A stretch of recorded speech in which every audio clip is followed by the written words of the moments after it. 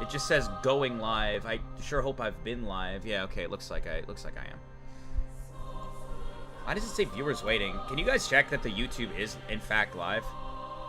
Or has been live? I don't fucking know, bro. Hopefully. Let's do it though. So,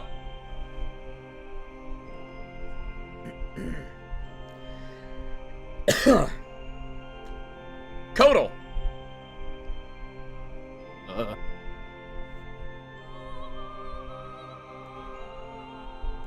Yes.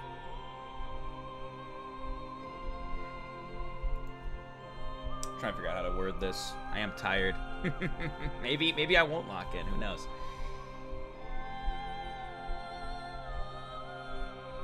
You finish everything that you're doing. You get your tattoos. You get cleaned up. You get a new outfit. And you head back. There's a lot of work ahead of you. Many injured due to falling rubble, debris, the kingdom falling. Sickness and disease and poison that has spread through the sewers and through to the homeless. The social media that's been created within Rain City, the one that has always existed there, that Rivana was active on, has just been going on and on about Kotal. Headline, Kotal here, headline, Kotal there. As you walk up through the City of Rain to your post, you see on a big screen floating, Lord Kotal has risen to the top. Congratulations, Lord Kotal. We wish you the very best in your endeavors, and hope you can continue to carry the faith and the hope of Rain City. As you take every step, everything's going so fast. If I could relate it to today, it's like going viral overnight. And it seems that a lot of people are being brought up to talk about you. What do you think about the new Lord Kotal? Well, you know, he's not as hot as the last woman we had, but I like him. I feel like I can relate to him. It's tough on these streets. And what do you think about the new Lord Kotal, sir? I think he's gonna do great work. And you just see each of them have, like, so much good to say. You can't help but smile. Getting all this attention makes your heart beat a little bit. Roll a 20-sided.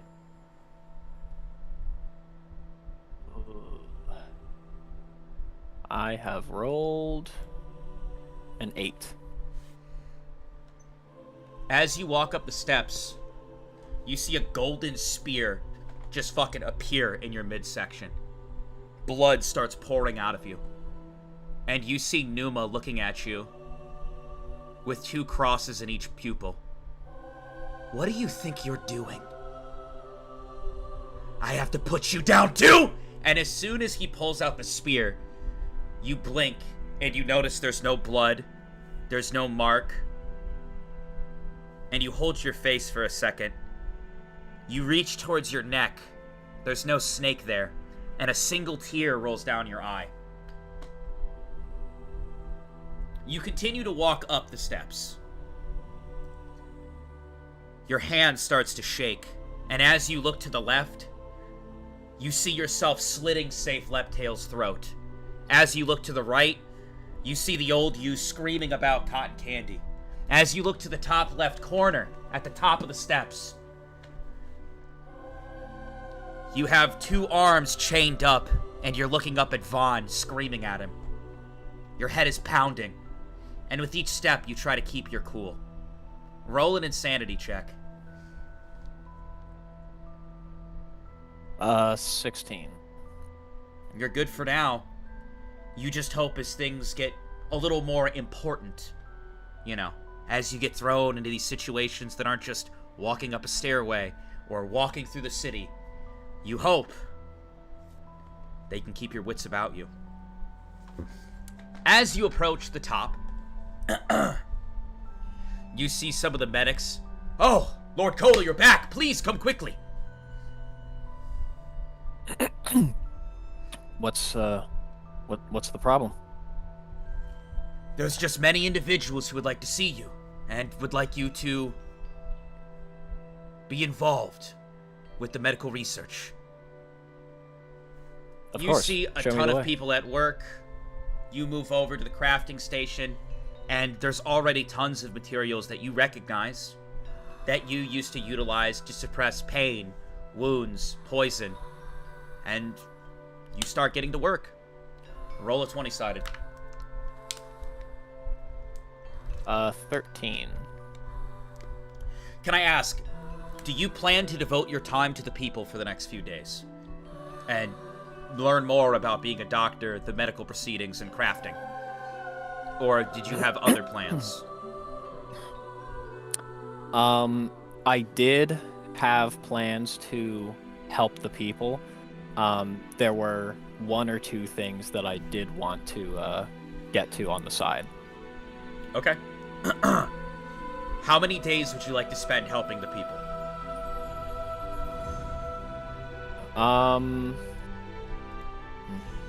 That was a good question.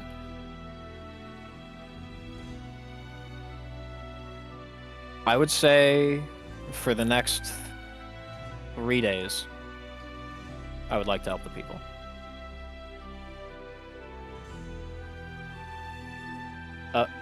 For some reason, I can't hear you. I don't know how I got muted. Let's roll 3 20-sideds for your first day and see how that goes. A 15, a 12, and another 12. Your first day goes well. You're very personalized with the people. You seem to do great around the kids. They're not afraid to see Dr. Kotal. And a big part of that is you notice a lot of these kids, they have their own devices.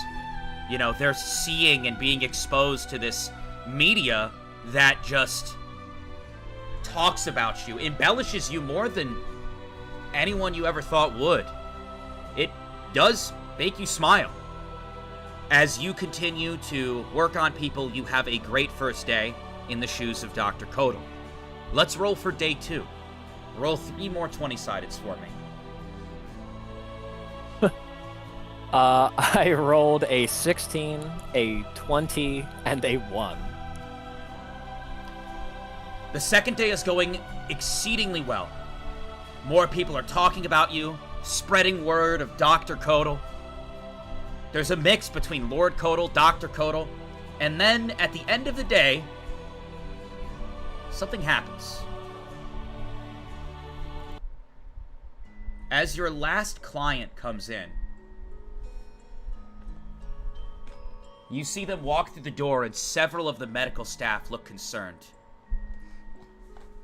Somebody walks in like this, hands behind their back as they walk, and they have a plague doctor mask covering their face. You see several cultists behind him. Hello there. And you see him kneel down. Lord Kotal. My name is Who do I have the Mayhem. pleasure of speaking to? Mayhem, one of the leaders and earliest members of the Reva cult.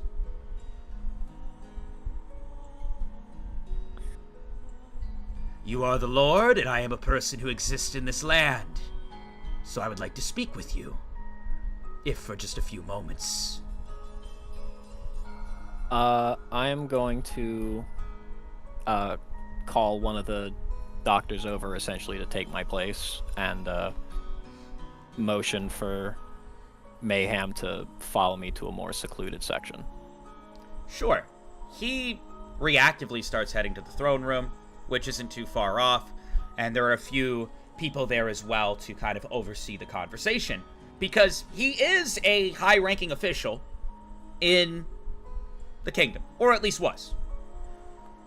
You guys start to head over to the throne room.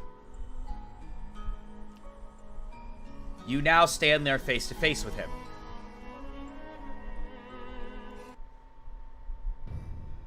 So, I'd like to start by asking, do you plan to do everything alone? Running a kingdom is not the most easy of tasks when you're solo. I did some research of my own, and I see you have that, what is it, a vampire with you? And then, of course, you brought back the chef that everybody loves. So you're feeding people, and you have a bodyguard. Do you think that'll be able to run an entire kingdom, Kotal?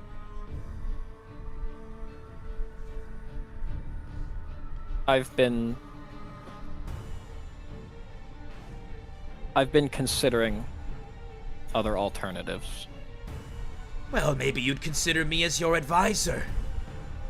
I am very familiarized with the practices and things that should be happening here. Additionally, you will run out of funding soon enough. Your moronic sister left a little bit of a issue for you. And you see he basically brings up something on his device, and it more or less shows a contract agreement between Rain City and Vaughn City. We're not going to be able to keep getting materials for very long, and our funding is going to plummet. Rivana's initial goal, I believe, was to extract your retinas. In doing so, she would become 100% and be able to make miracles happen. You are far from 100% and far from perfection. So I ask, Lord Kotal, how will you get us out of this mess? That is for me to know. And while I appreciate what seems to be an offer from you, you are also a remnant of the old cult and the old ways. I see. Since you admit that to me now, you would never steal something from me, would you? Or steal from the cult? I mean, I couldn't help but notice you stole all of your sister's, I would say, clout and powers. I'm not sure how one could sleep at night doing that, but you do you, I suppose. But I have to ask, did you steal from the cult itself? We're missing something very important to us, and you should be the only one who'd be able to get it. As far as the powers, you say, I did not steal them. I simply requested the people to lend me their faith. I see. Well, faith is fickle, and people are easily turned. So I'd be careful relying on that, and I'd really think on how you need to run a kingdom. Additionally, we're currently missing something. I'll cut right to the chase. The Book of Riva. It's gone. It was in the vault. It was in fact hidden within the vault. Only higher-up officials knew about it. A few days ago, one of our top members was assassinated. Through our research, we believe that you were the one who did it. He was a chain user. Sound familiar? Just, like, out of character off. This is, the book that Sin took? No. No, okay. Sin took a book from, the Scythe Guy's room. It was Sin's original book that he utilized. But they are saying that they're in the vault. There is a book that was supposed to be hidden there called the Book of Riva, and it's missing. And they said the only people that knew this would be there are, like, higher-up officials. And one of their officials was found assassinated. Right. So, they think it's you. The official that they're talking about, for anybody that's wondering, I believe they're talking about... I'm sorry, I forget. I'm missing part of my notes, but it should be Magnus, the chain user. And he was killed by this one. Now, we know the background of Safe's story. Safe did, in fact, kill him. But he grabbed Riva and left. He did not go into the vault or anything of that sort. Not that I recall. So you are currently being blamed for what Safe did. Gotcha. Well, in the interest of putting a good foot forward, I have done nothing but tell the truth, and so I will continue doing so. I do not know of this book, nor have I ever met this chain user. Whether you believe me or not, there is no guarantee that what I tell you is the truth. I can only ask that you trust me. See, I would trust you more, but... well, I suppose we can wait to delve into that. I will say, though, this isn't our first time meeting, Kotal. Isn't it? The first time I saw you was outside of Vaughn's establishment. For a sister whom you apparently loved and took so much from, you didn't seem very cozy with her when you two met. But not that that's any of my business. I'll take my leave. Oh, and one more thing. I suggest you take my advice. You rely on the people too much. You'll crumble. I guess we'll see when the time comes. He starts to walk off.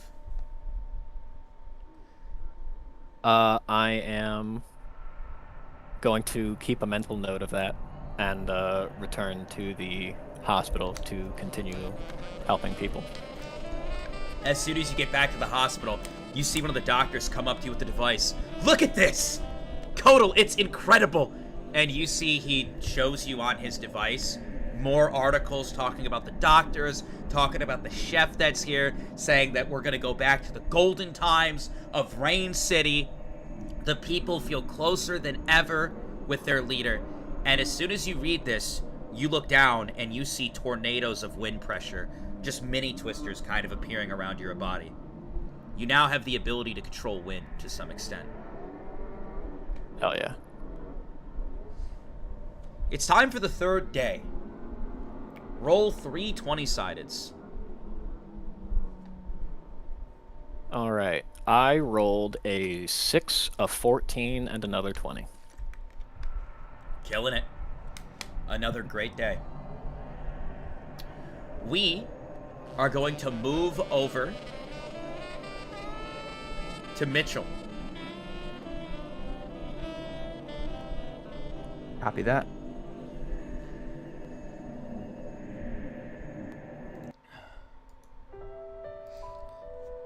As soon as you guys land in the hotel room, you see Cece. Can you get off of me already? What is going on with you? And you see Gio just in tears hugging him. I thought I lost you, man. I smile at them, and I notice. Do I notice like the hole in the wall that Salus jumped out of? You do. I imagine something happened here. Do you have an explanation? You see Gio kind of hold his head. Yeah. This happened. He holds out his hand, and as soon as he does, you don't see the normal bee spirit that you're used to seeing. You see a gigantic bee appear next to him that just looks... it's covered in spikes. It looks like a fucking bee drill. I'm gonna be honest. That's what I'm envisioning right now. This shit's huge. I kind of lost my edge when I didn't think I'd ever get to see Cece again. You see Cece look over and just kind of blush. What now? I'm sorry. I didn't hurt him at all. I mean, Salus is a very talented individual. He decided to scoop up your two allies and, well, our two allies and run out of here. Hey, I walk towards him and I put a hand on his shoulder. I understand that I'm a very hard individual to read. I understand that some of the decisions I make are not going to make sense to you at front face. But if this is going to work, we have to trust each other, okay? I will never abandon you. I'm gonna be honest with you. I had full intent to screw you guys over. Not Cece, of course. I guess I kind of thought your ideas were a little bit too good to be true. And I had full intent to claim the wish for my own and bring back my family, no matter what it took. But after what you did for me. I'm sorry I ever had that train of thought. From here on out, clean slate, man. I'll trust you, and I hope that me being honest with you now can help you trust me. I take his hand gladly. I smile at him. And I say, we can do this. We just need to work together, okay? And there are going to be things you see from me going forward that aren't going to make sense. But I promise every move I make is for you.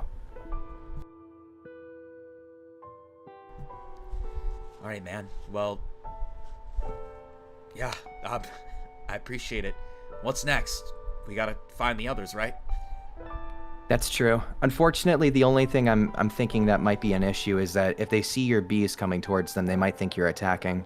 So we might need a different way to find them. As you talk, you just see him look over to the window. Someone's coming. Do either of you have any detection You see powers that can CC help run it? over. Are they climbing up the side? And you see just hoisting up the building wall, just jumping from one window to another window to another window, is a guy. You don't really know who he is, and he leaps up, and he sticks the landing right in the room. Hey! How dare you hurt one of the Death Game competitors? What's wrong with you? And you see a little lemur just kind of hop up on their shoulder. I watched that whole thing go down. Public fighting? Unbelievable. I ought to sock you in the face, man. You look at this guy, and there's just something about him that, like, kind of makes you want to chuckle, even though he's, like, you know, kind of putting out some threats. Listen, I get it. We're all part of this spiritual game, but we don't gotta be fighting and hurting each other, especially in a public place that could hurt other people. I understand where you're coming from. He was holding a knife to our throats and he would have killed us instead. I figured 1 was better than 5. Unbelievable. Listen, I'm not trying to start a fight. I'm just saying there's better ways to go about it than trying to do a public execution in an open bar. Other people could have gotten hurt. In fact, I'm pretty sure the bartender was frozen solid. What the heck? There's a lot more to it than meets the eye. Well, go ahead and explain it to me. Because when I get mad, I just want to punch someone. And you're looking awfully punchable right now. Now, no, I'm not going to kill you. I just want to hit you. I summon an ice training dummy. What's that supposed to be? Something for you to hit. You know what? I'll take it. He walks up. Wait a minute. This isn't a trap, is it? No, you're good. Haru, you think this is a trap? And you just see the lemur. And it just kind of... He did publicly execute that one guy. But we gotta change his ways. And I can't talk to him. I'm filled with all this anger. He walks up and just hits it. And the moment he does, you see a strong fucking swing that demolishes the ice statue. You're surprised he's a lot stronger than he looks. I actually clap. Now that I got my anger out, I'm sorry for blowing up on you, man. I just witnessed that display down there, and I've been trying to talk to other spirit users. I'm just sick of all this fighting. It's obscene to me. I understand. Listen, truly I understand how you feel. That was not the way I wanted to go about that. He threatened to kill. I kind of loosely say this, just so I'm not like... Mitchell's trying to like say it without blushing, but basically goes, he was trying to kill my family. Your family? Such a mess that so many different connections are getting caught up in this. Well, listen. You can talk to me if you want. Any one of you can. I'm just trying to find a way to, like, I guess get through to the people of this game. my main passion since I started this game, I've been seeking out the number 6 and the number 7. If we can find one of them and work together, we can come to an agreement. We can free everybody, and then after we free everybody, I'll claim the wish for myself. But I'm not gonna wish for anything weird. I mean, and everybody will be safe, because, you know, they'll be disconnected from the game. God, that probably sounded bad. I'm sorry. I don't know. You're all good. I actually I'd like to show that I'm visually amused and I actually really like him. You see, he's stumbling over his words a little bit. He has confidence, but at the same time seems like he lacks confidence. Well, the thing is, actually, finding 6 and 7 was a part of the plan eventually. I kind of look over to Geo and CC just so that they acknowledge that that's the case. So, out of curiosity, who are you? Give me 1 second here.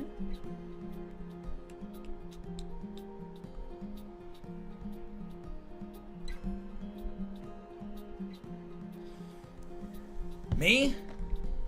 My name is Kai, and I'm the number 45. And this right here is Haru. Means the world to me.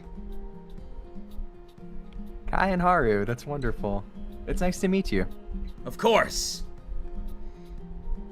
Also, when I said I'd take the wish for myself, there's something in this world that I'm really passionate about, but I don't know. It's when I heard that there was a wish for the game and all, I just kind of, I don't know. I have kind of a stupid dream, but I know the right thing to do is to wish everybody back, which I'm totally gonna do. I'm not gonna get caught up on the other stuff, but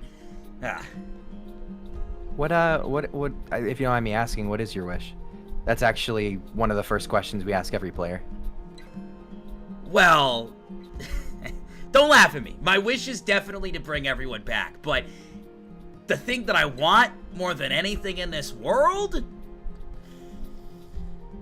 You see, he points up to the sky. Vaughn has made hints that he's eventually going to look into space travel and what's beyond the stars, and I want more than anything to be part of that project when the time comes. So, one of my goals is to eventually talk to Vaughn and see if I can get up into space.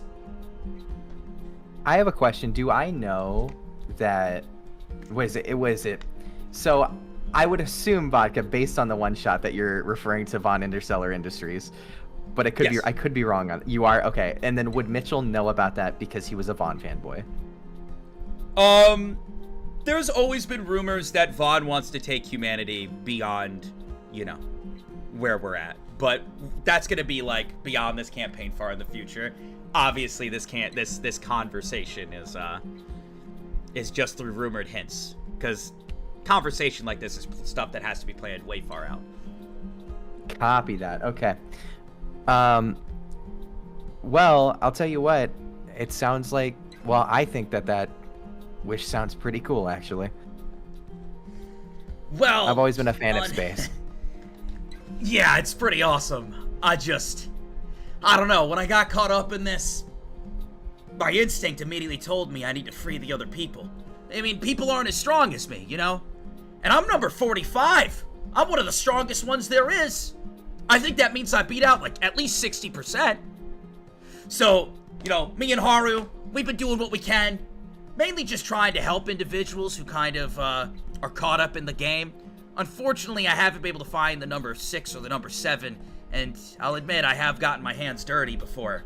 But it was to protect innocent individuals who didn't want to fight in the game. So I stand by my decision. Vodka, I'm not getting any malicious readings out of this guy, right? No, not at all. Well, I'll tell you what, Kai, this group that I've created, we're called the Concordance. There's a good number of us, and all of us are trying to make sure that the wish doesn't go into the wrong hands. I think you are quite the exceptional individual, and I can tell just by talking to you that you're someone that would be really good for this team. Are you interested? You see him kind of scratch his head and look away. Look, man, you don't gotta de-complimenting me all that. And I know, I mean, sure, I mean, I guess I'll join. You know, you guys guys probably need a good leader, so I'll do it if I need to. Well, I'm the leader, but... I got it, man. I'll be the leader. No. You could be my sidekick. Okay. I don't know how to react. Mitchell just kind of smiles and kind of like nods, rolls his eyes a little bit, and goes along with. Well, I'll tell you what. Some of our players, they ended up leaving in quite a hurry. We need to get linked back up with them. Unfortunately, with the interaction that you saw with me and the number 5 that was in the bar, they needed to. They ended up kind of hightailing it out of here. We need to make sure they're safe. Well, hey, Haru's got great detection skills. If you want, I can send her out and see what we can. Well, we can see what we can find. Do you have like a piece of clothing or anything that belongs to them? That's a good question. What is it? Vodka, do I see anything around the room that might have belonged to Salus, like webs or anything like that? You don't really see anything. As you continue to look around, you do see on one of the pillows of the bed, there is a long strand of hair. It looks like it belongs to the Detox member, Mion. I would like to form ice around my hand and then pick it up and then bring it over to Kai. Kai, just so you know, this individual has really, really bad luck. Do not touch this. Bad luck! So you can use it. Oh! And you see him take hold on. like 10 steps back. I'm a little superstitious, man. I don't know if I can take that from you. I mean, what if I get haunted by a ghost? Wait, you just can't touch it. You just can't touch it. Is Haru's ability able to work without touching it? You see him looking at that, and he looks like creeped out as fuck. So it's the hair of a demon? No. I see. It's the hair of a ghost. You see It's a person. Shaking. I worse, would the hair of a person. Maybe take a piece of cloth or something and then grab it. Like please don't risk it. See, he grabs like a cloth. It's like about to throw up. It's touching the demon hair. Demon hair. All right, Haru, here. And you see Haru just kind of look at it, hopping on his shoulder. All right, I could send her out now. Gotcha. What is it? Thank you, Haru. I appreciate it. Until then, I look over to Geo. Geo, maybe it's best to call back all your Hornets for now. One of the things that I realized with Crimson is that she was able to find a direct line of spirit energy to us. That might be the weakness of your power. I see. I'll dispel them. You see he puts his hand on the ground and all the energy just comes back to him. Appreciate it. Thank you. I know that's really, really difficult of an ask right now, especially with losing some of our team. Here's what I can do. What is it? Can I ask Lup to make me a beverage beyond? I think I still have Lup 2 today. Look over, and Lup looks exhausted from the fight and exchange with the number 5. No worries, buddy. We'll figure it out. And I just walk over to Lup. I kneel down really quick. I just give him a little kiss on the forehead. Aww. I'm gonna use the bathroom quick. I've been holding in. I have to pee so bad. I'm sorry. You're good. Sorry. You're good. Been drinking tons of water.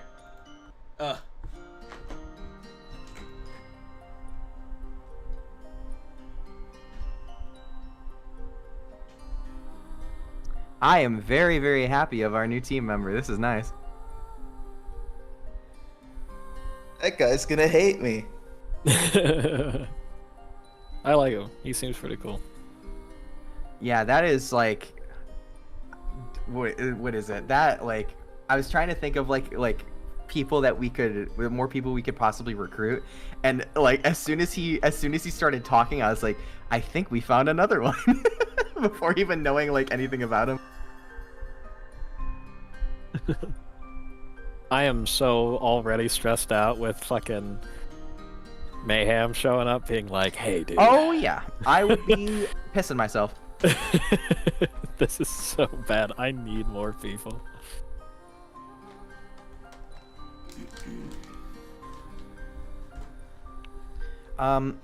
In the meantime, well, Geo, do you have any guesses as to where they could have gone? You see Geo. I'm not 100% sure they got away from my bees. I'll say this. If I had to make a... He said, hold on a second.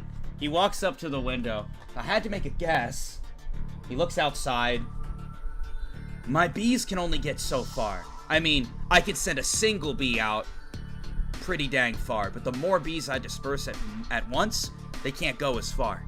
So given the amount that I spread throughout the city, I'd say he'd have to go all the way to the outskirts. You see he points to the very edge. Outskirts, like he's like just out of the city, yeah. Like, yeah, closer to the city walls. Well, considering how much spirit energy that we used here, we were probably targets, so that's probably best for us to go ahead and start heading that way anyway. Let's definitely take some back alleys, and let's get away from this scene. I'm sure that guards are coming any minute now. We're gonna go out the giant hole in the wall, though. Sounds good to me. Also, you want me to do this?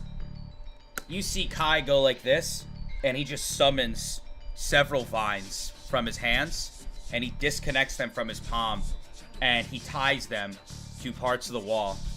Should be able to scale the wall down this way. Yo, I just go, wow, yeah, that's exactly what we needed. And I put a Vines little and climbing is kind of my thing. Haru's the master of detection and finding things, but yeah, we got hops, we got jumps, we got leaps. Can make stuff for climbing. It's a good time. Let's I'm just gonna like put out a little fist bump and a smile to him. He fist bumps you back. You know I got you, sidekick. The leader's gotta look out and handle stuff like this. I laugh. All right, let's get going, everybody. What is it? Anybody who can nullify their spirit energy, do so now. You see each of them suppress their spirit energy. CC suppresses his spirit energy. And you guys all start to scale down the wall.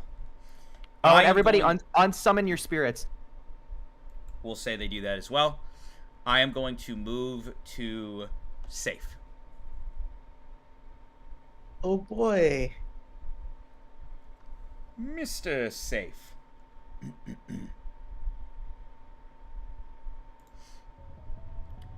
You sit there, breathing heavily, exhausted, covered in blood. You look up. The simulation will now continue. Vroom, vroom, vroom, vroom. More imps appear and start dancing, and they quickly fly towards you with several spears in their hand. They start moving in. If you need a little reminder, Safe wanted to test out his new abilities, or should I say Godslayer. He is currently in Vaughn's simulation. He's locked in there. Time moves a wee bit slower, and he's currently doing a simulation where demons are appearing, and it's incredibly taxing. 4 demons are flying towards you. What do you do? I'm going to summon 4 balls of blue lightning and launch it at them. 20-sided 2 times. Alright. We rolled a 11 and a 7. You hold out your hands, shoot out blue lightning, and it goes through each of their heads. You hear boom, boom, boom, boom. Simulation complete. You will now be fed. What would you like to order? You can order food based on how well you ranked. You ranked at a B+ grade. Here are your options.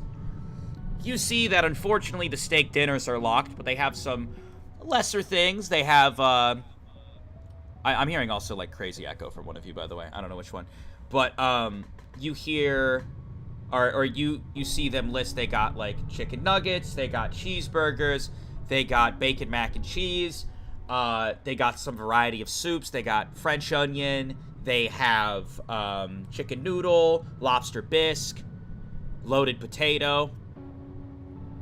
So you're allowed to pick something from like that rank. They also have grilled chicken. Do they have cream of broccoli soup? Roll a luck check. Alright.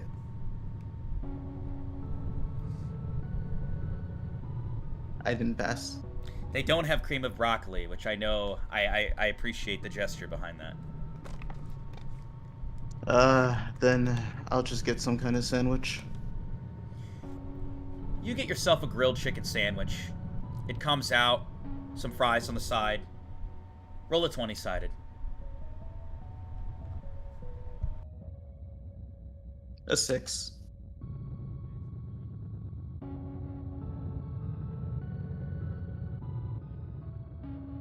You are muted. You continue to take a bite. You take another bite and another bite.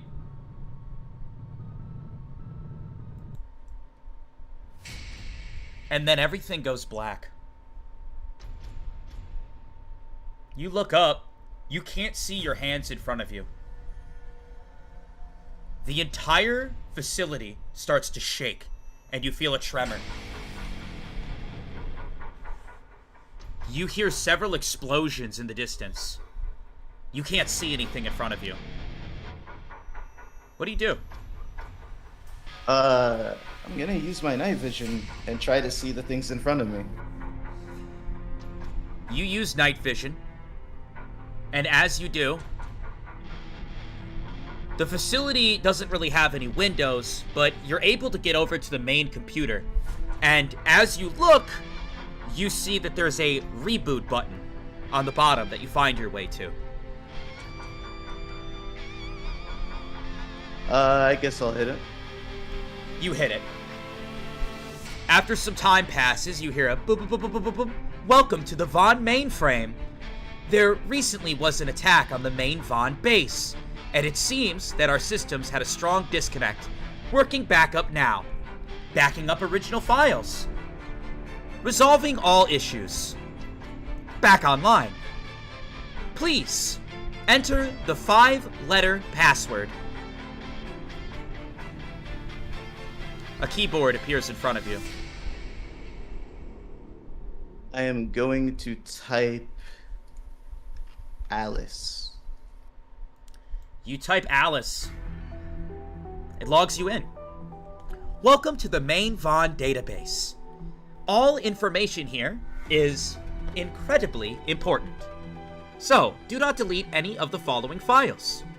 Please, state who you are. You see there's a big button that says you're Vaughn, and then you see a big button that says a Vaughn representative. I'm gonna hit the Vaughn button. Welcome, Vaughn. Unfortunately, we have double backup security. Please enter the 3-letter password. I'm gonna enter Vaughn. Both passwords correct on first try. Welcome, Vaughn. As you continue to look, something interesting comes up. Recent data files. You click on it and you look because it's the first thing that happens to be in front of you. You see virtual traumatic simulation experience. There's a little cliff note next to it. A virtual experience to relive traumatic events. To see what someone else has gone through. Nearly 100% accuracy. Most recent file opened. Kotal. Recent file open. Shades. Recent file open. Crimson Red. Which file would you like to click on? If you would like to. Dave kind of tilts his head, and he clicks on the Crimson file. As soon as you click on the Crimson file, booting up, Traumatic Crimson Experience. This data is used and gathered to discover and find the peak parts of humanity. We can also utilize what has happened in the past to try to better humanity in the future. We can pinpoint the parts that caused the human to break, and we will work to resolve them, finding an absolute and necessary outcome to fix it. You would like to review the Crimson file, are you sure? There's a yes and a no button. You're Yes. hitting the yes button. Oh boy! I'm glad I guessed the title correctly. Everybody grab some fucking popcorn.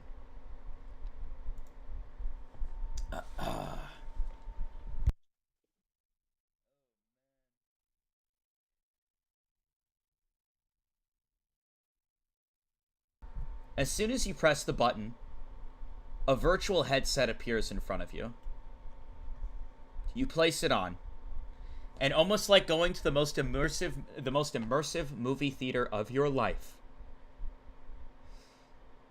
you can see everything in front of you.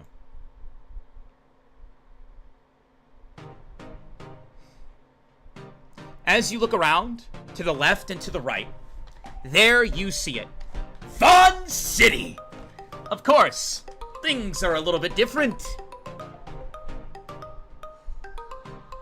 You see a floating TV in the sky.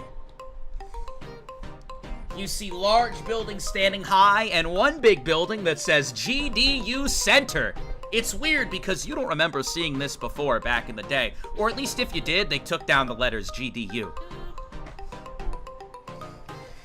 Oh boy. Thank you for the Prime, I appreciate it. We have notice off right now, but I'm thankful. And there, you see a girl sitting who doesn't look anything like Crimson. You find yourself in a house. You see a room, and as you look to the left and right of the room, and you get that bird's eye view, you see various dolls. Each of the dolls looks like they've been picked out of the trash bin and fixed up. You see all sorts of girly stuff, and a girl is sitting there with, I'd say, unkempt, messy, dark hair. It's a young girl. You see her basically just kind of using thread to try to sew a doll back together.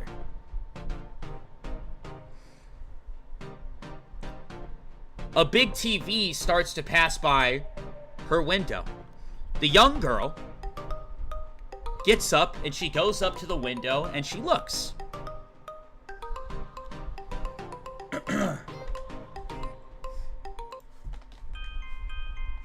Ladies and gentlemen, this is an important announcement for everybody who is currently residing in Vaughn City. We want to remind you, the barriers are not perfect. You look outside the window through the eyes of the girl, and you see golden barriers. You recall these yourself, as these barriers did exist when you tried to get into Vaughn City. Special permissions are needed to get through these barriers. And as you continue to look around the city, you see that there are monsters, monstrosities, amalgamations, demonic-looking figures staring at people through the golden barriers. Many people just try to carry on with their life in Vaughn City and not pay any attention to the caged monster just a few feet away from them. You see the girl look over at the golden barrier, and she kind of stumbles to the ground with tears running down her face. I don't like monsters. I don't like monsters. But worry not. As you all know, Vaughn is here to save the day.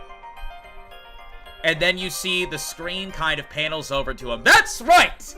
I, Vaughn, the creator of Vaughn City, the creator of the Golden Barrier, will help humanity take back this domain. I will do everything in my power to see that humanity rises to the top. Work with me, and I promise you a fruitful future where humanity's on top. Not the beasts, not the elves, not anyone tampering with demonic things or involving themselves with the gods. Why does one need a god when you can save yourself? Keep that in mind, humans. Why do you need to pray to a god when you can simply save yourself? You see the girl start to shake, and she looks at her hands. Save myself? I guess kind of like I saved these dolls. She runs over and she starts working back on her dolls. Now I do have an important announcement, and it might scare some of you, but keep in mind, the best of the best are constantly working. And if you see or hear anything regarding these two criminals, come to us immediately. Yes, back to the news. I would now like to announce the two most wanted criminals currently by Vaughn City. If you see anything, please report it immediately. The first, the Smiling Demon. You see a demon that they have a picture of that is basically like walking through the barrier. Or it looks like he's about to. And it's just a demon with black eyes smiling. Almost like a Joker smile at all times. This demon is incredibly dangerous and is considered of the Elder Demon class level. No engagement should be taken of any kind. This demon has the ability to send wicked imagery into your mind, as well as utilize abilities that can suffocate individuals around them instantly, partnered with super strength and super speed.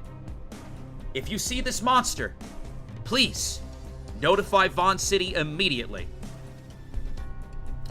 Second, the number 2 most wanted demon currently at this time, the Elder Demon, Crimson Red. You see a red-haired girl appear on screen. You see that she has 2 pupils that are completely black, and she has long red hair. She also has a single demon horn coming out right here. These 2 demons are incredibly dangerous. If you come across either of the 2 demons, you know what you must do. You see they go back to regular announcements, so the girl just goes back to working on her dolls.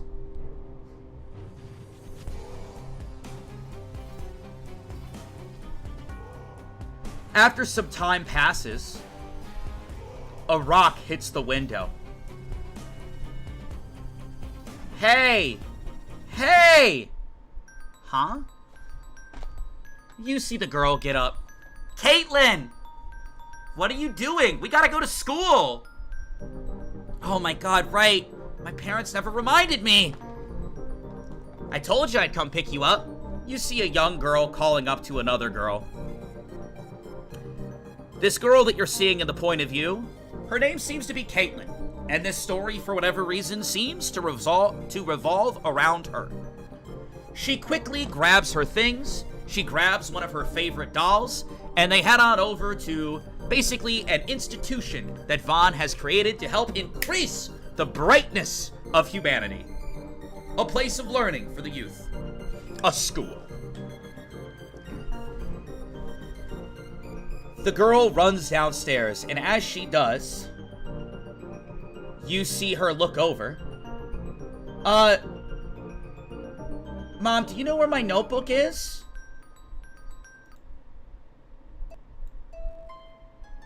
And you see a woman laying on the couch.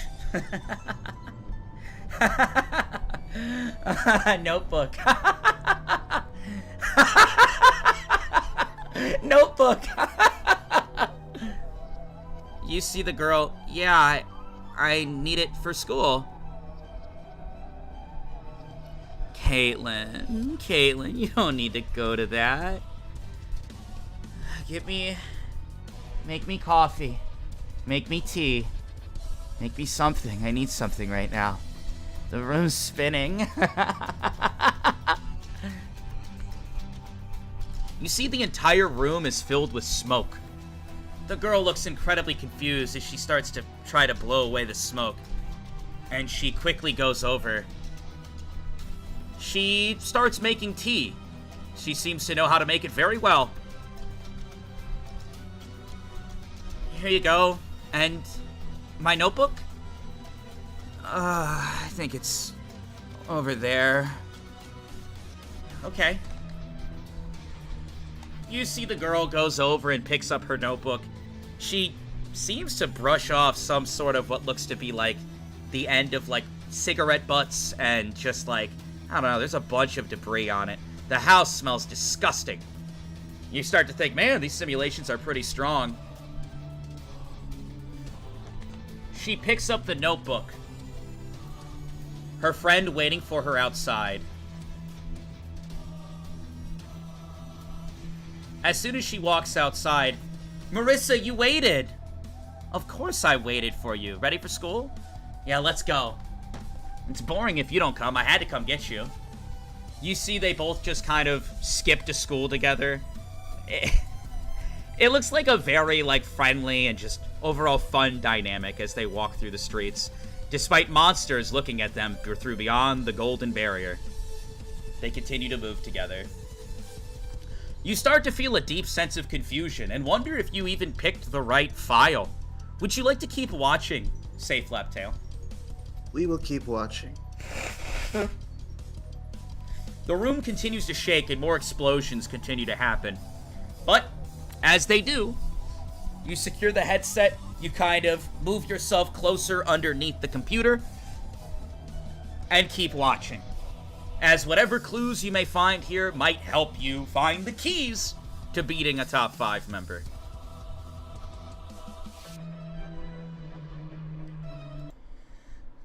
The two go to school,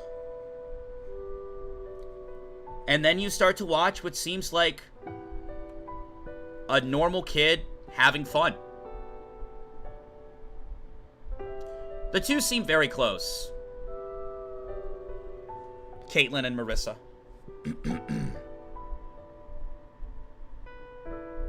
Also, chat, it's Caitlin with a C. It's Caitlin with a C. I see you all spelling it wrong. It's Caitlin with a C.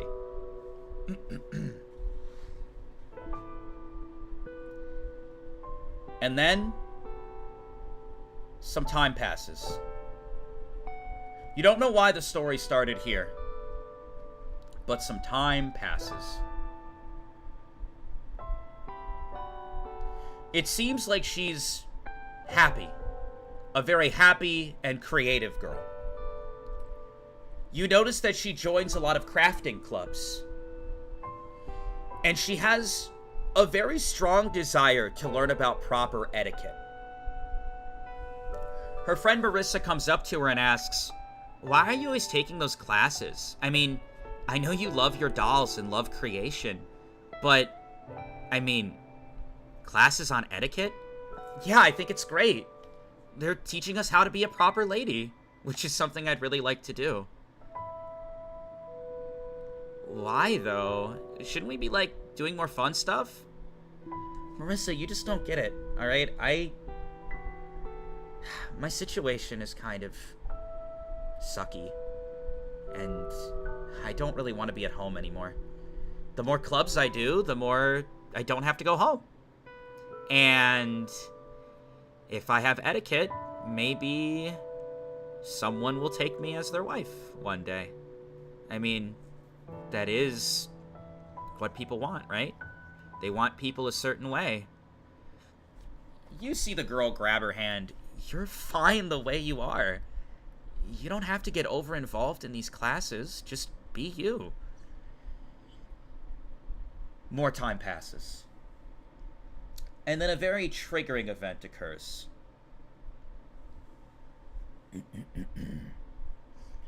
One day, she's sitting in her room making dolls.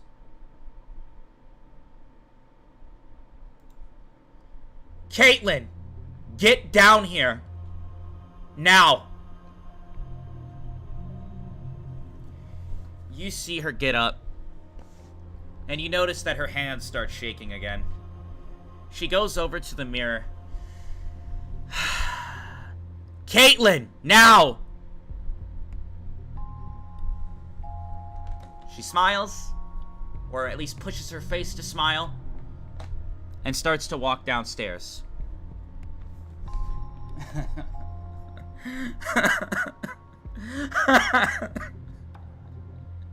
Tea, now.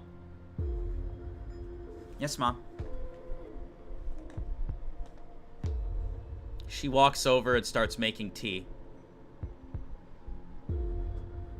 You notice that there's a blade on the table, and there's blood on it. You also notice that there's a bruise On the side of the mother's head,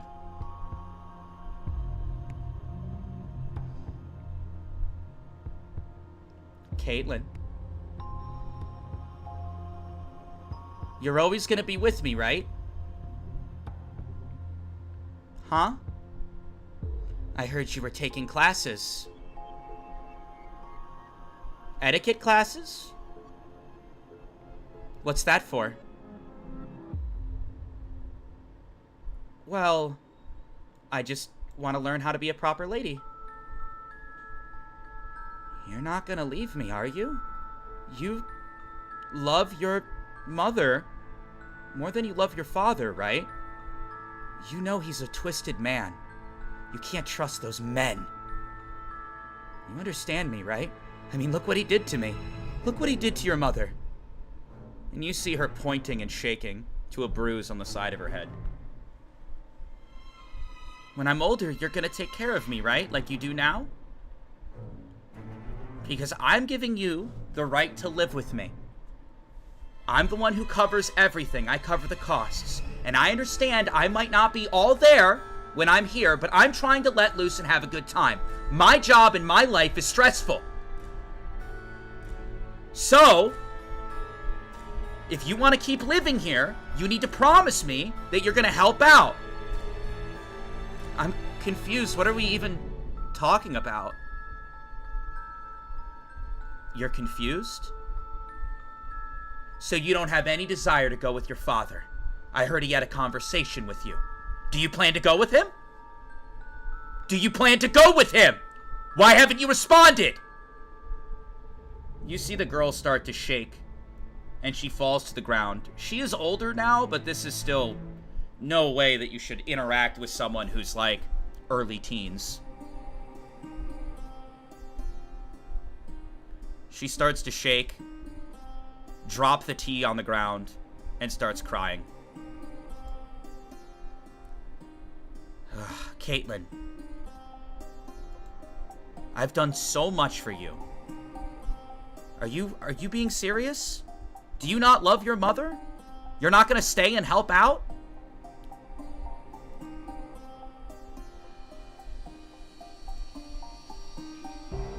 I got your report card in. All high marks in etiquette and crafting. The teachers say that they want to take you away to a higher-up Vaughn institution where you can grow and learn more. You see the girl's head perk up in excitement for a moment, and the mother tears it up in front of her. You're gonna stay here and you're gonna help me get through this. I'm the one that brought you into this world, and your father abandoned me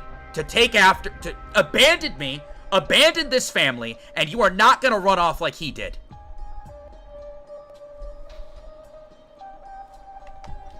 You see the mother is clearly on heavy drugs of some variety, as she continues to smile, laugh, look flushed, look angry, going through swings of what look to be overheating and ice cold.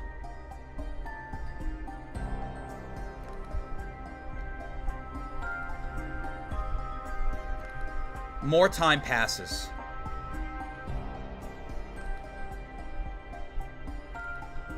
Hey. Caitlin, are you okay?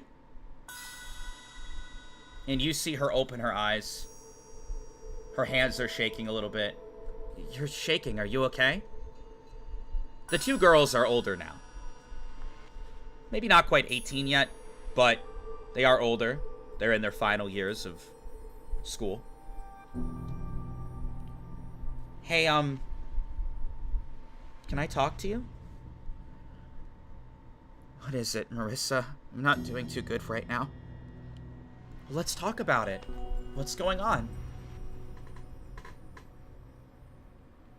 Not right now. Not right now. Okay, well, how about we give it a day? What? Give it a day. You can relax and just try to sleep through whatever's going on, but can you promise me tomorrow you'll talk to me with a clear head? You see her continue to wipe tears from her eyes Yeah, I want to talk. I don't have the words right now.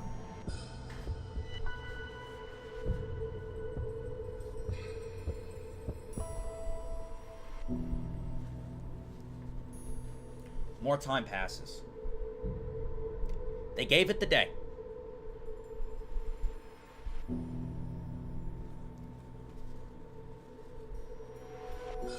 The next day comes.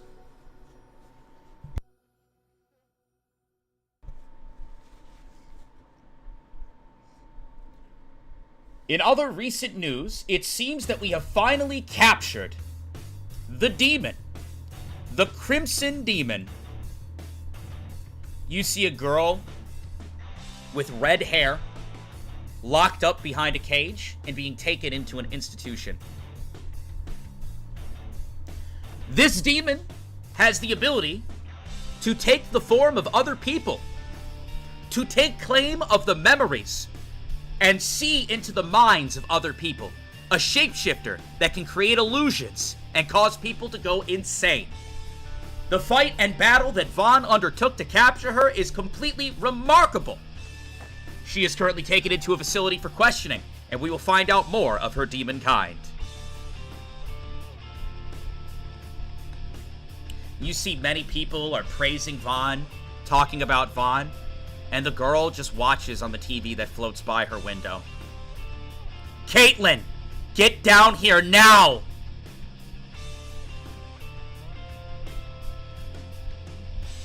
You see Caitlin, her hands start to shake again, and she gets up and starts heading downstairs.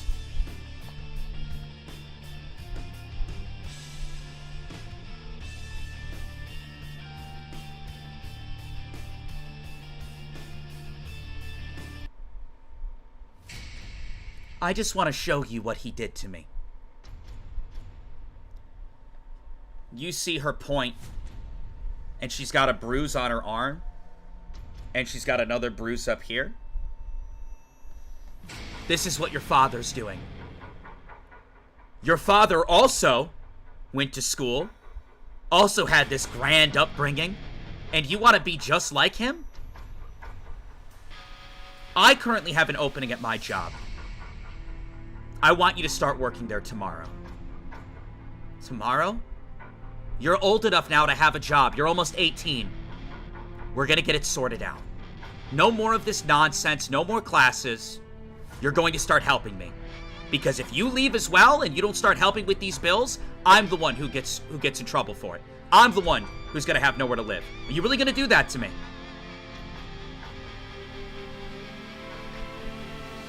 You see Caitlin kind of start to shake a little bit, and she looks at the table. Yeah, because you spend all your money on drugs. You see the eyebrow of the mother just kind of tweak for a moment. What did you just say to me? I'm not gonna do what Dad did. But if you're worried about the money, and at that moment, you see her mother pick up the blade off the table. Say it again to me. Her hands start to shake a little bit. I'm sorry. Get out. Get out now. Come back when you've learned how to speak to me. I brought you into this world, and that means I could take you out of it. Go. You see the girl in tears run out of the house.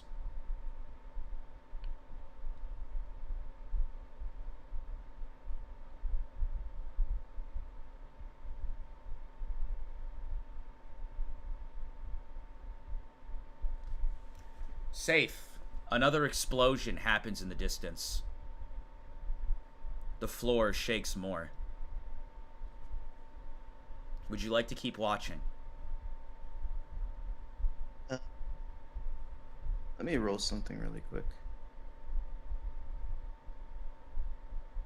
Yes, I'll keep watching.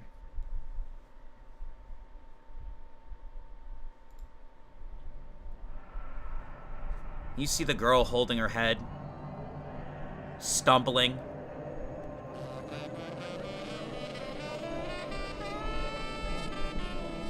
She quickly, crying, coughing,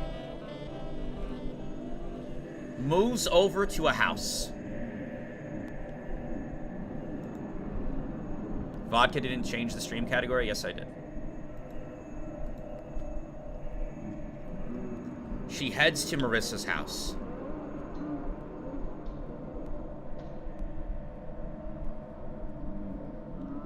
She knocks on the door. The door opens up only a little bit. Marissa? Are you there? The door is just creaked open. What is it, Caitlin? You hear Marissa's voice speak back to her, but it doesn't sound like her normal, cheery voice. I gave it a day. Would you like to talk? Caitlin, now might not be a good time.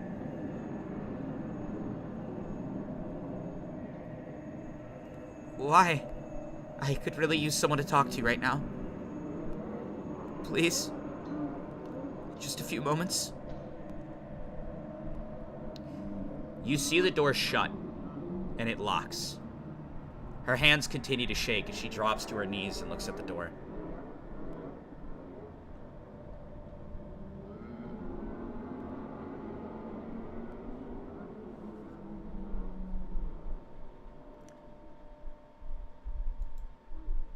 You see her slowly just turn over and look at the gold barrier. There's a monstrosity with a giant eyeball just staring. Blood leaking from its mouth, salivating.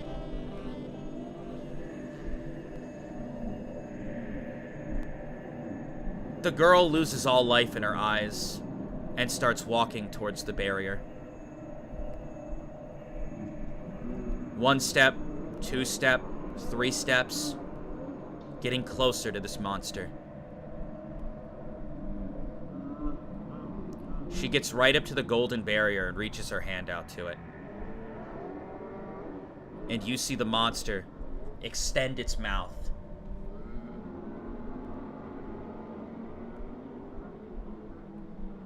And then the monster stops, and it looks frightened. And it starts to run off. You won't even give me attention either. I can't even get attention from a beast. From a mindless beast, I can't even get attention from that.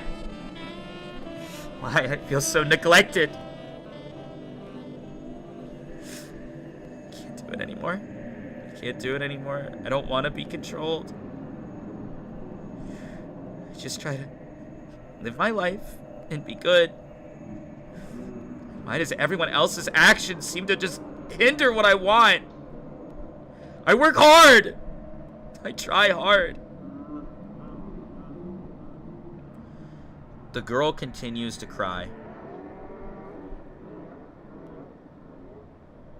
And then, a voice whispers into the girl's ear. Why are you crying? Walk forward. I could make it all better. You see the girl's hands continue to shake.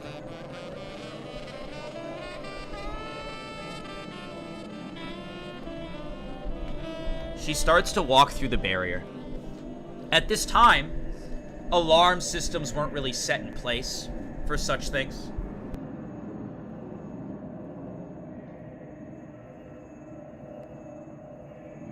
The moment she does, horrible illusions start to appear all around her. She looks to the left and see her mother and father have hung themselves. She looks to the right and see piles of corpses of the people she went to school with. But the girl isn't fazed at all. She just kind of looks at it with a blank stare and continues to step forward slowly. You said you'd help me. Are you gonna help me? Are you gonna help me? Are you gonna help me? As the girl continues to stumble forward, she sees a very eerie sight.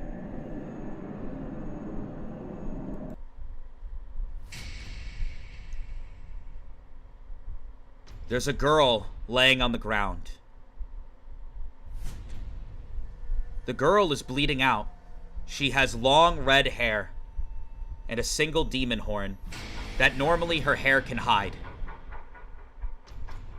You're the demon from the news. The Crimson Demon. That's right. I recently escaped the facility of those disgusting humans. And right now, more than ever, I need a new body. So how about you come here? You see the girl, Caitlin, continue to stare, shaking. Don't run away now. You can stop with the illusions and the manipulation. I don't care. Take the body. And you see she starts to walk towards her. The demon almost looks confused, but with a big smile on her face, she cuts the illusions, she cuts the manipulations, she cuts the wisps and the charm within her words. And the girl, one step at a time, walks forward. In that moment, the demon reaches her hands out.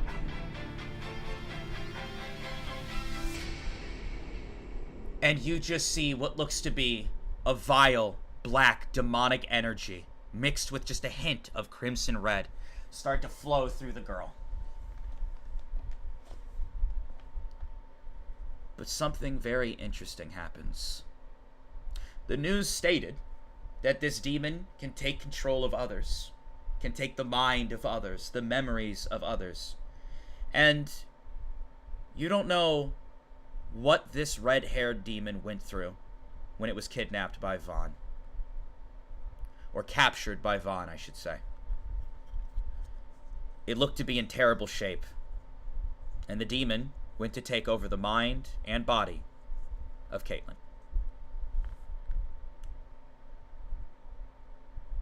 But, for the first time ever,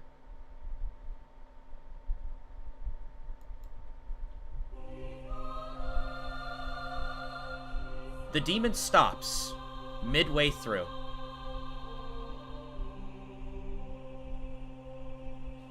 Some time passes. Caitlin opens her eyes.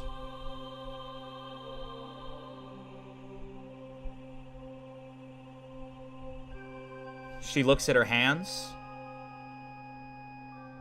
She sits up, and she looks, and her hair is red.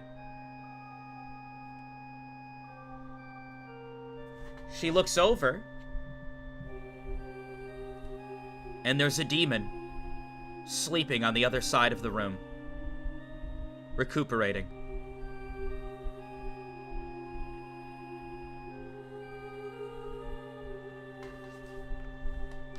Caitlin starts to get up, walks over to the mirror, and continues to stare at her red hair. She looks and her eyes are red.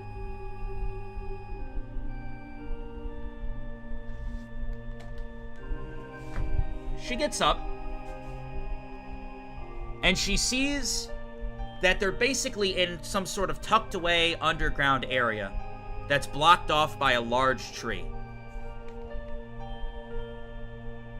She hears a voice from behind her. Trying to get out? I see you're finally awake. The girl stumbles backwards. I'm sorry. I wasn't trying to leave. I'm just trying to figure out where I am. I thought that you were going to use my body to do whatever demons do. You know, you're talking very casually with a demon right now.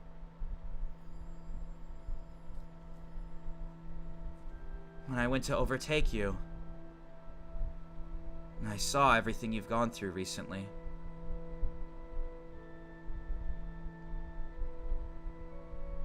And I don't know what it is, but I've been through hell myself.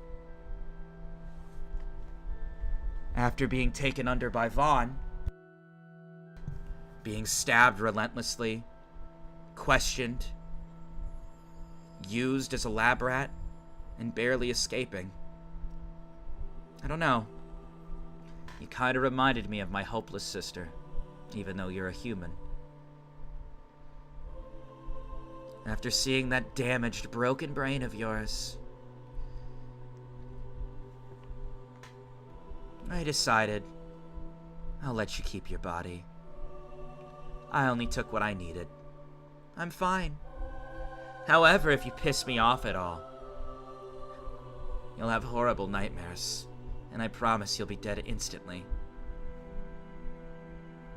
Now maybe you should run along.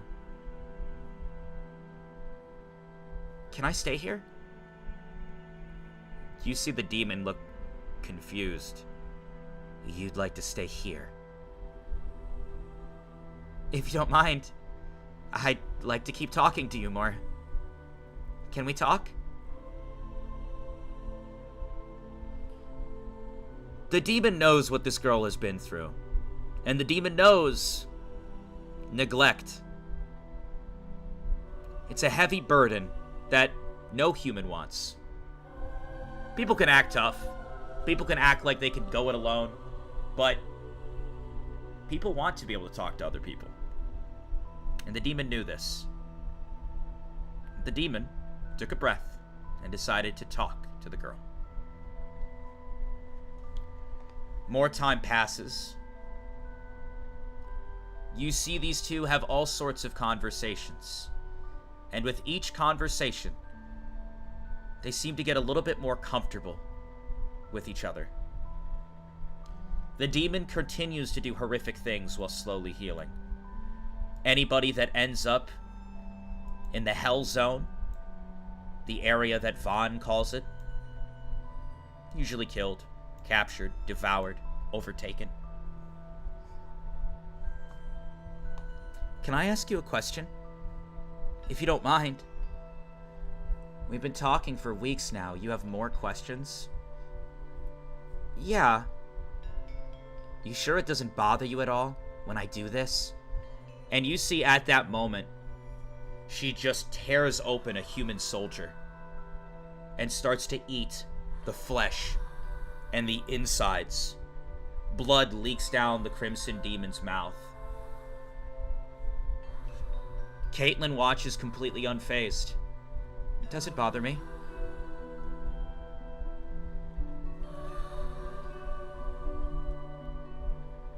What's your question? Where do all these demons come from? I mean, I don't know. I guess I've just been thinking that I want to explore more and search more, travel more. I kind of just want to do the opposite of stay still. I don't want to be confined to one spot. And I guess after talking to you, I'm curious to meet more of your kind. You see her laugh. You absolutely cannot meet more of my kind. But if you must know, I don't mind giving you some information. The demon walked over. A long time ago, a child was born. Her name was Alice. The child was so powerful and put off such energy and such aura from a human vessel that it could reach the gods. And in turn, it could reach the demons as well. When this child was upset, or when it cried, it could create rifts, black holes, calamities. It was a huge problem. I thought it was absolutely wonderful. A human accidentally tearing a rift into hell? We never had access to the human world. But when this baby cried, a rift was created. A tear, a portal.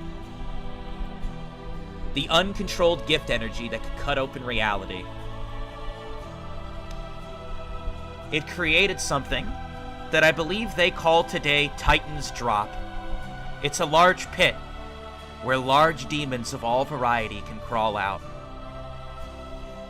They put the strongest individual in the realm up by Titan's Drop to guard it, defend it, and defeat those demons that would try to escape. Later, a few more rifts were accidentally created. But for a demon of my size and my energy to come out, I would only be able to come from a place like Titan's Drop. The smaller rifts, just imps, very low-level demons. Really? What happened to this Alice girl? I would love to meet her. She seems so interesting and talented. You think it's talented that a child cried and led to the deaths and an entire shift in the world for so many people? I don't know. I guess I kind of grew up being told that, what I'm good at is bad, and I shouldn't pursue what I'm good at. I mean, sure, the girl's a kid, but if she goes to school or she hones that ability, she could be a huge asset. That's a very bright way of thinking.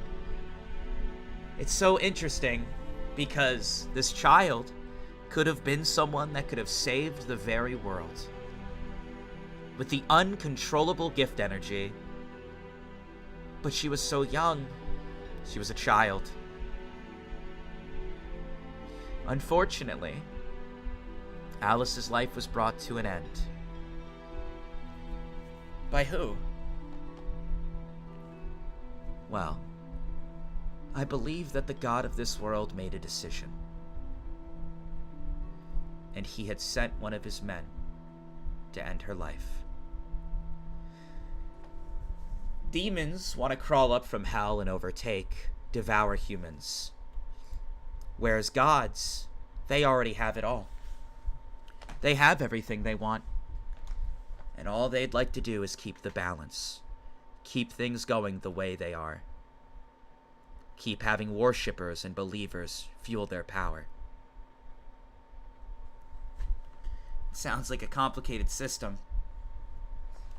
Well, thank you so much for the conversation.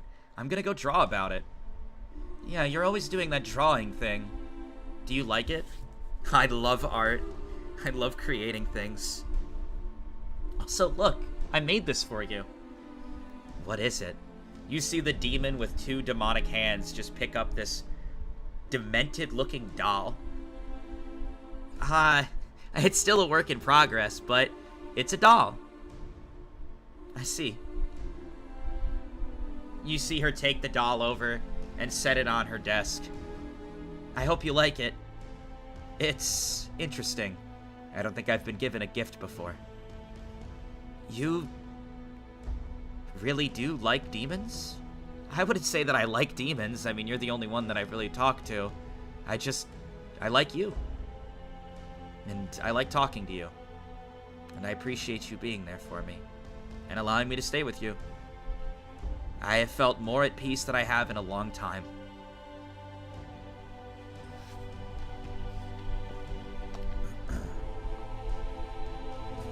Conversations like this continue. Not any information that would really stick out to you.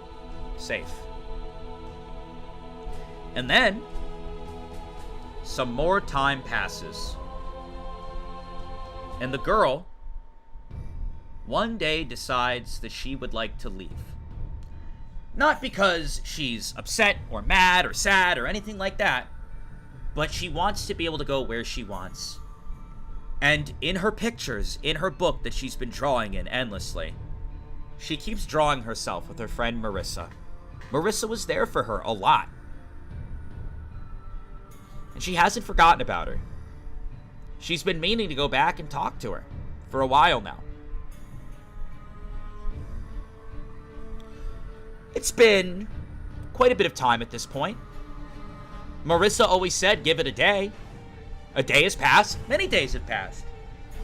Sure, it's fine now.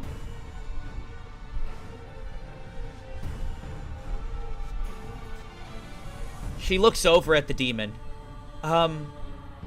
Is it okay if I head out now, Crimson? Caitlin, I don't really know what's gonna happen or if you're gonna come back. I guess I sometimes have a hard time believing that I have such a connection with a human. But you've given me this gift. You've shown so much interest in demons and the knowledge of this world. I think that we can be on a first-name basis. My name is Melody. My alias, the Crimson Demon.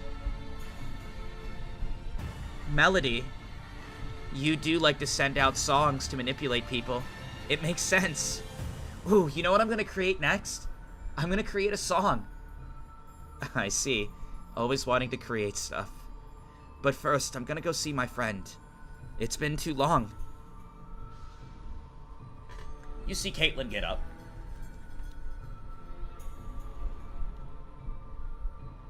And she heads out. Hold on one second. Oh. As she heads out, Caitlin starts to head back to the city. She walks up to the golden barrier. And she decides, maybe I should stop at home. You notice the device start to respond. Calculating trauma, shift in personality, shift in dynamic. Calculating numbers. For the best of humanity, for the best of humanity, for the best of humanity. Humanity. The device starts tweaking out as you watch the girl go up to her home. You don't know what possessed her to do this. She knocks on the door. Mom? I'm sorry it's been so long. It's your daughter. I'm back for you. She opens the door. Mom? In that moment, you hear shift in personality, calculating, beep, beep, beep, beep, beep, beep, beep, beep, beep, beep, beep, beep. The girl's hand starts to shake as she falls to the ground and starts throwing up. She sees her mother hung.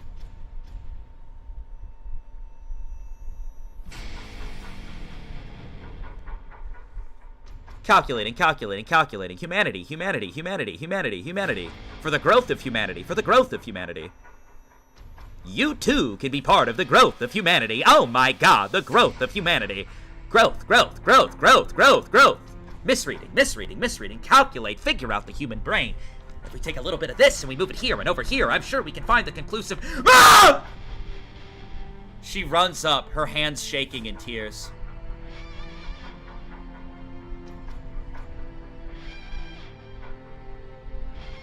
As she starts to get her down, or tries to at the very least, crying, she looks at the table. And on the table are official divorce papers. She always knew that this was going to happen eventually, but she never thought her mother would take it this way. And then it flashes through her mind. You're going to be there for me, right? You're not going to leave? You're going to help out your mother. I need help around here. You're not going to be like your father and leave, right? She starts to shake. I did this, didn't I? I did this. I need to. She quickly runs out. Not knowing what to do, she sprints. Tears running down her face. She got her mother down. She removed the rope.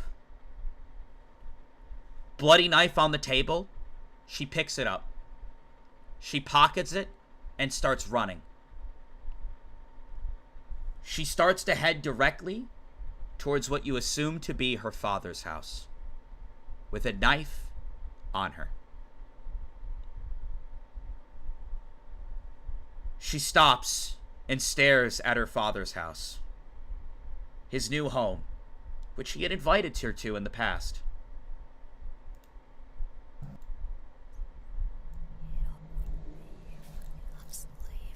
She stares at the door. She reaches and holds the knife.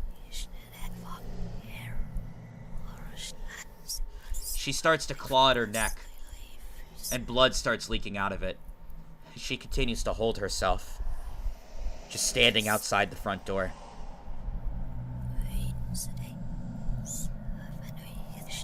The front door opens. Caitlin just kind of stares. Caitlin? Is that you? Did you dye your hair? Hi, Dad. What are you doing? Come to visit your old man at long last. I'm assuming your mom broke the news. She continues to hold her throat. Are you okay? Her fingernails covered in blood as she's just kind of moving around, dizzy. I'm okay. I just wanted to come check on you. The news. I heard it from Mom. Darling, come back to bed. What's going on? And you see another woman just kind of cling to his shoulder. Who's this? Oh, is this the daughter I've heard so much about? He kind of looks at her. Oh, okay. I think I'm gonna go. I'll come by later. Are you sure? We can sit down and talk. I'll come back later. The girl continues to walk, and she's just sinking nails into her arms. Okay, just breathe. Give it a day. Give it a day. Give it a day. Okay. Okay. I'm gonna talk to Melody. I'll go talk to Melody. See, she'll have something to say. Oh, wait, Marissa. I gotta talk to Marissa. She runs back to Marissa's house. Fingernail indents all over her.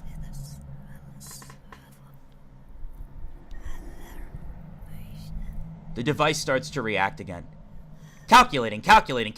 Another shift. We will find what breaks a human. We will find the recipe, the ingredients needed to break a human that will cause the rebuild to a new redefinement. Calculation coming forward. Detection. Another shift in the brain. It's not functioning as intended. The brain. She walks up to her friend's house. There's a knock. Marissa, I know it's been a while. It's me, Caitlin. Marissa?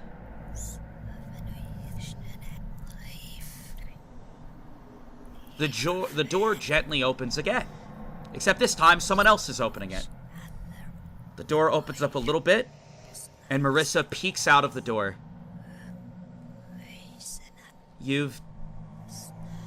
I haven't seen you in a while. Oh, Marissa, thank God. Can I please talk to you? I've missed you. There's so much I want to talk to you about. You see, Marissa, I don't know if now's a good time, Caitlin. Marissa, please.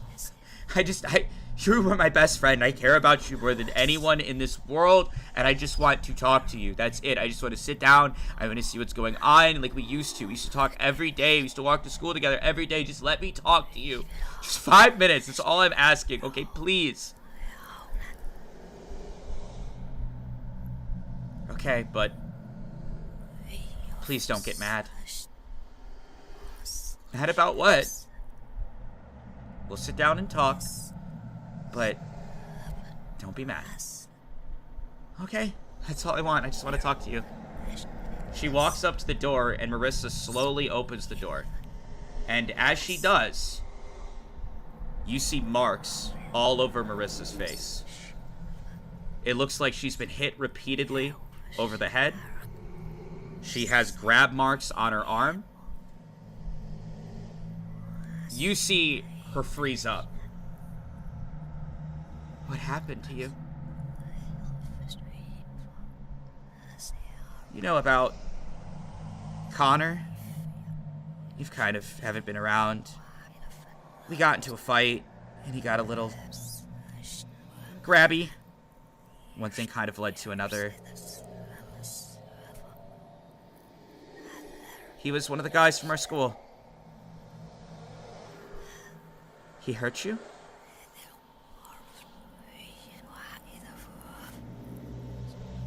You hear, detection, detection, detection, detection. Brainwave. She starts to think back to her mother. Your father is shit. You're not gonna go with your father. You're not gonna be like your father. Men are disgusting. Men are disgusting.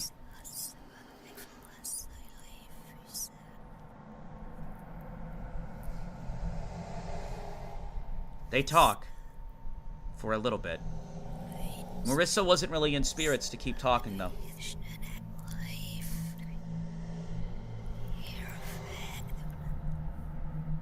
Caitlin leaves.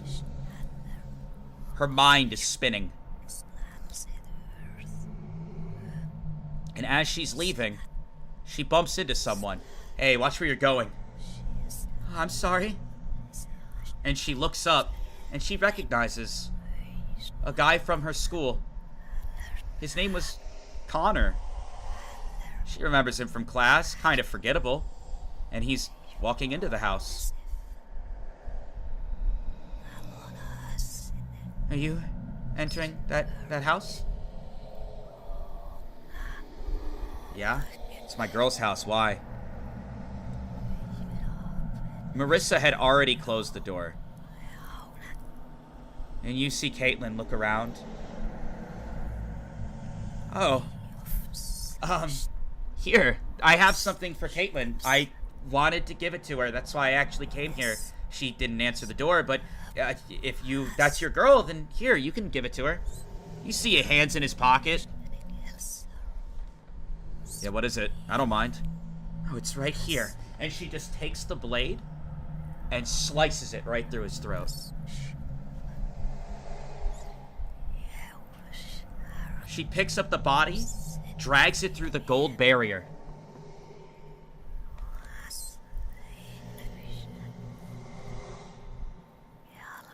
She's shaking. She feels good, though. Melody, I have something for you. You see the demon devour the body.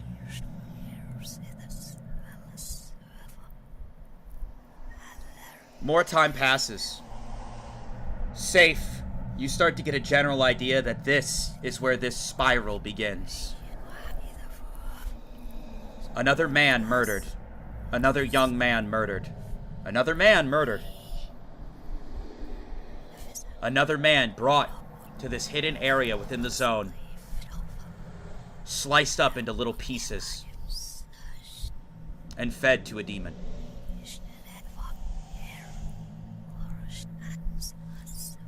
I'm gonna use the bathroom real quick because I gotta pee super bad, and then I will finish this off. I'm sorry this segment has been long, chat. I promise there's gonna be gameplay.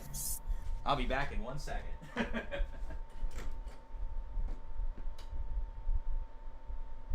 Yo, this is fucking crazy.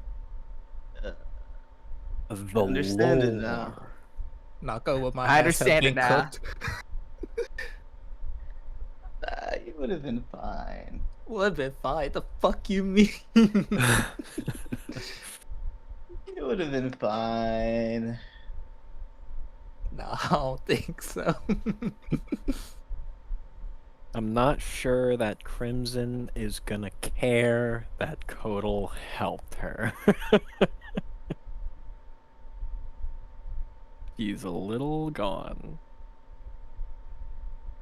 Nah, it'll be fine.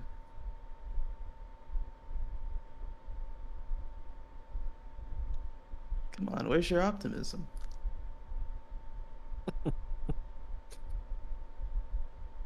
Exactly. You know, the last time you said something like that, Nako, you said, what is it, right before a bunch of people went on a space trip 3,700 years away.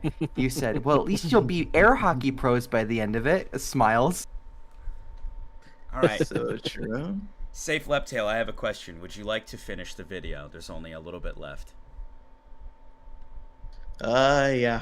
I might as well. In for a penny, in for a pound.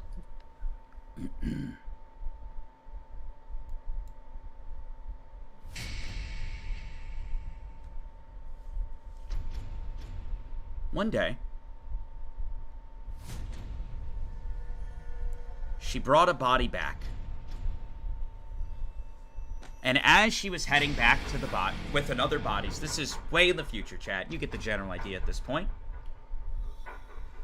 Just like it's a typical thing she does, she found a random dude who she didn't quite like, who she thought was kind of shitty. She sliced his throat, dragged him back to the home. Except as she walks up to the home, something feels off. She goes up to the tree stump in the hell zone. Is someone there? Hello? She goes to open the door, and as she does, someone stands towering over her. There is a man standing in front of her with a scythe. He has a mask and a cloak on. I'm sorry, who are you? And you see him start to walk past her. As he does, he takes his scythe and he splatters demonic blood on the ground. She gets a general idea and runs back into the home. She sees the demon Melody on the ground, foam coming out of her mouth, looking horrible. Holy energy stabbed into her from several different angles, tears running down her face. No, no, no, no, no, no, no, no, no. Melody! Melody. No.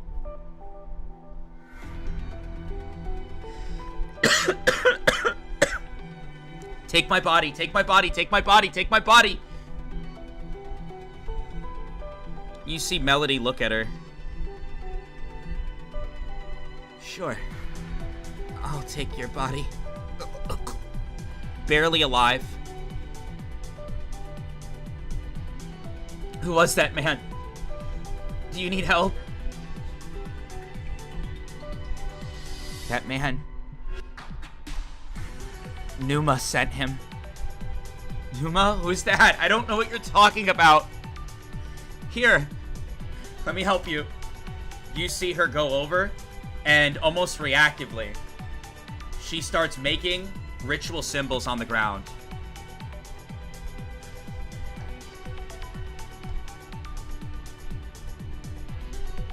There, you can take my body now. I offer everything to you, Melody. You have to live. You've always been the one to be there for me and to talk to. In this stupid world, I just talk, and it seems like nobody listens. I tried my best to be good. I tried my best to play by the rules and go by their rules and their system. And it just seems like I just keep losing. It just seems like everyone around me continues to take and take. Everyone's so selfish, but you listen to me. That's all I wanted, was to talk and have conversation. That's it. I don't think I'm asking for much. You can have everything. I willingly give it to you.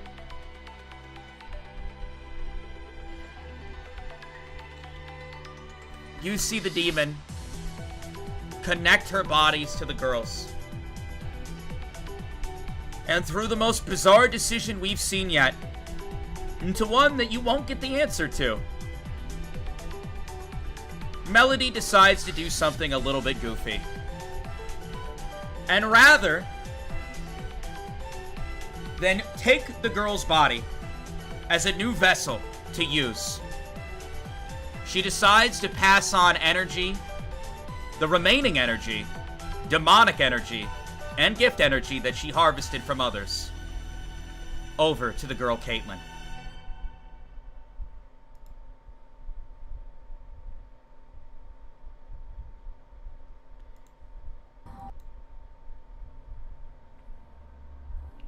Caitlin looks around. Alone again, huh? Well, guess we're back at the start. It's like a shitty board game, and I got sent back to the beginning.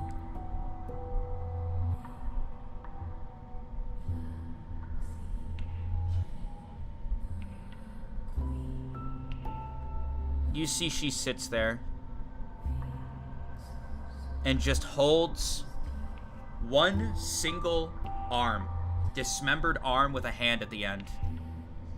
And she just pets the arm. Melody, I have a story about what happened today.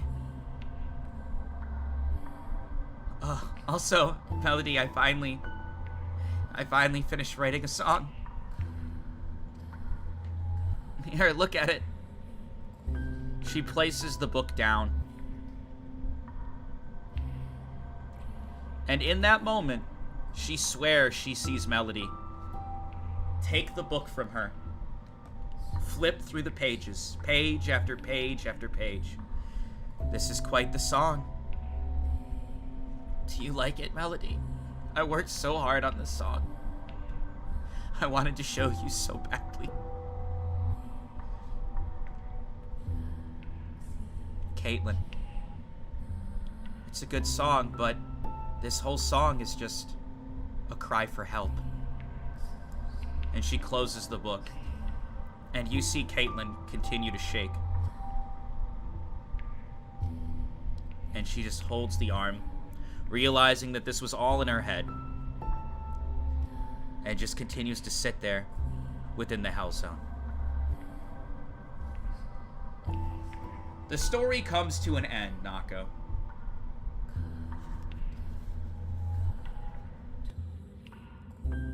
I see.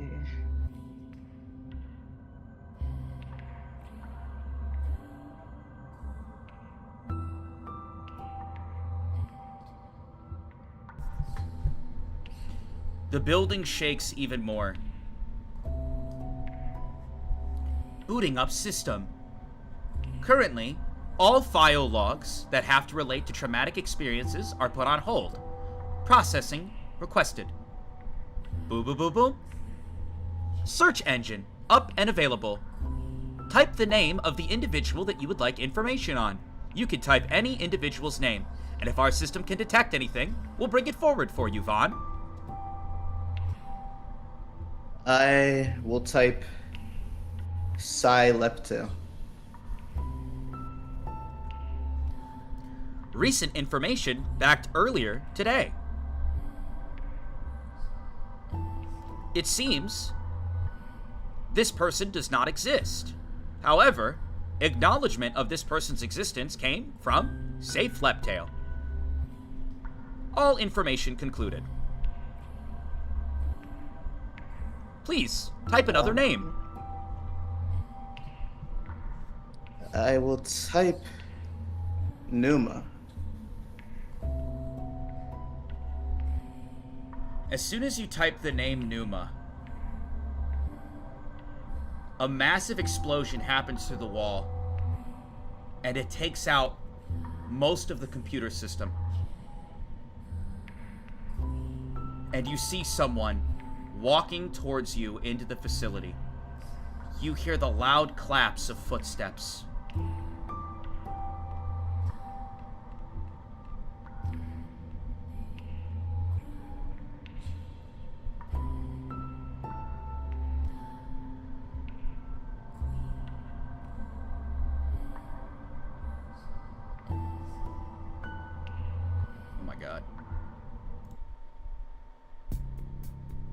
You see Tiana walking towards you. A long, sword, long, silver hair.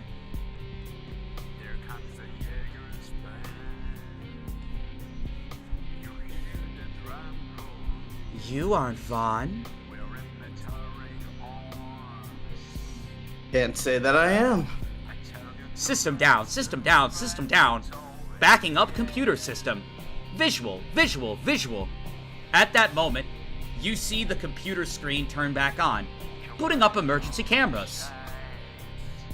At that moment, as Tiana is staring across from you, I remember you from your energy, despite the mask. You're that one from the trial.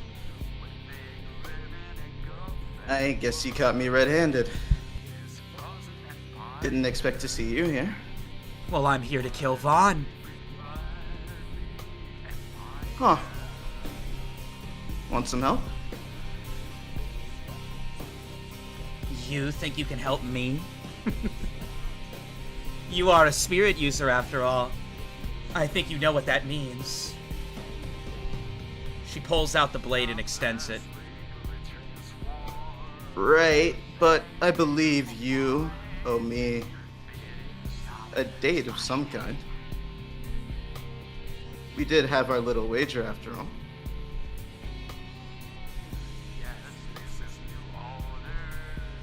Why would you want to kill Vaughn? You seem to be having fun in this facility.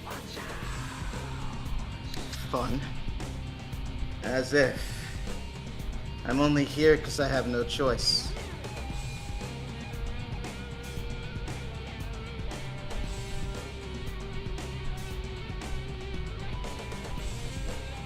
At that moment, you see the computer screen booting up initial cameras now. And a display that you did not think you would see, and that Tiana did not think she would see, comes up on the screen. At that moment, emergency cameras detecting Vaughn's location, and you see Vaughn standing there, and he is standing across from someone else who just destroyed a huge portion of his facility. And it's not Tiana, because Tiana's standing right next to you. There are two individuals breaking into his facility at once. Tiana, the first one, who found you. And now, in this moment, standing across from him. Where is she? You see someone with tattoos down his neck, tattoos down his arm, a book in his hand.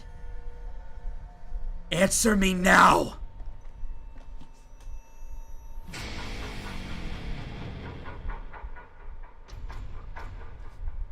You see Sin, who has broken into the Vaughn facility and is face to face with Vaughn himself. Where's who? I don't quite know who you're talking about. Don't fuck with me. Where is she? You see he takes his pen and plants it to his book. I swear to God, your name is next!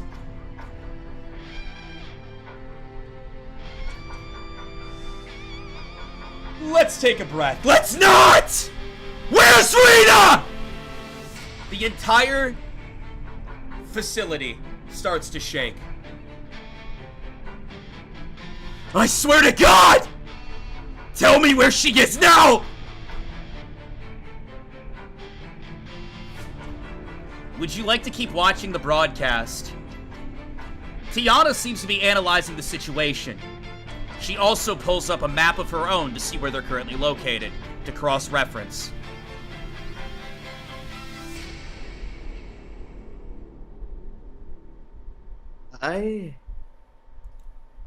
What am I gonna do? I'm gonna keep watching the broadcast for now, I guess. Okay. I see. You're a little angry. You're a little upset. But can I ask you? You had the potential, Sin. You were a student of mine, and I gave you so much. I helped you grow. I helped you form and create and become what you are. Yeah. You've helped a lot of people in your own sick and twisted ways. When I left, I wanted nothing more to do with you. I just want to live my life by her side. That's it. That's all I want. You men, always sicken and overtaken because you find a cute girl.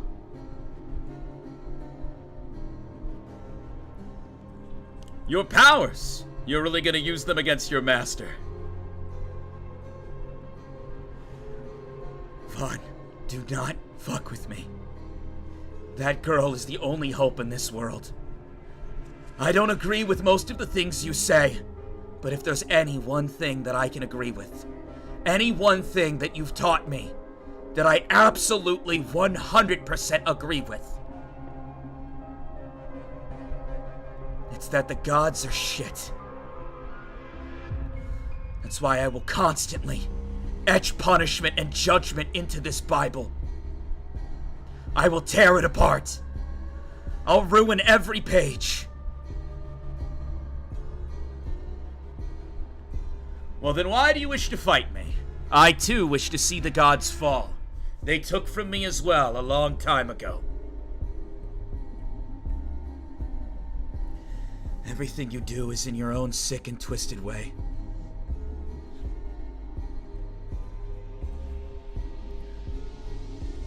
Sin, I would happily give you Rita back. 100%, I would love to. However, I just don't see why I would do that. I mean, let's look at the facts. You are my student. You've done nothing but take knowledge from me, and then you ran off. You abandoned your post. You were gonna become a lord. That was my plan for you anyways. I was gonna bring down Big Harvey, and you were gonna claim Titan's drop. But instead you left. During your mission, you met a beast girl. One that swayed you so much you abandoned all your teachings? You would give everything up for one random cat girl? You had so much potential. I had such belief in you. And you threw it all away, squandered every talent. You're a disgrace to humanity. You want me to not choke. You want me, and you see Sin. Stay back. And Vaughn starts to walk towards him. You and me both know you can't beat me. But let me be clear with you, boy. You abandoned humanity. You chose to run off with a girl. Chase after someone who would never reciprocate love. She's nice to everyone. That's how she's wired. That's how she's built. And you'll get swept up in some random feeling of dopamine? Disgraceful!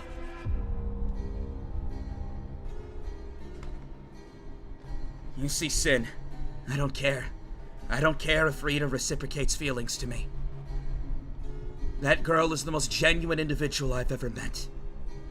In a world where people are so shitty, where every individual you meet is garbage, selfish trash, that sins and sins and sins again, with gods that will never pass judgment on the awful people in this world. That girl is a shining ray of hope. And whether she wants me or not, I plan to grow old with her. Now, give her to me, or you die, Vaughn. I see. You plan to grow old with her. Well, I have some unfortunate news for you, my little friend. Roll clip! And he snaps his finger. And at that moment, you see Safe Leptail standing in a room. You see he walks up to a cat girl chained up. No, don't do this. Don't do this. And you see Sin watch in horror. Perhaps now, allow me to open your eyes. Congratulations, Sin. You can now awaken into your true potential. Tap into that emotion of humanity. And you see Sin hopelessly watch as Safe Leptail swings down and cuts her head clean off. You see Tiana slowly look over at you. I see you've been busy. Like I said, I had no choice. I'm not here because I want to be here. Well, I don't think you're gonna be here at all for much longer.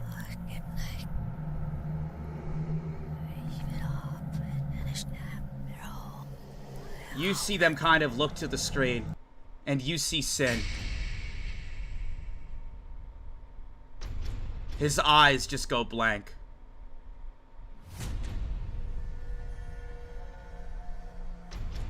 Vaughn comes up. Sin, my buddy old pal. I really tried my best to convince him otherwise. I told him, I said, hey, death is permanent, don't do that. Ah, but he just did it, he slung the blade. And wouldn't you know it, he's right down the hallway if you wanted to talk to him. In fact, because I'm such a good and fine individual who believes in my old student, I'll help you get there. You want me to help you get there? He's in my facility right now. I mean, you blew half of it up, so I'm not the most happy individual, but hey, live and forget.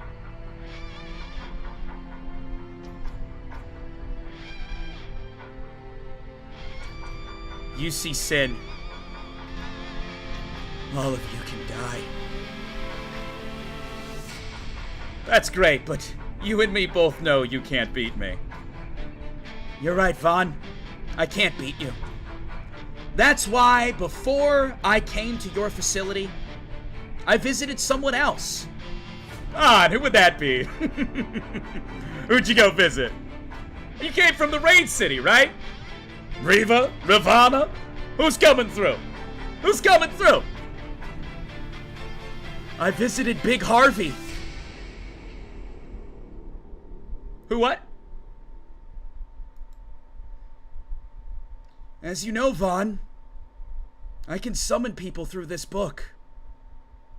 And I told him that if I find anything that he wouldn't agree with down here, I'd happily summon him here. Now, hold on a second. We don't gotta do all that. And at that moment, you see Sin hold a blade to his hand. Big Harvey, it's time. And he cuts through his hand. Blood pours onto the bilk. Whoa, whoa, whoa, wait! The entire facility starts to shake once more. Ah, shit! And you see Vaughn start sprinting. He goes over to a fucking button pad on the wall. Battle suit! Battle suit!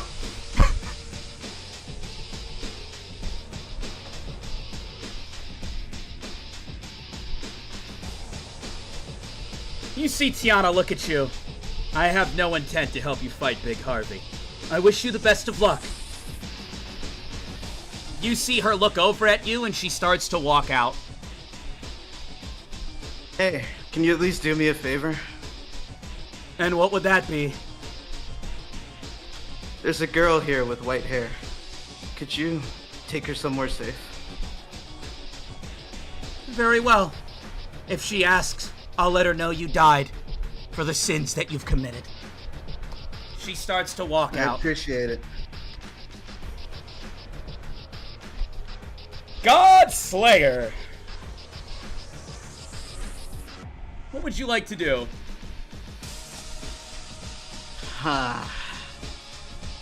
Well, it's a little bit of a tricky situation, ain't it?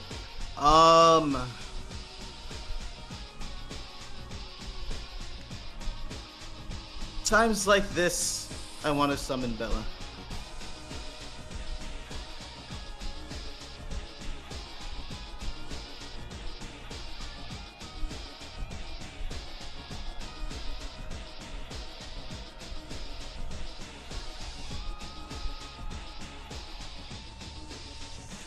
You're really thinking. Huh? Oh, no, I said I want to summon Bella. Okay. I thought you were saying, like, times like this, I want to summon Bella. Like, you know, No. the time has passed. Let me get a drink. All right. You summon Bella. She's standing there, looking at you like this is the end.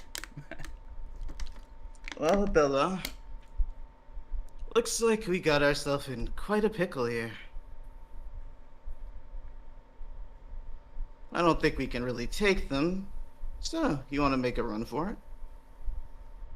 You see Bella look mildly disappointed, but hey, you're the one who's been in charge these last few days, so I guess you'll run. You said she looks disappointed? She does. But Well, then what do you want to do, Bella? You've noticed this disappointment in her for a while. So, I see. Will you run?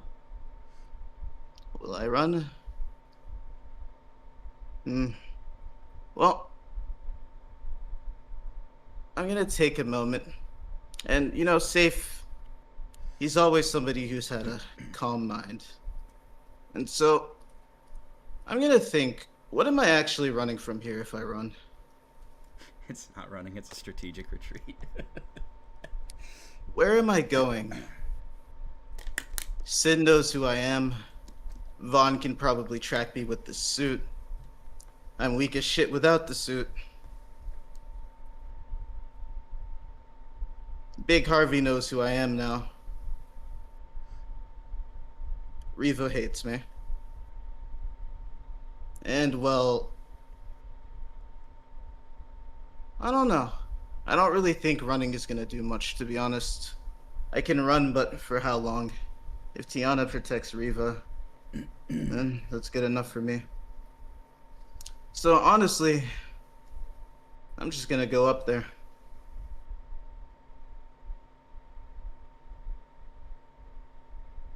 Alright, you start to head up. And as you do, you come across a scene that you never thought you'd be able to make up in your wildest years. As you walk up the steps and you get to the top, you see Tiana knocked unconscious instantly. And you see, standing at about 9 feet tall, the head of a wolf with a muscular body of a human. 2 wolf claws at the end. Walking.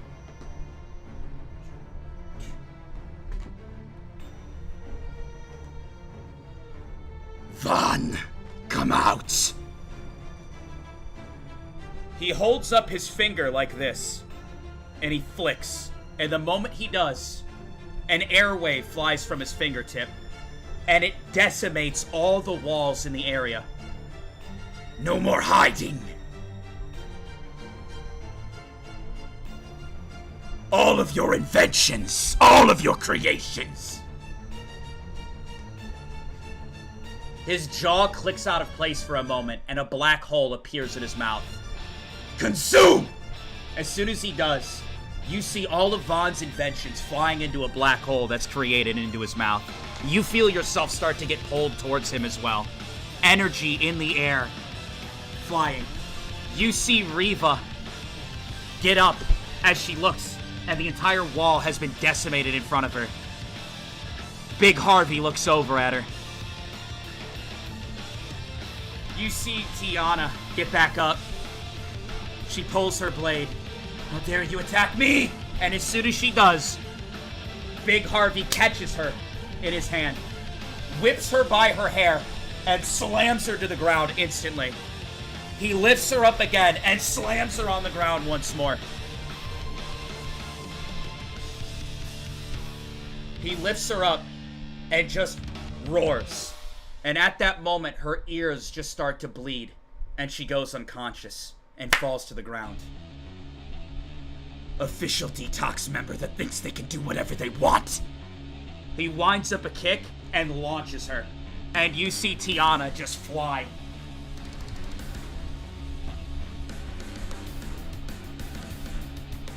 Safe! He starts to approach Riva.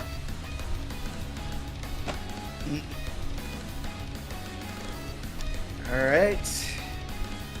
Well, this is gonna be really, really funny.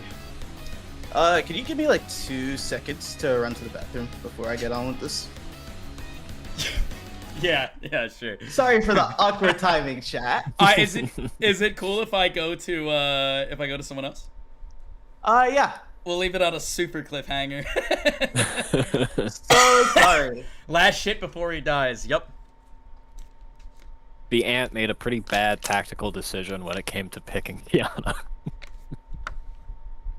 You know, in hindsight, Sea of Rain probably wasn't that bad compared to this.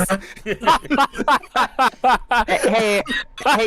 Kaylee, could you just like mention to the concordance, hey, like, City Rain's pretty chill, guys. You said what now? I said, could you mention to the concordance, like, hey, City Rain, kind of chill, guys, let's go. Heck not. I told them that is probably not the best place to go. Yeah, but like comparatively to everything, all of our other options. I mean, yeah, but do y'all want to make that like 2-day trip back to the Sea of Rain? With a power walk, it could be like a day and a half. True. So, Chad, how are we enjoying the season 3 finale so far? Yo, I just fucking snorted when I laughed, bro. Let's go back to simpler ties. So, Kai and Haru, pretty good addition. City of Rain wasn't that bad. I just fucking killed.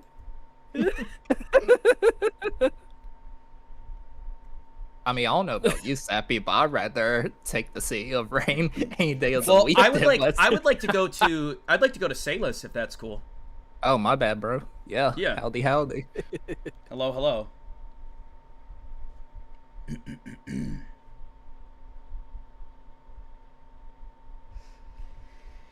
Salus. Thank you, Moon, for the sub. I appreciate it. We have notifications off right now because of D&D, but I appreciate it. You're dope. Thank you so much. For the tier 1. So, Salus, you find yourself in a bit of a, well, might be a spooky situation. The thing is that you have 2 unconscious individuals with you. You look to your left and you look to your right, and you have an unconscious Rex and an unconscious Mion. Both out cold. Rex has wounds on him, and Mion, well, you don't know what that bone shit did to her. You know that she was attempted to be healed, but you do feel like you're in a little bit of a situation. You just escaped the bees from outside, and your character doesn't have the knowledge that it's probably okay to go back out. Well, doesn't at all. Yeah. You see a long tunnel in front of you, but something that gives you some closure. Despite the 2 unconscious bodies and being in this underground area that you know connects to the kingdom, or the capital, you do notice a spider. The spider is sitting on a web that's on some flowers that are by the door. It's mostly concrete down here, but some of the concrete chunks are cracked off, and you see, like, little sprouting of plants. Let's see.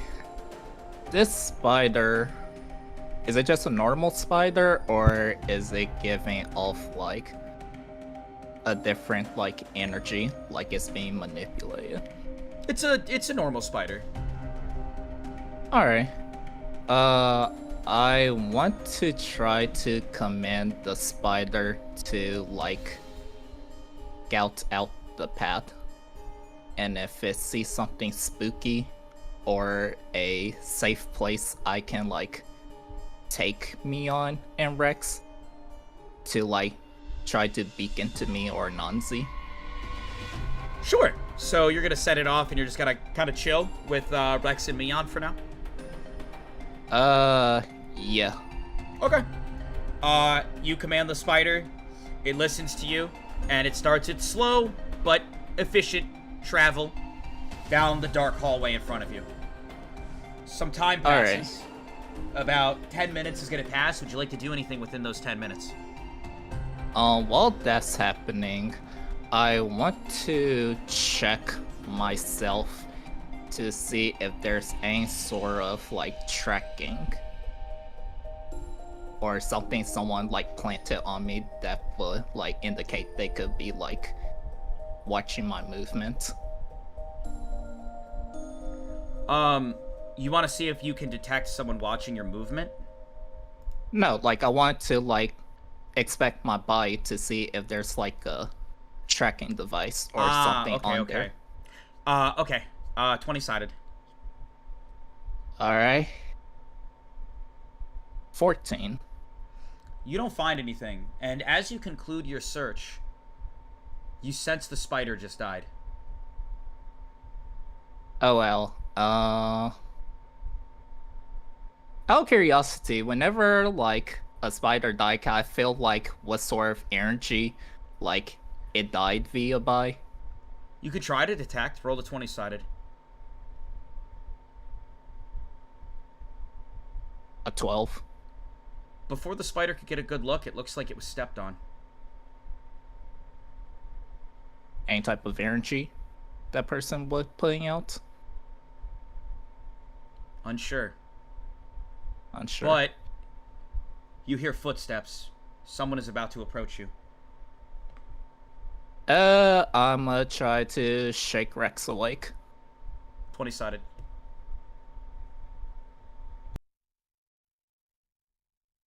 Another 12.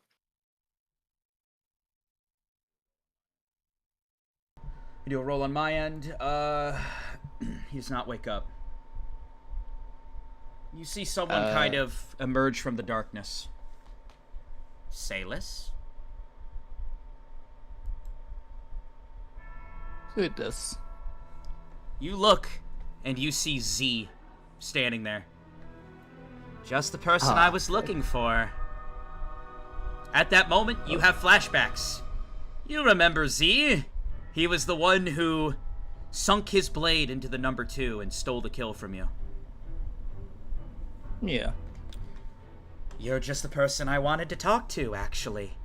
However, I know you're quite a skilled fighter. We're also in a confined space, with innocent people living above us. You might want to collide blades with me, but I'd rather not do that right now. Oh, what's Alright. this? It seems that you have 2 unconscious individuals with you as well. Well, Salis, King Gristle very much wants to talk to you. I think he has big plans for you. Would you be willing to come with me? In fact, I'll even make you a deal. If you promise to come with me peacefully and quietly to go visit King Gristle, I'll help the 2 of your friends. And you see 2 plants appear, and it spits out potions.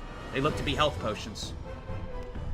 No fighting, no attacking, no aura, no nonsense. Just come with me and leave your friends behind to visit King Gristle. You do that, the potions are yours. Your friends can be saved.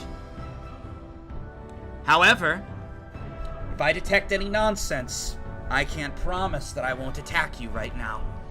And we won't ensure the lives of the citizens above us.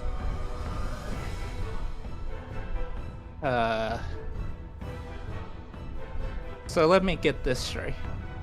I come peacefully. You don't attack the city. And these 2 are saved. It's You not about detecting attacking energy? the city.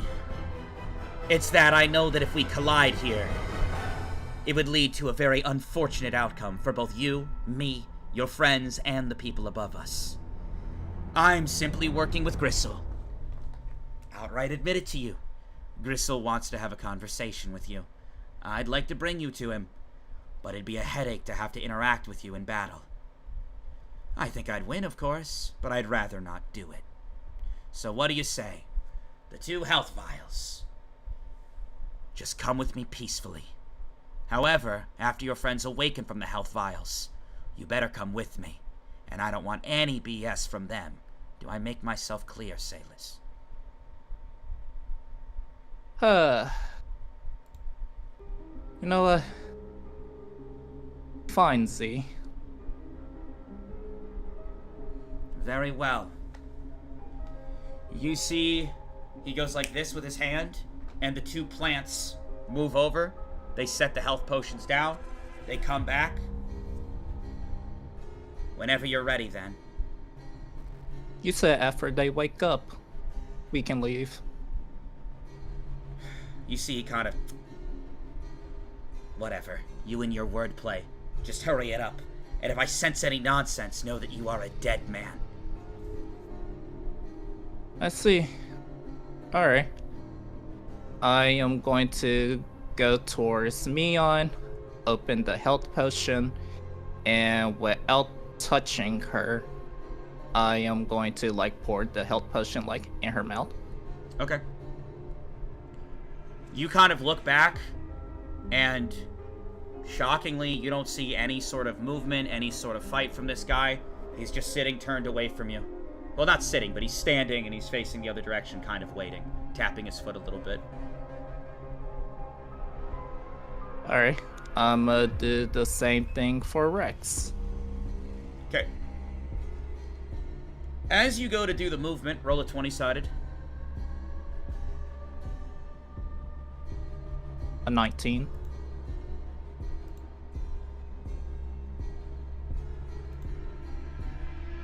Okay.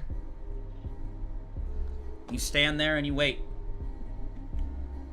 You're not gonna attack me when your friends wake up, are you? Nope, don't plan to. You're not going to attack them when they wake up, are you? Oh, I would never do anything to harm you or any of your friends. Honestly, I'm not much of a fighter, to be honest. I simply am carrying through with the orders of King Gristle.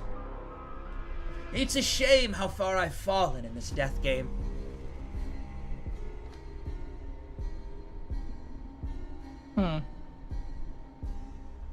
I wonder. Z, can I ask you a question? Of course, Salis. Whatever you'd like. If, in your honest opinion, since you are a top 10 member, if me and Gristle were to spar, who do you think will win? Between you and King Gristle. Gristle's not the most athletic individual. I think that you would win. However, Gristle's a lot smarter than you. So if it's a battle of wits, well, you're somewhat of a moron. And I think you'll realize that very soon. Let's see. Then let me ask you another question. If you think I will win, and you just stated that you will beat me in a fight, why haven't you defeated Gristle?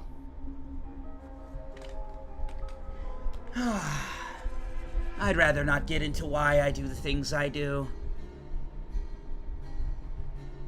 To be honest, you could if you wanted to. I think I'd have Right. nightmares if I killed you or your friends. But not Gristle. Well, let me ask you a question, Salis. Alright. Let's say I did attack you right now. Would you abandon your friends? I mean, if you ran away or engaged with me, you wouldn't be able to really defend them, right? And then I'd tear them apart. I mean, do you want to find out? Well, see, the thing about that is, I don't really have to attack your friends, because you already killed them. At that moment, you see both Mion and Rex.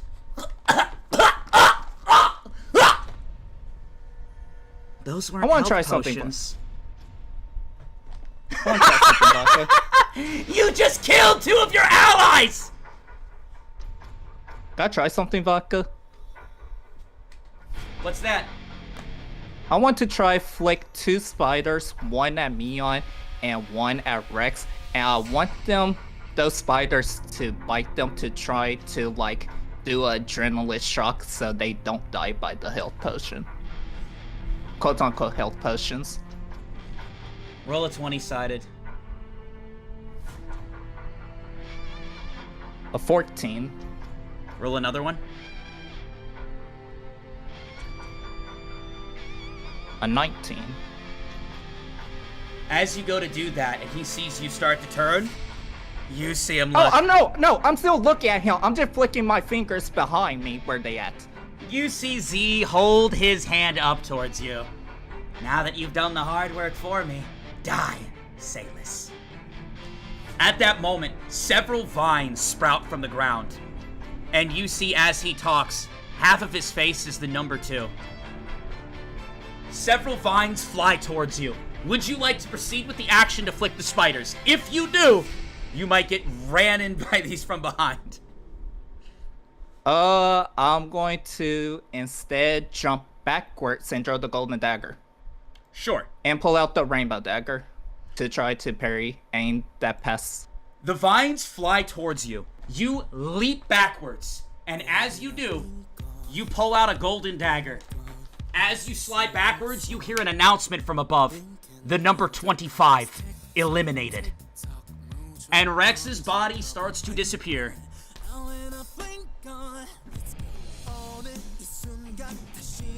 You pull out the golden dagger. I didn't even have to kill them. You did it. The vines fly towards you. They're about to connect. What do you do? 5, 4. I'm throwing the golden 3. dagger and parrying with the rainbow dagger. All right. So you're throwing the golden and parrying with rainbow, right? Yes. All right. 20-sided twice. All right. An 11 and an 18. All right. As the vines fly towards you, you take the dagger and you whip it as hard as you can. The golden dagger flies towards him. You pull out the rainbow dagger and you swing. As soon as you do, the vines go their own direction. They completely weave past the dagger, and you see one vine fly up towards your face, the other vine fly down towards your feet. The golden dagger that flies towards him, you see the other half of his face turn into someone you've never seen, and he just goes, "Fox!" And the head of a fox flies up, and it eats your dagger. You see with a smile on his face and a chameleon on his back. It seems he has the powers of every individual he's killed up to this point. I see. Can't wait to have the spider's power! Am I undead? For some reason, her body is just kind of sitting there. She's not part of the game, though, so you're unsure. Alright, this one Alright, I'm but going I have to explain something to you real quick. As you swing up with the dagger, you have a vine coming towards your head and one coming towards your feet. What are you doing? I am trying to web wall the one that's coming to my face and asking Anansi to do the one towards my feet. Web wall the one towards your face and Anansi covering the one to your feet, right? Yes, yes. Alright. As they do, roll one 20-sided and then roll another 20-sided. A 15 and a 14. Your heartbeat starts to increase. You start to think about your interactions with Rex. Sweat leaks down your face. Anansi leaps down, and she manages to prevent the vine from hitting your feet. But, roll a sanity check. Oh gosh. 18. For that moment, you try to stay calm, and you swing. You cut the first the plant with your rainbow dagger, and it splits in half. And you see Anansi take out the other vine. It seems the detox member has some amount of resistance to poison. Interesting. He holds up his hand. Fox! And a giant head of a fox goes up around her body and goes to chomp in half. Me and Anansi web walling her towards us. 20-sided. A 15. You manage to web wall her back out of the way. And the moment you web wall her into your hands, roll another 20-sided and a dex check twice. Alright. Like, just to be clear, Vodka, I want to, like, wrap around her, and when I catch it, I want to be touching the web, not, like, her body. Heard. Okay. And you said a 20-sided and 2 dex checks? Yep. The first roll was a 20, and then on my dex checks, I rolled a 7 and a 1. Alright, you're gonna stream your rolls from now on. Hold it up. Okay. Alright. As you leap backwards, you catch her perfectly. At that moment that you catch her, several vines emerge from the walls, and somehow reactively, you dodge both of them. Vine comes here, you duck backwards. Another vine comes up, and you dodge it just barely. He continues to stare at you. He holds out his hand again. You think you can fight me while holding a woman? Do I see a hole up the surface or any sort of like weakened part on the roof? Roll that make 20-sided. Two. You do not see anything. Alright. Salus, I wish you the best of luck, bud. Same. Alright, what we're going to do is we are going to dip, and I'm going to ask Anansi if she sees any sort of like anything on the roof that seems weakened. I want her to web wall it. I'm also going to summon spiders to do that. You said you're gonna dip, meaning you're gonna turn back the way you came? Yeah, I'm gonna dip. I'm running away. I'm gonna have summon spiders, and what I want the summon spiders and Nancy to do is if they see any sort of like weakening on like the walls or the roof, to like web it and like either throw it at Z however he attacks, or if it's like the roof, same thing, but I'm also going to try to escape. Okay. If that makes sense. The only issue is that this is 2 actions at once. Would you like to check the door, or would you like to summon spiders? There's a door? Yeah! It's an underground thing, remember? I said you to move the trash bin, and then you go under? Oh. Well, what I'm going to... Oh, I'm just going to break the door then. Fuck that. Okay. How are you breaking the door? Hyper jump into a drop kick. 20-sided.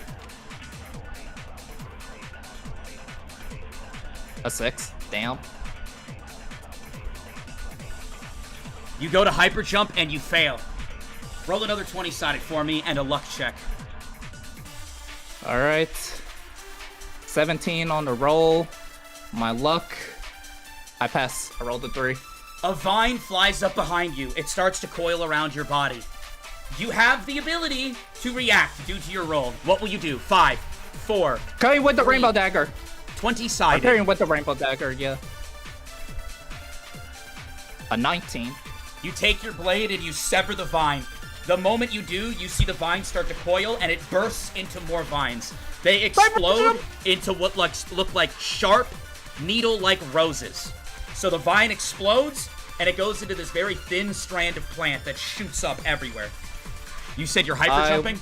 I want to try to freaking break the door again and ask Anansi to like shoot webs so the thorns are cut by her webs. Okay, roll a 20-sided.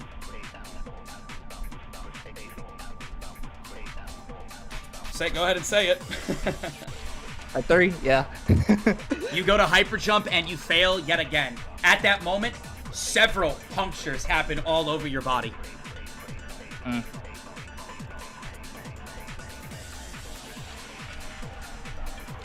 Take 27 damage. Yikes. You start to cough up an extreme amount of blood, and you start to feel fatigued. You don't know if this stuff is poison, but you're not feeling particularly great right now. Do I have to summon spiders? Summon spiders, what do you mean? Did I do that, or was it a different action I did? You did not end up going with the action to summon spiders. In this moment, Okay. he's really on your ass, so you don't really have, like, the moment to do 2 actions at once. It's like 1-to-1. Okay, I'm just gonna open the door and get the fuck out of there! 20-sided. 12. Roll a luck check 3 times. Pass all of them. My luck's a 13. As you go to open the door, you feel a click, click, click. There's something blocking the door, almost as if he thought about this in advance. But due to some luck that's on your side, testosterone kicks in. And at that moment, in a moment where you should fucking be dead, but you pass 3 luck checks, you use all of your strength to force the door open. As soon as the door opens and you see daylight in front of you, you hear, "Fox!" And at the entrance of the door, a giant fox head appears in front of you, and like a big Pac-Man just goes to chomp down right on your body. You have 5 seconds to react. What are you doing? 5, Hyper jump! 4, Hyper jump! 3, And have the rainbow dagger cut the fox head. 20-sided. Come on! No, a 7! I do have the rainbow dagger out, though. You go to hyper jump, and at that moment, a vine coils around your leg. You look down just for a second. The fox head comes towards you. You swing the dagger. 20-sided. 8. As you swing the dagger, the fox head comes down, and it chomps your arm. Your arm flies off. Blood spews everywhere. You scream out in pain. Z's continues to walk towards you. The fox head has disappeared. A vine has you. You've lost your arm, you're bleeding out, and from the fox bite, you are going to take 8 damage. Alright.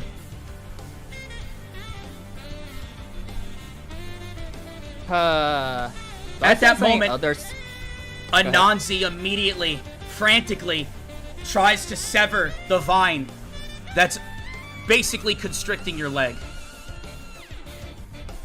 You see as he walks towards you, he holds out his hand, and several more vines from Z emerge. They're flying towards you. What are you doing? Infestation! Hopefully that works. 20-sided. You need to pass this, dude. You need to pass this roll. You need to pass this. 17!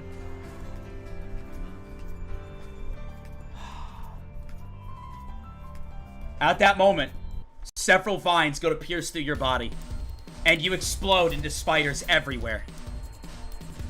As all the spiders start scattering in all different directions, you see him. I don't think so. And he holds his hand to the ground. As the spiders scatter everywhere, we're gonna get an action from you, a follow-up in a second. But you're on the ground. The plants he's controlling are underneath the ground. I think you know what's gonna happen next. What is your action, Sayless? No, I do have a question first, though. What's that? Just to check. Mio didn't turn into spiders with me, did she? No. No? Alright, so what I want to do I see any, like, power lines or anything? Any, like, high elevation things like that? I mean, you're at the side of a building, there's a rooftop above you, and a trash bin in front of you, but that's about all you see. Alright, I want to see how high these spiders can jump, and then from there, I want them to web higher up so I can escape from the ground. 20-sided.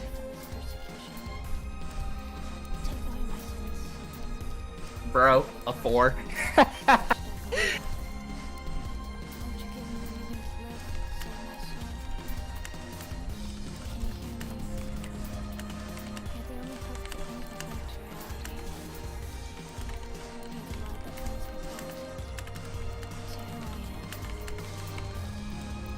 Hold on 1 second.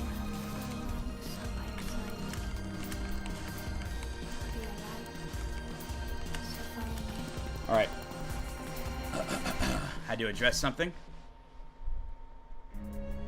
What did you say you rolled for jumping up? I'm sorry. I rolled a 4 for jumping.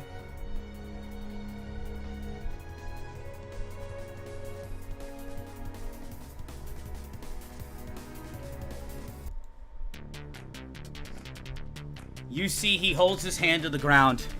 Die, Sayless. And as he does, the entire ground starts to crack. You're no longer underground. You're up above ground. All the spiders attempt to leap up. Only some of them do. Some of the spiders manage to get up onto the wall. Several of the other spiders immediately get consumed and crushed. You scream out in more pain as It's okay if a few of the spiders die, but a large portion of them dying off at once, not great for you, especially if you're going to repair back together.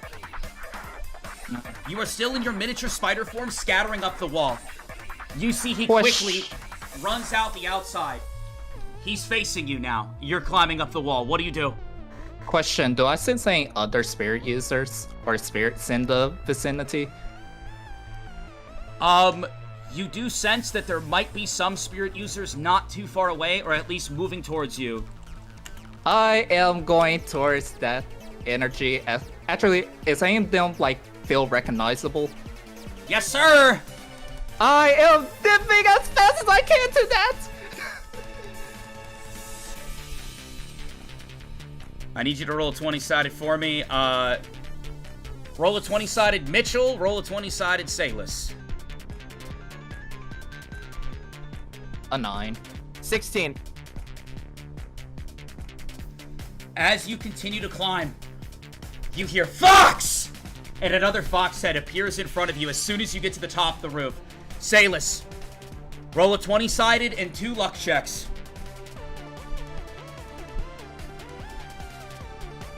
And then pass my luck checks. What's your luck? 13. You leap up and the wolf chomps more of the spiders away from you. You have no idea what's going to happen when you reform. You manage to get to the top. Mitchell, due to your ability to sense things, you sense Salis' spiritual energy fading very quickly. Geo, forget what I said about the wasps. Sorry, the hornets. Summon all of them, send them to Salis. Concordance! Attack the player! I gotta roll some 20-sideds on my end.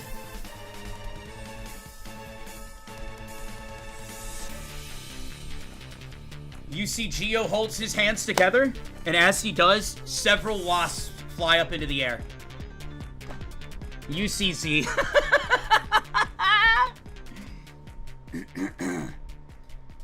Roll a 20-sided Salis. A 7.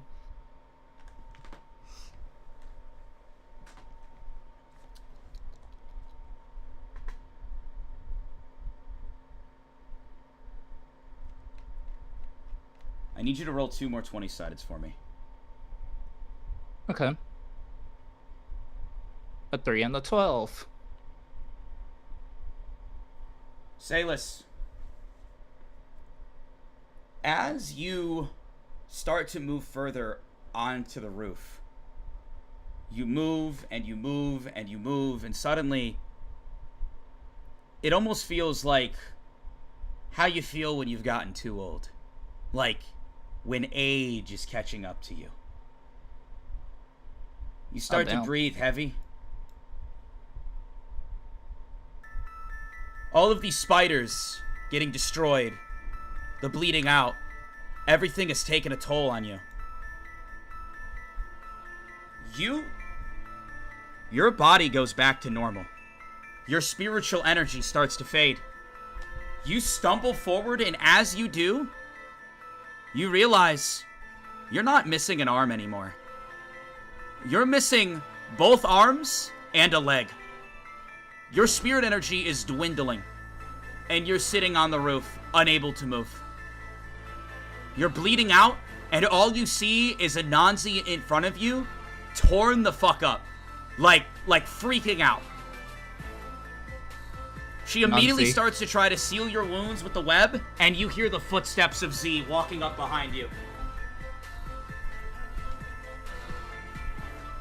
I'ma think to myself, Papa Pee-Pee, take the rest of these credits and make sure Snoopy get a good education. Salis, roll a saving throw for me.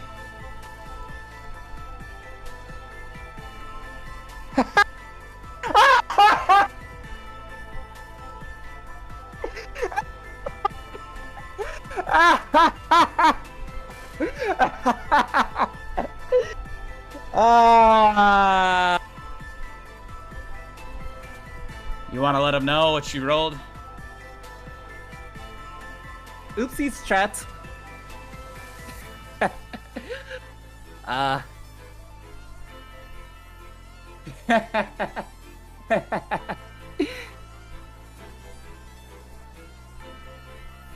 He rolled a 1.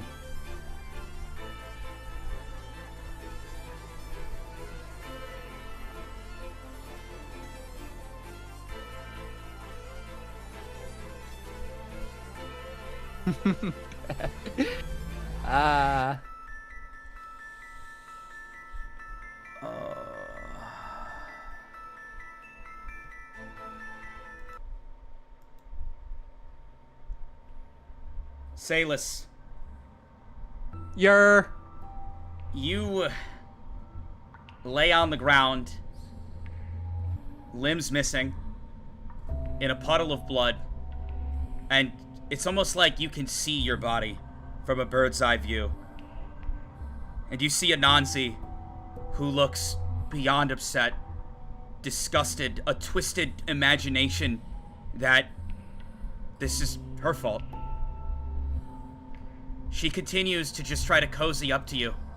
And you never really understood what Anansi wanted at the time when you asked what her wish would be.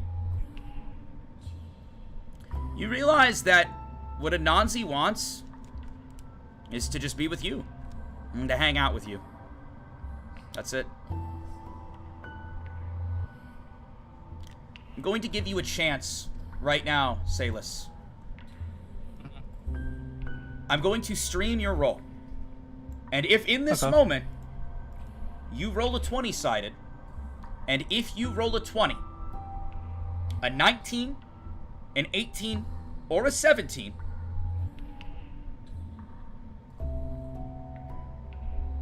you won't be dead. If you roll anything below a 17, Salus' story will come to an end. So if you'll give me a moment, I'm going to pull up your screen.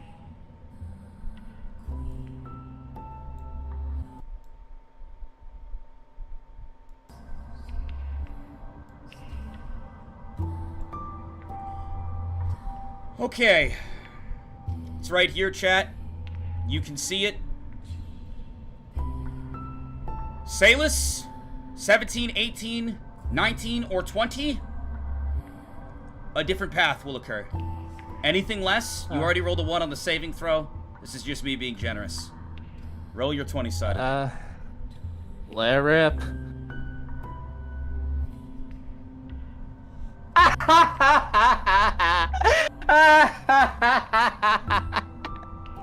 That's just fucked up. That's not fair.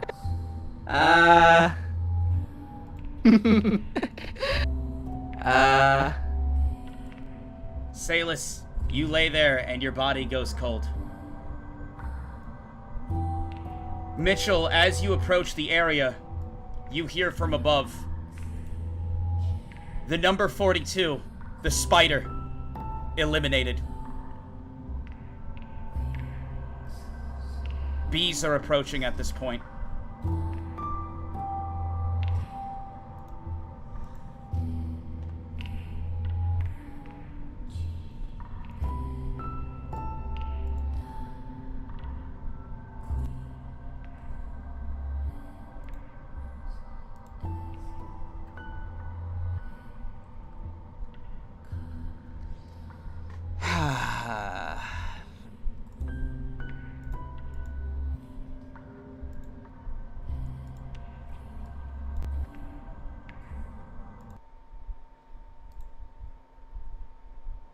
Can you guys still hear me? I had some like audio issues for a second. Yeah. You still there, Mitchell? Yeah.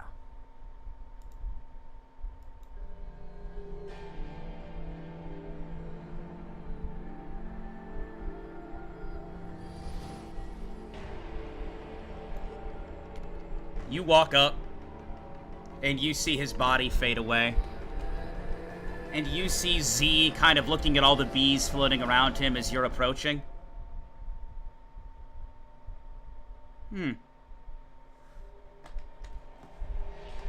Not much of a challenge. He sees the bees and he sees you approaching, and Z tries to leave. He hops off the side of the building.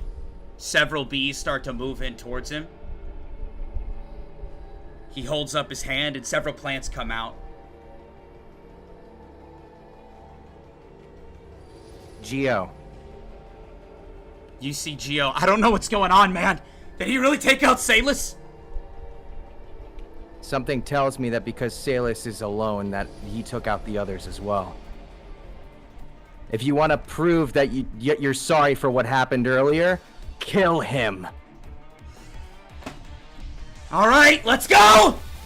You see he holds out his hand, and a giant bee appears. Geo hops up onto the bee, and it starts flying in. It gets farther ahead of you. It lowers down, and it follows him into the underground.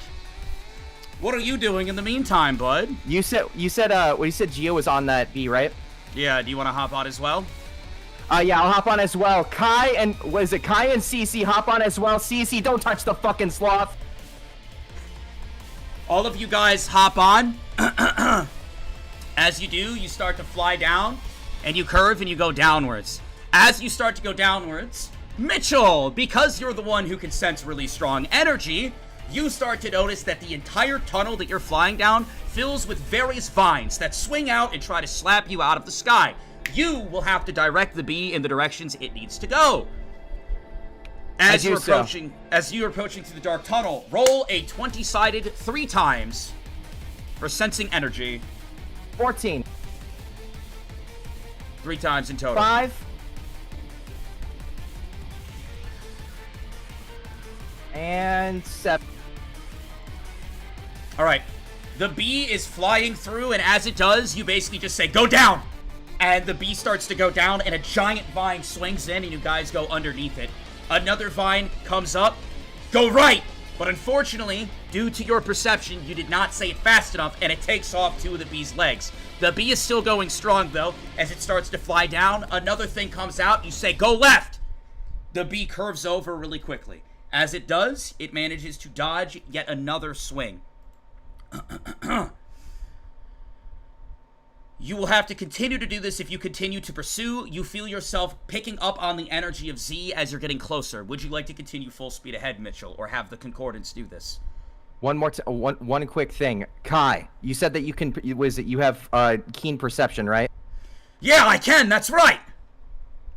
On top of me directing with detecting energy, I also want to make sure that you're detecting with the sounds that you hear. You understand? Very well. Let's do this. Let's At that moment, he looks at Haru. Let's go! As you guys continue to fly down the tunnel, you continue to move fast out the tunnel, and several vines come flying in from multiple different directions. Roll 5 20-sideds. Mitchell, and I'm going to roll some dice on my end as well. 15. 10. 7. 16. All right, was that 5? Okay, there you go. With the help of Haru and Kai, you guys just start popping the fuck off. The navigation of the bee becomes easier. Several vines swing in. Slow up! The vines swing through. You move underneath it. Another vine comes down. Go down! Both of you working together manage to navigate the bee. Several more poisonous vines just start shooting out from all sections. You dodge, I'd like to do something in the meantime. Go ahead. How close is CC to me? CC's right next to you. I'd like to take one of my Climaxes and cut a tiny little piece of hair off of the sloth, and I'd like it to just fall onto one of the vines. Very well. As soon as you do, and it touches the vine, you just see all of the vines kind of weep down. And you fly to the end. As soon as you do, you burst up through an opening that leads you to the main area of the capital. As soon as you find yourself in the main area, you see Z. Guards, these are the intruders. Kill them! Several guards under Gristle's command start moving towards you all with various weapons in hand. Z, summon hornets like a blockade, have them go directly towards us. I do not want them to see what we're up to. Wait, you said Z? You mean Geo? Sorry, Geo, I'm losing my mind right. Okay, wait, talk again for a second? Yeah. Okay, I just wanted, my audio's acting super weird, I had to double check. Alright, so you're summoning bees and you want them to go towards the guards instantly? Geo, I want hornets like a blockade to cover the line of sight of us. I don't want them knowing what we're up to. Alright. As you do, you come up, several large bees get summoned instantly. And all of a sudden, you look up and you sense this from your perception. Roll a perception check, Mitchell. Nat 20. Stream your rolls. Sounds good. Alright. As soon as you do, you sense something from above you. You look up and you see a giant fox head appear, and it goes to chomp down on all of you. That's exactly what I thought you were gonna do. Geo, I want you to fly the hornets inside of its mouth, and I want it to explode like it did in the funhouse. Don't use all of the hornets, though. All the bees start to fly up into the fox's mouth. A massive explosion goes off. And at that moment, the fox's head explodes, and you hear a scream from the distance. You see a chunk of Z's skin fall off. Ah, son of a bitch! Kai, you're up. Get in front of him and kill him. You see Kai leap off. He creates a vine in midair. He swings off the vine, and as he flies through the air, he goes directly towards Z. Geo, Z I want you to touches the ground, and as he does, several vines emerge from all directions to try to pierce Kai in several different areas. Geo, send several hornets. Send that whole blockade forward. Anything in its path sting except for Kai. Alright, 20-sided for Geo, 20-sided for Kai. Geo's popping the fuck off, sends all the hornets in. They start coming in and flying, exploding, stinging. Z realizes the situation he's in, and he starts to turn to run away. As soon as he does, you see Kai, oh no you don't! And he runs in and swings at him. You see Z manage to duck underneath the swing, and as soon as he does, Z just right hooks fucking Kai. Spit flies from Kai's mouth, and Z starts to run again, that moment... Hold on 1 second. You see Kai, the moment he gets right hooked, he turns around, reactive instantly. Oh, hell no! And he tackles him, and you see him just clinging to Z's leg. And Kai's just on the ground, as Z's like, get the hell off me! Alright, you have an action. Do I have energy now that I've waited a while and I haven't done anything? Yes. I take a pillar and actually, Cece, jump on. And I just kind of motion to like jump on my back. You want Cece to jump on your back? Yes. Alright, Cece leaps up onto your back. It's currently the fucking sloth isn't summoned right now.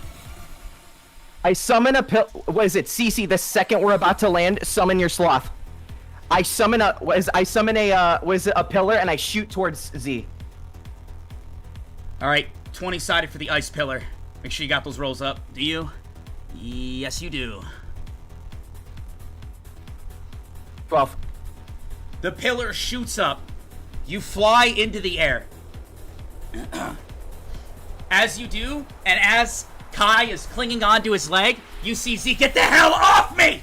And several vines emerge from the ground. You see Kai get pierced by several vines. Blood comes out of his mouth as he continues to cling onto it, despite getting massively wounded. Kai, get out of the way! I can't let him go, man!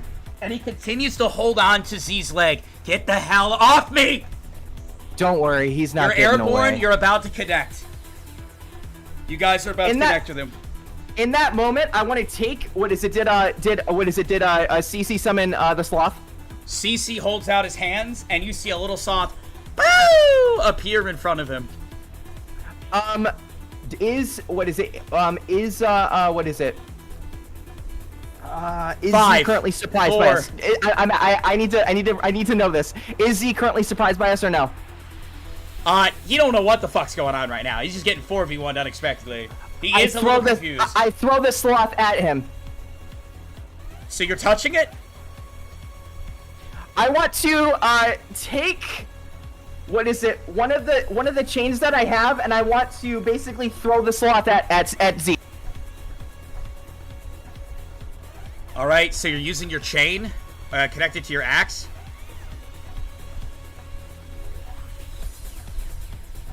Is that right? I need an answer. Holy shit! I realized I was supposed to talk. All right, hold on. I'm gonna put ice on my hand, and I'm basically using it like a glove, like I did before, and then push Switch it up. I'll allow it, but you gotta answer faster moving forward. Sounds good. Roll a 20-sided right now.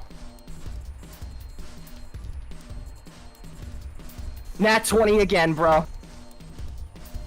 Oh! The dice gods love me! At that moment, you see Z, get the fuck off me! And he just kicks his foot, and he kicks directly on Kai's face. But despite vines, despite kicks, despite abuse, Kai grabs his second leg and squeezes tight. You're not going anywhere! Killing members of the Death Game's fucked up, man! At that moment, you take the sloth and you throw it, and it lands directly on Z's face. At that moment, you see the sloth, coo! And Z just instantly goes unconscious and falls Without to a the second ground. of hesitation, I grab my ice axe and I pierce his brain. 20-sided. Now one. 1? Oh my god! You fly down with your axes and you miss, and both of your axes shatter. I take my hand, I put it on the ground, and I want to summon a spike that goes straight through his head. 20-sided. 18. Goes right through his head. And at that moment, you hear from above.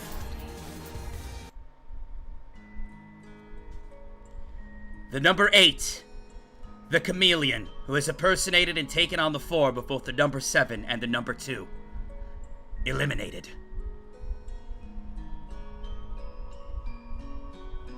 You see all the guards have already been knocked out by Geo.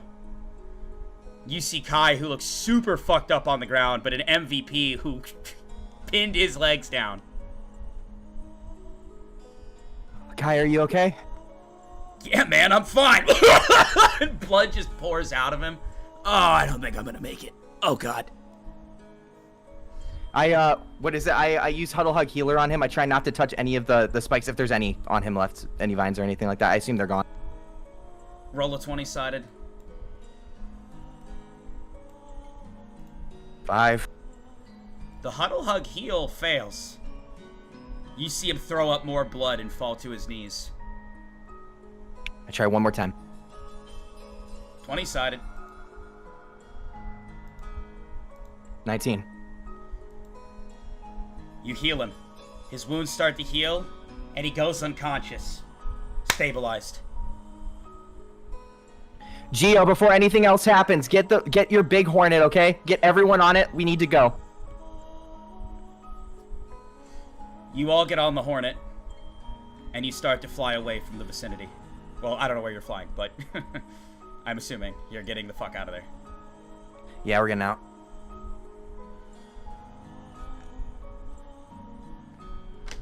Actually, before we fully leave, is that weapon shop nearby? Which one? The old one? The first one you Yeah, went the one that we first went to. It was like on the outskirts near the wall, right? Yeah. Roll a 20-sided. 15. Yeah, it's still there. I would like to request Geo to make a quick stop, and I want to quickly just run in and be like, hey, can I get like 2 more ice axes, please? That's fine. The exchange happens. Geo also covers it and says, don't worry about it, man. Do I detect Mion's energy? I need to roll.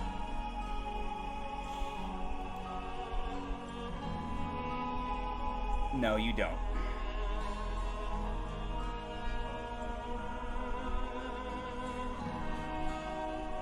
I'm gonna say something. You know what? No. No, I will. I will.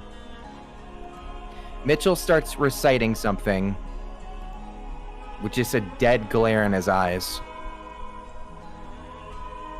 And he looks down at his device. 20, 1, 12, 11, 20, 15, 4, 1, 25.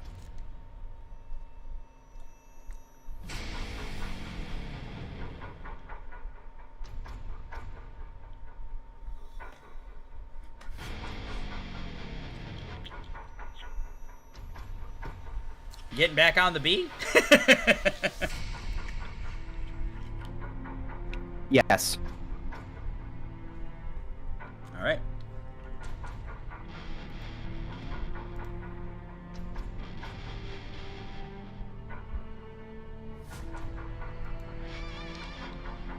All right. Concordance. Let's get out of here. As you leave, we are going to move to Kotal. Oh, man.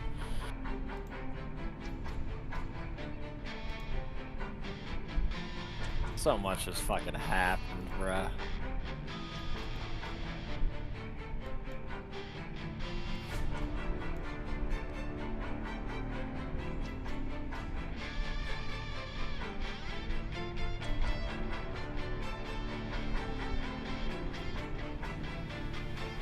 Kotal, you wake up for day 4, and you said you had some plans today. Great! What plans did you have, bud? So I wanted to check the vault to see if I could find the book that Ravana was talking about, even though it most likely is the book that was stolen. Of course. You get up, and as you start to walk, you collapse to the floor. Roll a 20-sided. Oh. 8.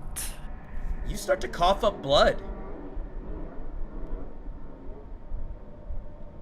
You don't feel very good. No. Can I look around and like ascertain like anything? Is there any hints as to what just happened? You're not sure, but you notice that the tornado energy you had yesterday seems gone. What about flight? Roll a 20-sided. Oh my god, I got that fucking one. You're not able to fly.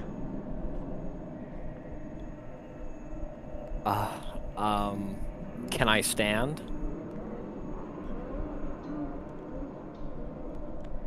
You work yourself up. Usually someone greets you in the morning, and no one greeted you. Blood. I'm stumbling to the door, and I am... Oh, hold on. What the fuck? Okay. And the bee starts to up. What is Go happening? right! But the bee is... The bee curves... Where the fuck is... yourself- I hear did my hear own that. stream playing, but where? One quick thing. Kai, you said that you can... Was it you have keen I do not perception, hear right? anything. Yeah, I can, that's right! On top of me directing with detecting energy, I also want to make sure that you're detecting with the sounds that you hear. You understand? Very well, let's do this! Let's At that do it. moment... Oh my god, it's fucking... It's... Oh my god, it's Dakota's stream. I had Dakota's stream open, I think. Yeah, it was Dakota's stream. Because I had it open on Discord and just started fucking playing. Do you have the video up? The stream up? Me or Dakota? Oh yeah, sorry about that. I was so confused. I looked at all my shit and apologies. I was taking notes on a bunch of the stuff because it happened so fast. Okay, I was so confused. I'm like, where's this coming from? Because I have like so many tabs open and I could not find out where it was coming from. I'm like, okay. Yeah, my bad. You're good. I was just confused. Anywho, you hoist yourself up, Mr. Kotal. I'm going to stumble to the door and into the hallway and try to call out for Venus. Roll a 20-sided. 11. You try to talk and no voice comes out. Can I tell at all if this is real or fictional? How would you like to attempt that?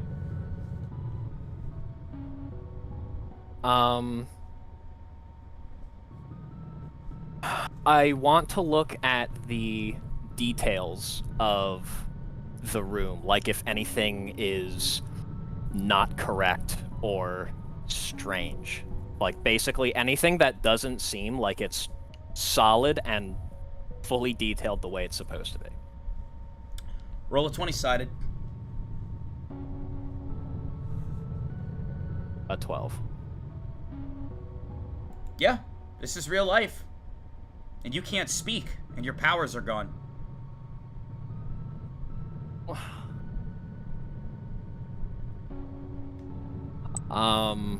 Shit. You see Salus's mom comes to the doorway and looks at you, and she quickly rushes over to help you up. I just am, like, motioning to my throat that I can't speak. Trying to, like, I guess hold my stomach and convey that, like, something is wrong.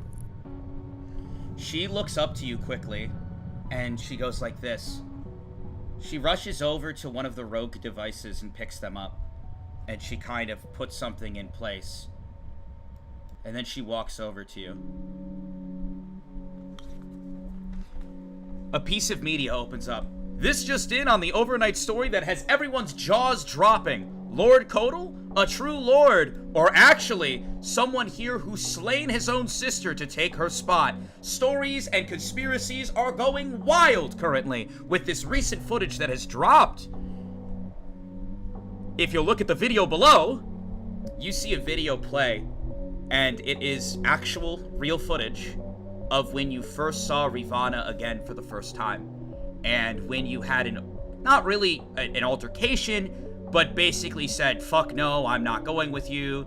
Kind of had some attitude towards Rivana. It looks like this was recorded by one of the cultists standing behind her. Ever since this video came out, people have been questioning what was the relationship between Rivana and Kotal. Perhaps her signature was forged. It's hard to say what currently is the state of their relationship, but we've currently interviewed some people out on the streets, and it seems the faith is wavering a little bit.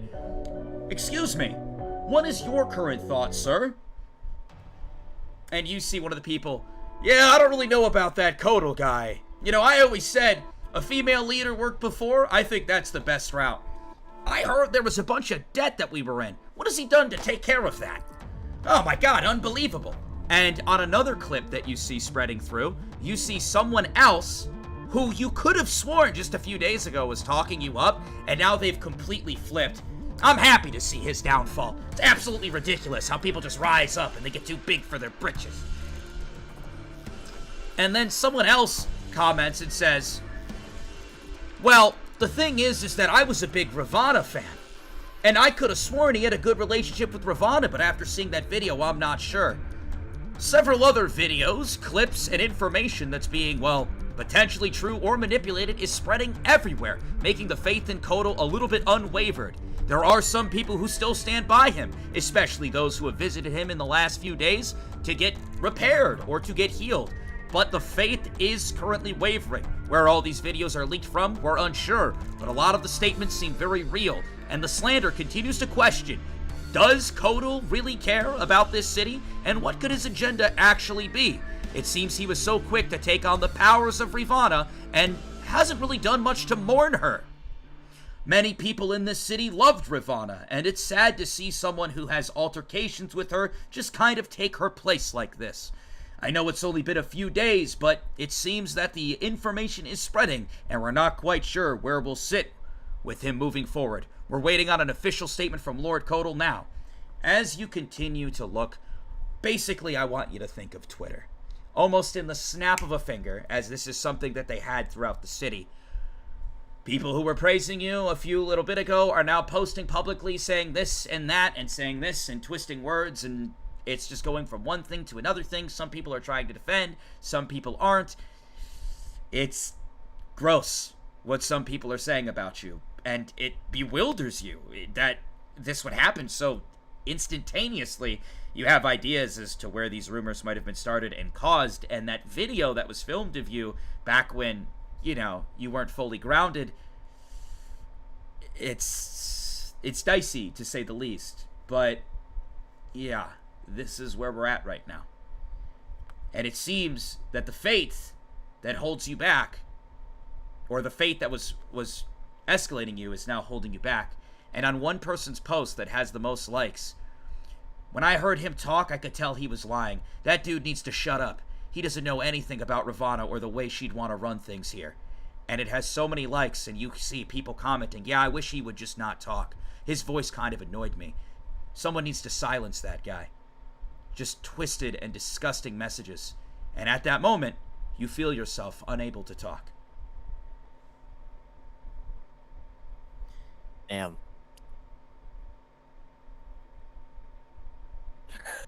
I don't know what to do.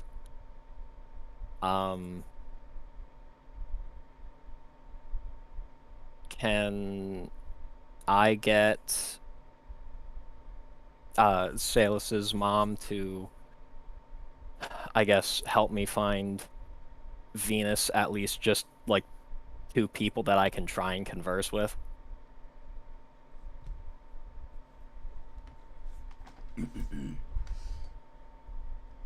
You see Salus's mom run off, and after some time passes, you see her come back with Venus.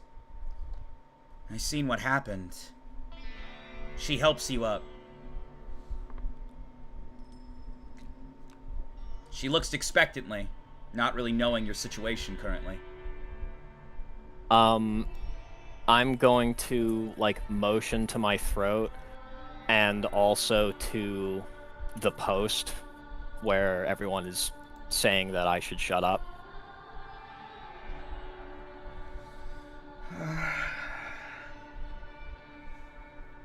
I'm sorry this happened to you. The cult and the toll that Riva had carried. I guess this is it. I'm not sure what I can do to help you. For her, it's an aura issue. I have a theory that Mayhem might have harvested some of your sister's aura. He's likely hiding it somewhere. If we could find that, we could get Salus's mother's voice back. But as for this is just the burden that comes with the faith of the people and comes with the hate of the people. I think you'll have to somehow convince them otherwise. Or maybe in time, as posts become obsolete, you'll be able to speak again, as long as opinion starts to shift.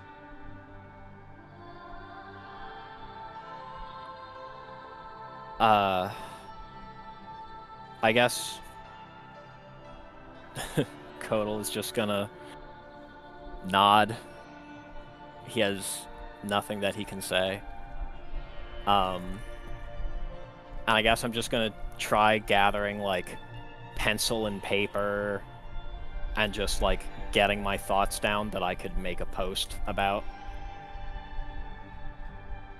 So you would like to make a post on the public account? Yeah.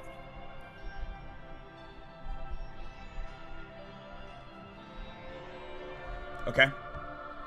You start to get ready to kind of put a post out there. This could potentially give you the favor to get your voice back, maybe get some of your power back. Your name is trending right now. You go onto the account. An individual that kind of was working with you over these past few days made an account for you, but there's also your sister's account. Which account would you rather send a post from? I would rather send a post from mine so it doesn't seem like I'm just piggybacking off of Ravana. Okay. And what would you like to say? Whatever you say to me, I'm going to let you gather your thoughts for a second, because whatever words you say to me now is what the post is going to be. I'm going to start, like, actually typing shit out and, like, writing shit down. Okay. Would you like me to come back to you? Yes. All right. Godslayer. Yes, sir.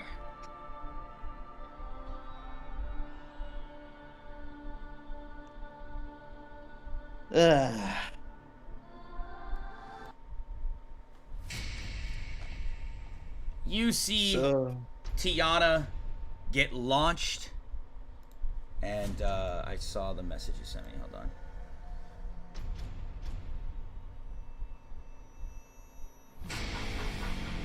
Okay. Tiana gets launched, and you see this large individual, Big Harvey, start to walk towards Riva. Another one of the lords. You have some essence of hers. The goddess Riva. You see the girl with white hair get up, looking terrified. And he just starts to step towards her. I'm gonna look at Bella, Yep. and I'm gonna say, alright, Bella. It kinda really all comes down to this. I said Safe Leptail was dead, that coward is gone, and, well, looks like it's time to be a hero, so let's do everything we can. And I'm gonna clap my hands together, and I want to use Tiger's 18. I would like to use Tiger's 18 on both my dexterity and constitution. 2 at once. At once. Roll a 20-sided. It's a 13. In a moment of need and testosterone, one of your stats will get buffed to 15, the other stat will get buffed to 18. Which one will you put where? We will go with...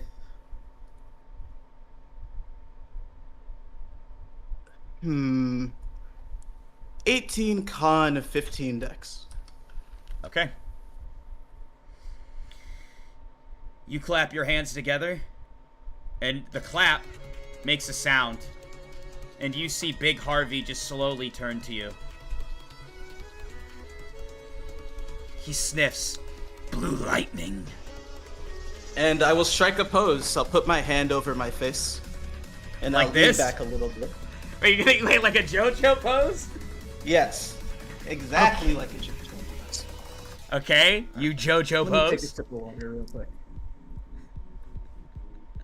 And I will summon lightning behind me. Okay. You summon lightning behind you. Sure. Bella! Looks like we got ourselves an evildoer! It is I, Godslayer, the hero of justice. You see him look. I see you've completely lost your mind. Very well. I see I'll you crush your completely brain. hated my brother, you bastard! Do you know who you're speaking to? You see him kind of like, what the fuck?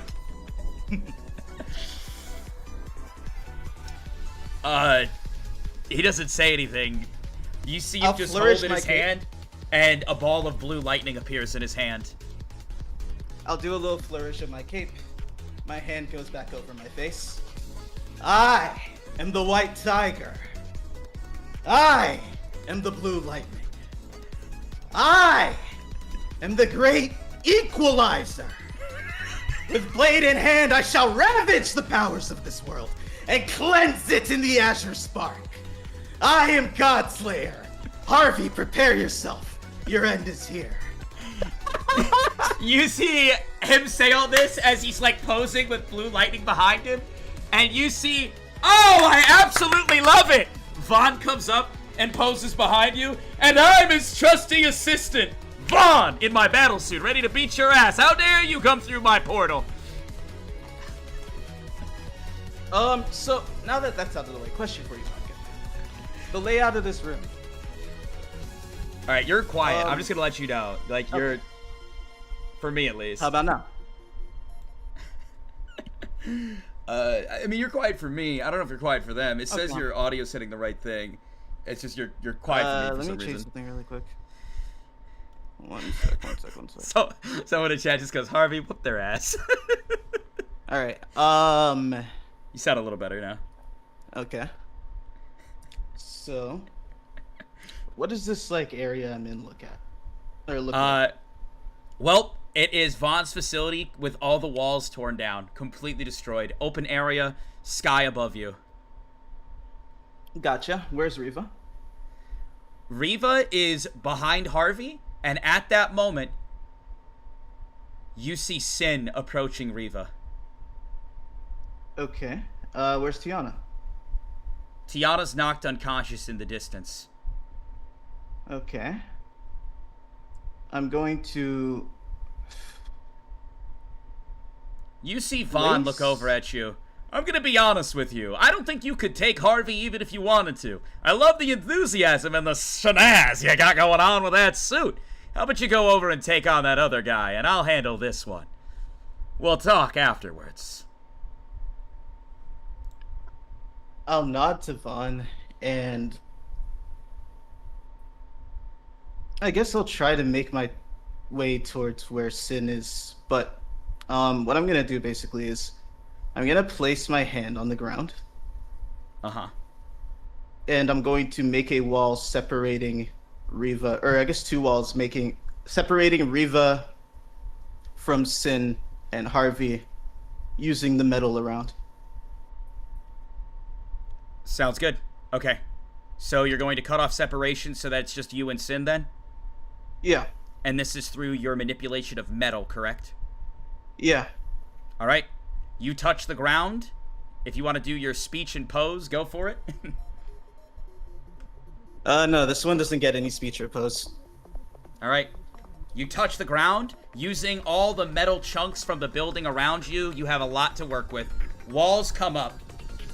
You see Harvey look around. He immediately leaps towards you, thunderball in hand, and at that moment, Vaughn flies in and just goes to sink his fist into Harvey. Harvey catches the fist, and they both collide, and a wall comes up between them. Vaughn versus Harvey, and good old Godslayer versus maybe Sin? You see Sin slowly turn towards you. You! I'm pretty sure I killed you once. Let's see if you can do it again, villain. Villain? Are you kidding me? You're the villain! You sick and Am I the twisted villain? individual! You killed Rita! Why? You killed me, and Harvey killed my brother. Ugh. You see he holds out his hand, and you didn't notice it before, but your battle suit starts going calculating. And as he holds up his hand, something you'd never seen before, but in this moment you can see it. There is a gun tattooed on the palm of his hand. And as he holds his hand up, you hear, "Judgment!" And he shoots. will simply put my hand up in front of where his hand was up and say judgment at the same time, with intent to have the bullet flatten the moment it touches my hand. So wait a minute, you're going to copy him and hold up your hand? And catch the bullet. All right. 20-sided.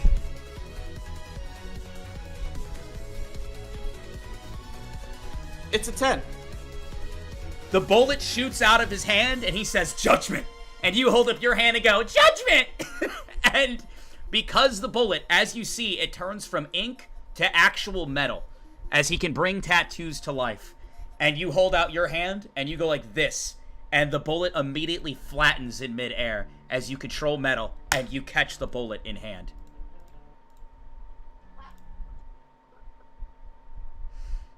You see him just kind of stare at you. Really now?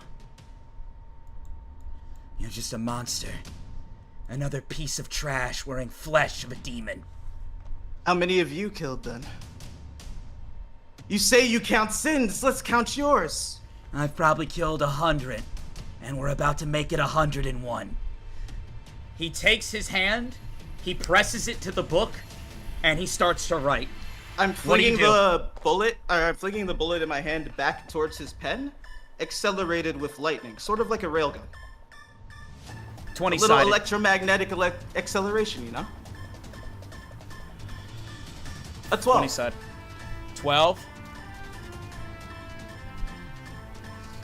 At that moment, the bullet flies, he sees it coming, he moves backwards, and as he does, it separates his pen from the paper for a moment.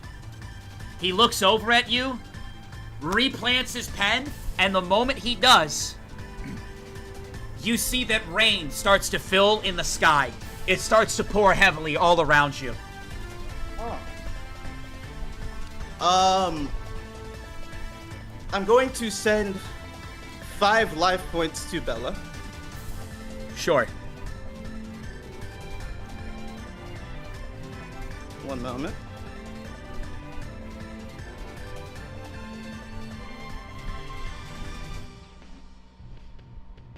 And I'm gonna point a finger gun at him. And I'm gonna say, Bella! Zakir! And fire a lightning-infused life blast. Dude, this guy's so fucking cringe, but I kinda love it. Calling out random ass attack names, acting like a fucking true Vaughn individual. You hold out your hand, and you shoot a blast with Bella, right? Yeah. Roll another 20-sided. An 11. At that moment, Sin dodges it, and he finishes writing. And all you hear him say as he looks up to you, game over. At that moment, you feel one hand get taken backwards and you feel it snap out of place. You feel another hand, almost like a god or a force, is holding you like a puppet, contorting one hand backward, contorting another. You fall to your knees. You see him walk up to you. Beheaded her, huh? Now it's your turn to beg for your life. You don't know what force is holding you in place. Your hands are a catalyst for bending metal. We can see that now. But what about ink? What if I just keep it like that? You see he rips off some of his shirt, and a blade is tattooed down the front of him. He pulls off the blade with his gift energy, bringing the tattoo to life. And just like the exact way you beheaded Riva, die for your sins.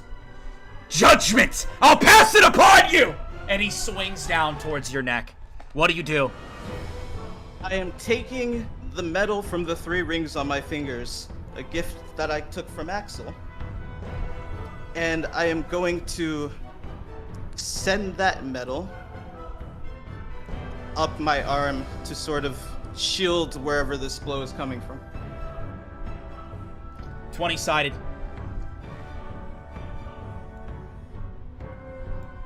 A 15. At that moment, almost as if Axel is standing there next to you, Axel's rings, you manipulate them in the palm of your hand because you are wearing them. They mold together and fly up your arm at instant speed, and he swings down the blade to behead you the same way you did to Rita. And in that moment, the blade bounces off the side.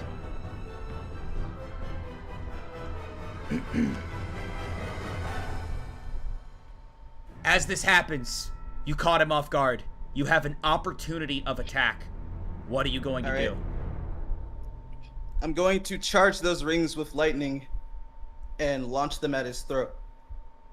At the same time, I'm going to ask Bella to help me out. 20-sided. All right. It's a 6. Shit.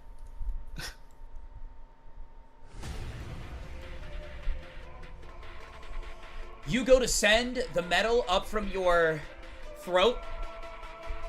The metal flies up towards Sin. He easily dodges it.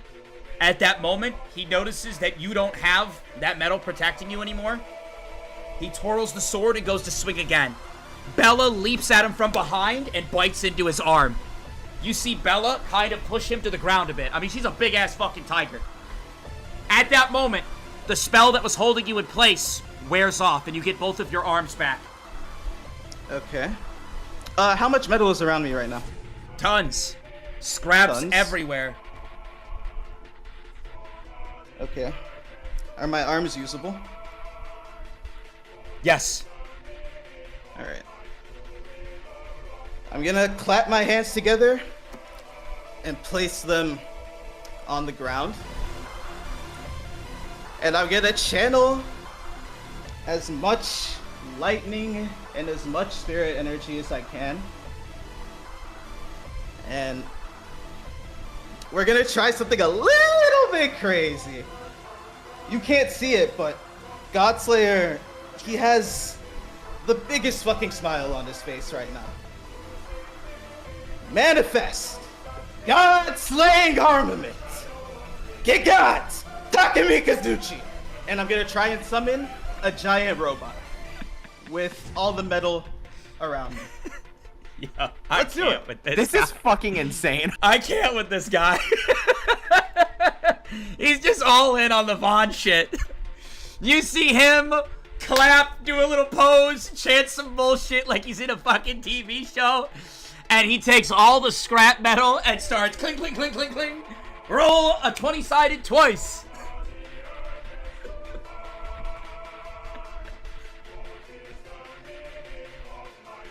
I can't, bro.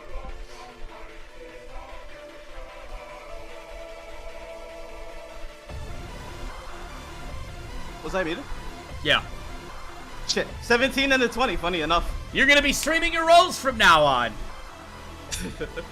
Pull them up. Man doesn't like it when we get good rolls.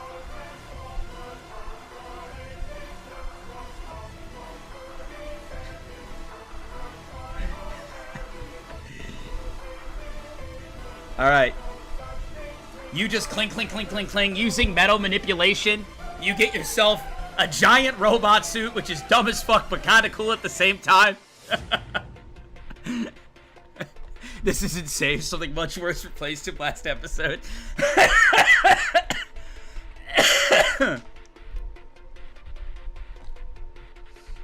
You see Sin just kind of swing, and Bella jumps backwards. The tiger, huh? He takes his pen to paper. I'm gonna be sick killing an animal, but whatever. He looks at Bella and he starts to write. You can summon bolts of lightning from the sky. It is raining, right? Shouldn't Yeah, be it too is. hard. Roll a 20-sided.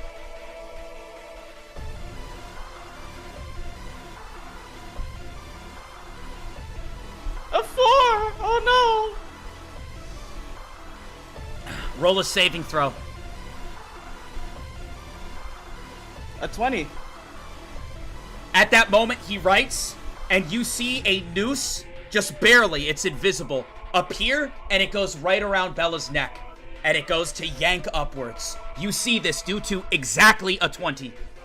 What are you doing? Slicing through it with blue lightning. Roll a 20-sided.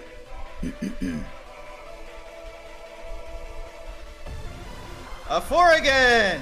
You go to slice through it, and you realize the blue lightning doesn't form. And you see Bella start yelping at making any sound she can as you see her just hanging in the air.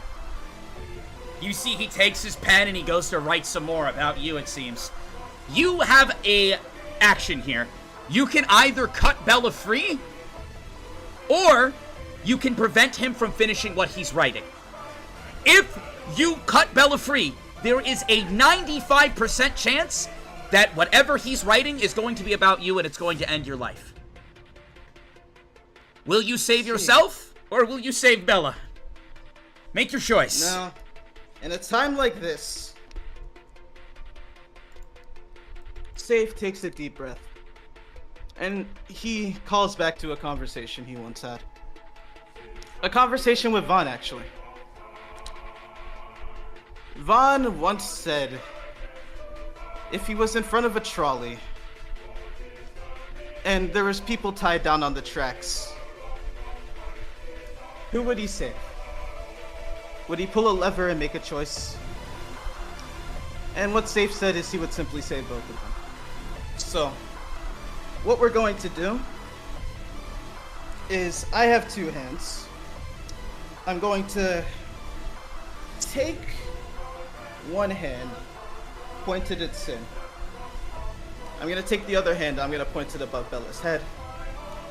And I'm going to essentially throw two destructo discs made of blue lightning and metal at both the rope holding Bella and at Sin at the same time.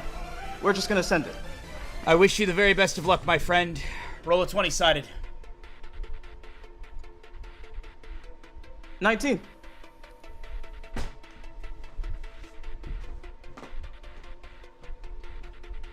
Let's fucking go, Nako!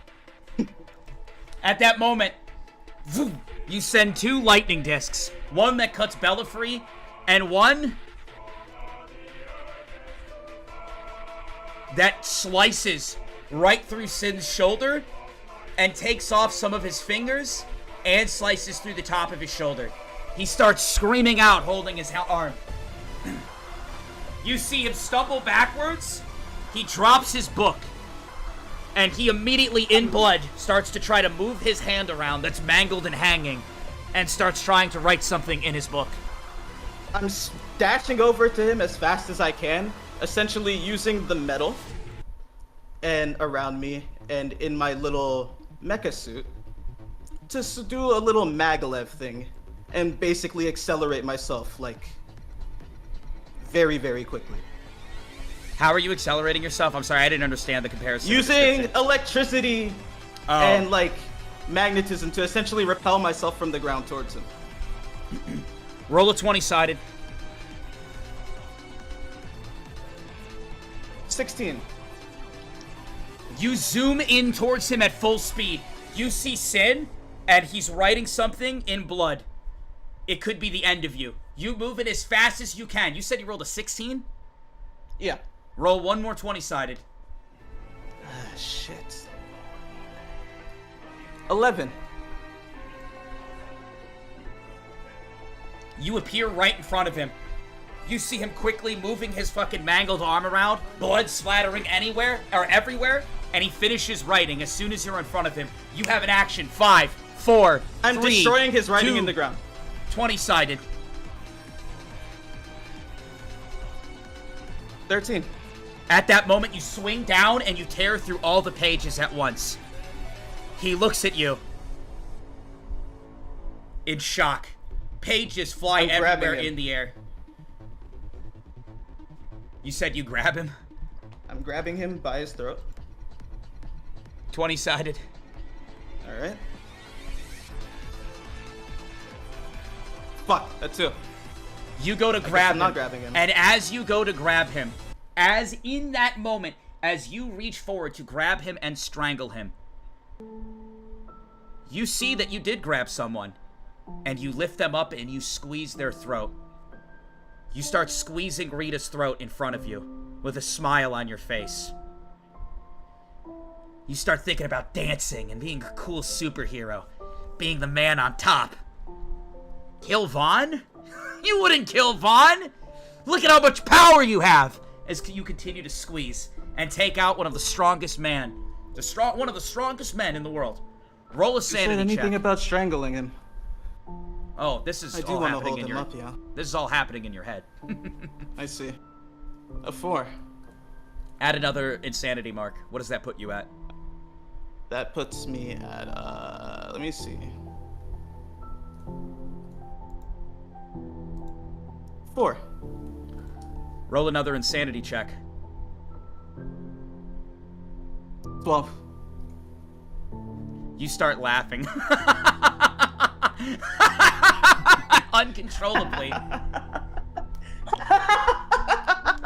You look up into the sky, and you just can't help but say out loud, "Sigh, are you proud of me? I'll win!" And you continue to squeeze, and you see yourself kill Rita. You see yourself kill Riva. You see yourself kill Salus, kill Mitchell, kill Kotal. Fucking slice through every person that's ever stood in your way, every person that's talked to you. It sounds like a ringing annoyance in your ear. Oh, you feel good. And at that moment, as you stare, Sin looks at you as you stare into the sky, completely looking at something that doesn't even have to do with him. He's confused why you stopped attacking, but he takes this opportunity. He reaches in his pocket, pulls out what looks to be some form of blade. The blade is coated in what looks to be poison. He dashes in towards you as you're staring up into space, lost in thought.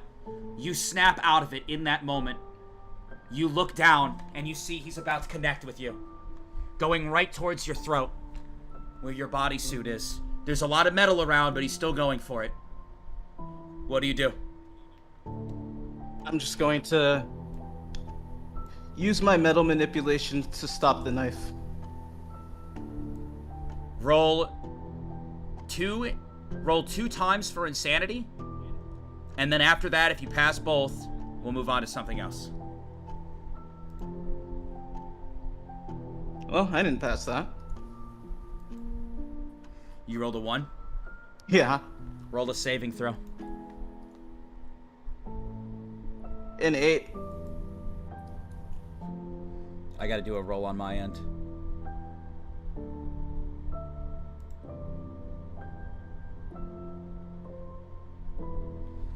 You see he swings the blade at you, and as he does, it hits right into your armor. You feel the metal squeezing shut as he digs, and you just hear him scream, "Die, you sinful monster!"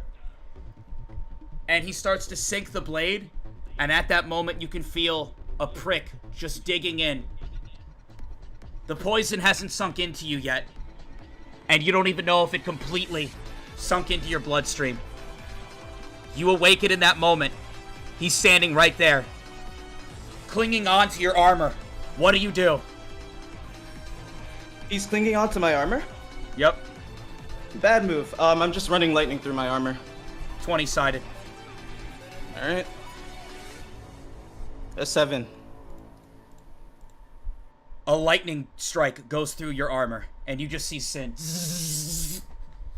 And he just falls to the ground, unconscious in front of you. I'm grabbing him, and I'm taking all the metal into the area, and I'm basically going to put him onto a giant cross made out of metal and crucify him. 20-sided. A 3? Shit. You fail to do so.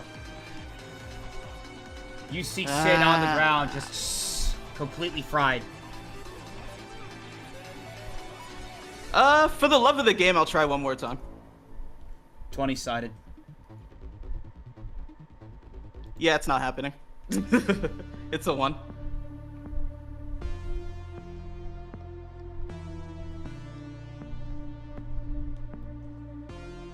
You see the ground wet.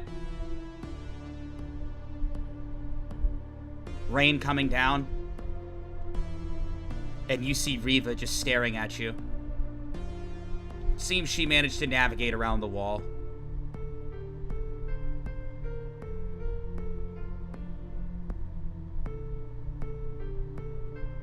Do I sense any energy coming from Sin?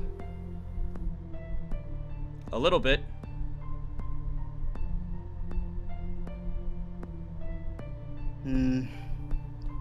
I'll stop what I'm doing, and I'll drop him and I'll turn to Riva.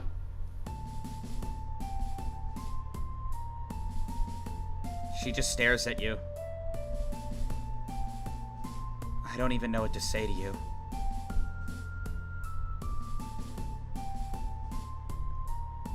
As long as you're alive, that's all that matters to me.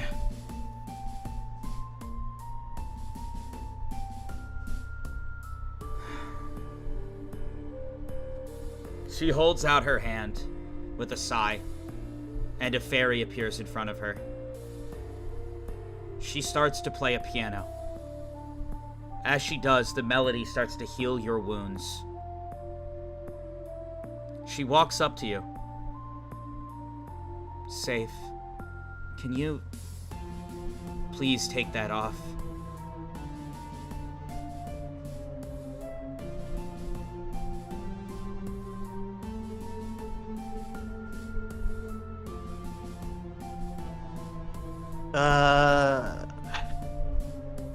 Let me roll something real quick. I'll take off my helmet.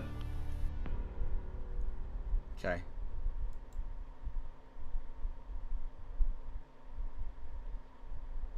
There's one more piece of information I haven't told you yet.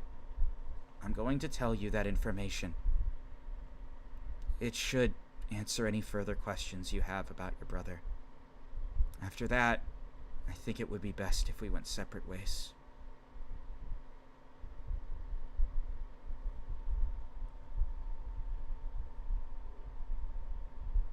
I'll look at her and nod.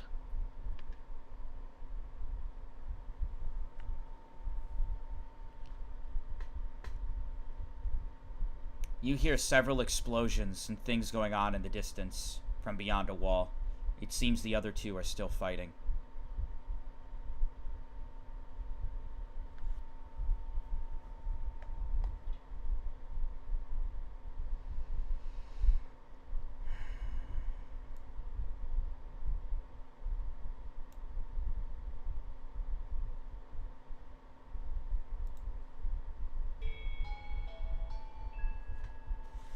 You remember Sai's wish, right?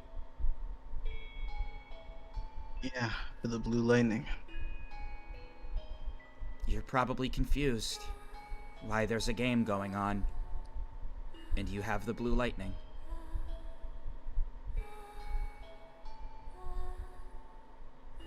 I'll answer that question now. Once Sai had made that announcement, it didn't just alarm the elders. It alarmed a lot more than that. A power being introduced to the realm that could slay gods, slay demons, a power disbalance. The gods, they care for balance. They want balance. They don't want humans to get too strong. And it took an entity, the Spirit King from another realm, to introduce something like this. The Spirit King, he had his own frustrations. The elders didn't really care for him, so he was happy to grant a wish that could lead to their downfall. I don't know if you recall, but in the very beginning, in the meeting, the Spirit King said that whatever wish happens, time shouldn't affect it. I believe he said that in the last meeting. That wish is yours once it's made. Sai made his wish, and we returned to this realm. Sai was ready to hunt and destroy the elders. But our realm also has gods. A few, in fact. This realm is primarily overseen by two gods. There are gods that overlook and carry out devotion and oversee all sorts of different verses. Those gods usually just try to keep balance. Some, more than others. The two gods of this world, their names are Riva and Numa.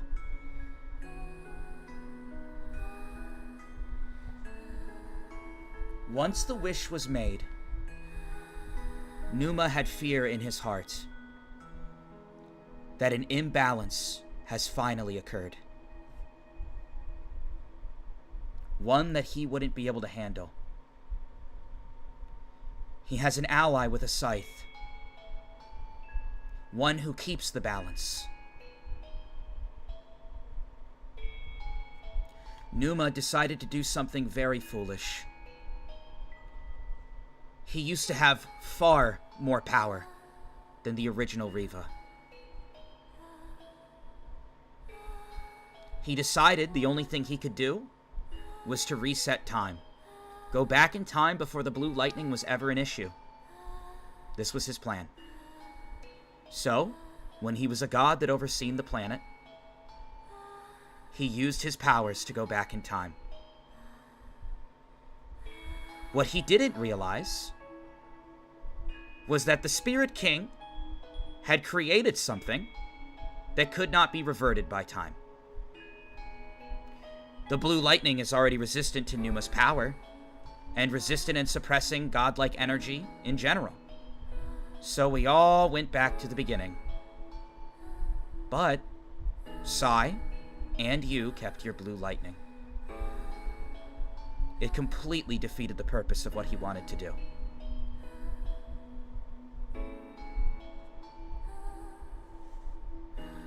He tried to go back in time again. It didn't work. You likely see fragments of these past timelines when you sleep. I know I do.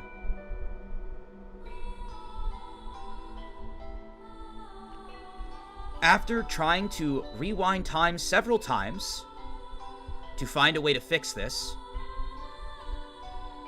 Numa basically hurt his reputation as a god. He was smited, struck down. The other gods, they looked to him and said, "You aren't handling your verse correctly. Abusing time travel, repeating things over and over." They stripped him of a good portion of his godlike power, and they forced him onto the plane with the other humans. Disgusted by this, he used the intel he had, found the strongest spirit he could, and has freshly entered the game. I think his goal is to fix all this by winning. I think all he cares about is getting to top 16 and claiming that wish. As for Sai, well, I think you're right. Big Harvey must have done something. I'm sorry for everything that's happened up to this point. It's clearly taken a toll on you. And to be honest, I don't think there's going to be any more resets. You were the man that I loved in every other timeline. And I can't help but feel like it's so cruel that this is the timeline that seems to be the permanent one. Safe. Take care of yourself. And you see her put her arms around you for a hug.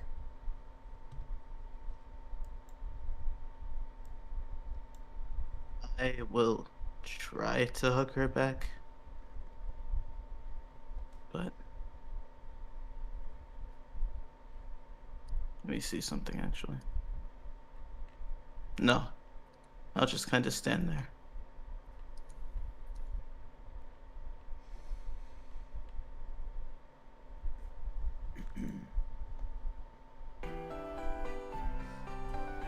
You see her put her arms around you.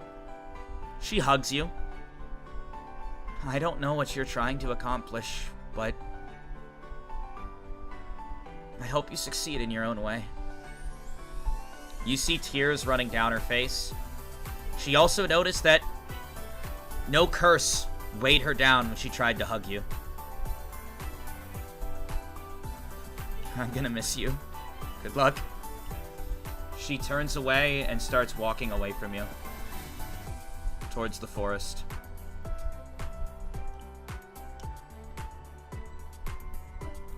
I'm not gonna say anything, and I'm not gonna try to stop her. Alright. Vaughn is still fighting Harvey. What would you like to do? What's the current state of Sin? He's dead.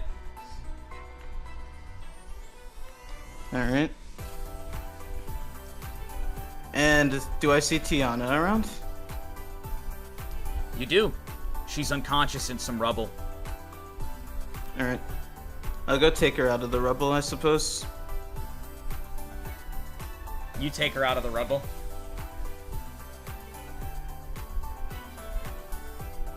And I'll place her somewhere safe. I'll also take a minute to examine her sword. You do so. It's definitely a sacred weapon. Alright. And I'll look at Bella. Bella, what do you want to do with her? It's up to you. Bella doesn't say anything. She just dissolves back into you. Doesn't seem like she wants to talk. Well, I'll take Tiana's sword. I'll leave her there. Leave my sword next to her, actually. And I'll walk, I guess, towards Vaughn and Big Harvey. As you start to walk towards Vaughn and Big Harvey, you hear a voice. Excuse me, what happened here? Oh my god! What happened here? Things are looking kind of crazy! Ah! You see someone just kind of walk over towards you. And immediately, you feel some aggravation in your heart. As you look over, you see it is the individual that was called out as the bounty. You kill these guys, you're in top 16 with immunity. Hi! Who are you? Wait a minute, I think I know! I think I know too. I think I know too! We need to talk to you! I'm putting my helmet back on. Woo! Looking like a kitty cat! Meow! Meow! That's such a good cat noise, Sokka, right? I've been working on it! Meow! Meow! Meow! Meow! We're good at this! Yes, we are! The name is Godslayer. What do you want? Well, I have some good news! I don't remember!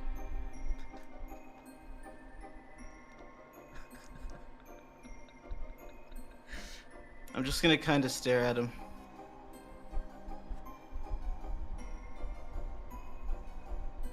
Yep, that's good! Some good shit going on over here. Nice little stare down. Look at us! I'm gonna...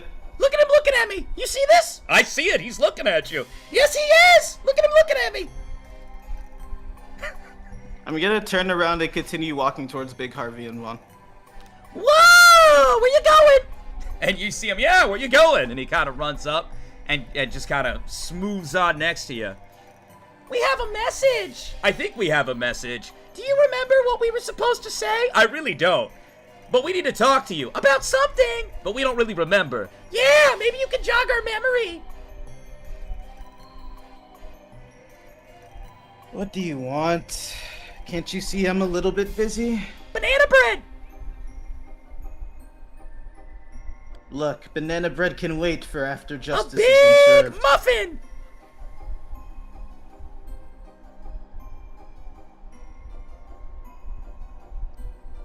My boss makes pretty good muffins, actually. Bacon, egg, and cheese!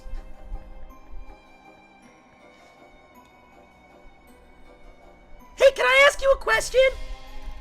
What? You like breakfast? It's fine, I guess.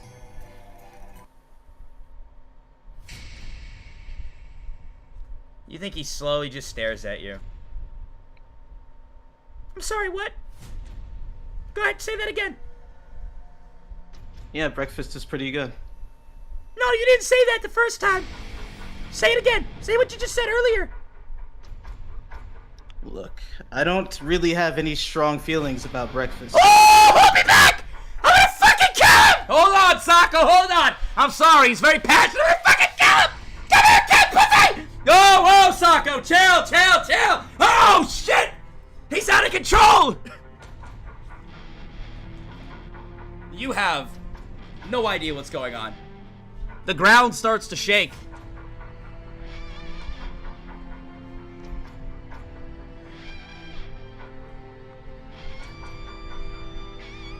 Listen, I was supposed to find you and talk to you, but I have a bad memory. I guess I'll just be leaving. I was gonna invite you to breakfast, but I guess we're not gonna do that, huh? I am pretty hungry. Ooh, you like breakfast? That sounds pretty nice right about now. Except the guy who killed my brother's right over there. Yeah, but that doesn't matter right now because we can get a bacon, egg, and cheese.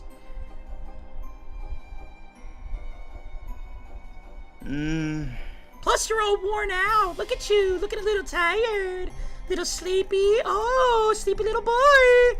Look at you. You see him just kind of like reach into a bag that they have.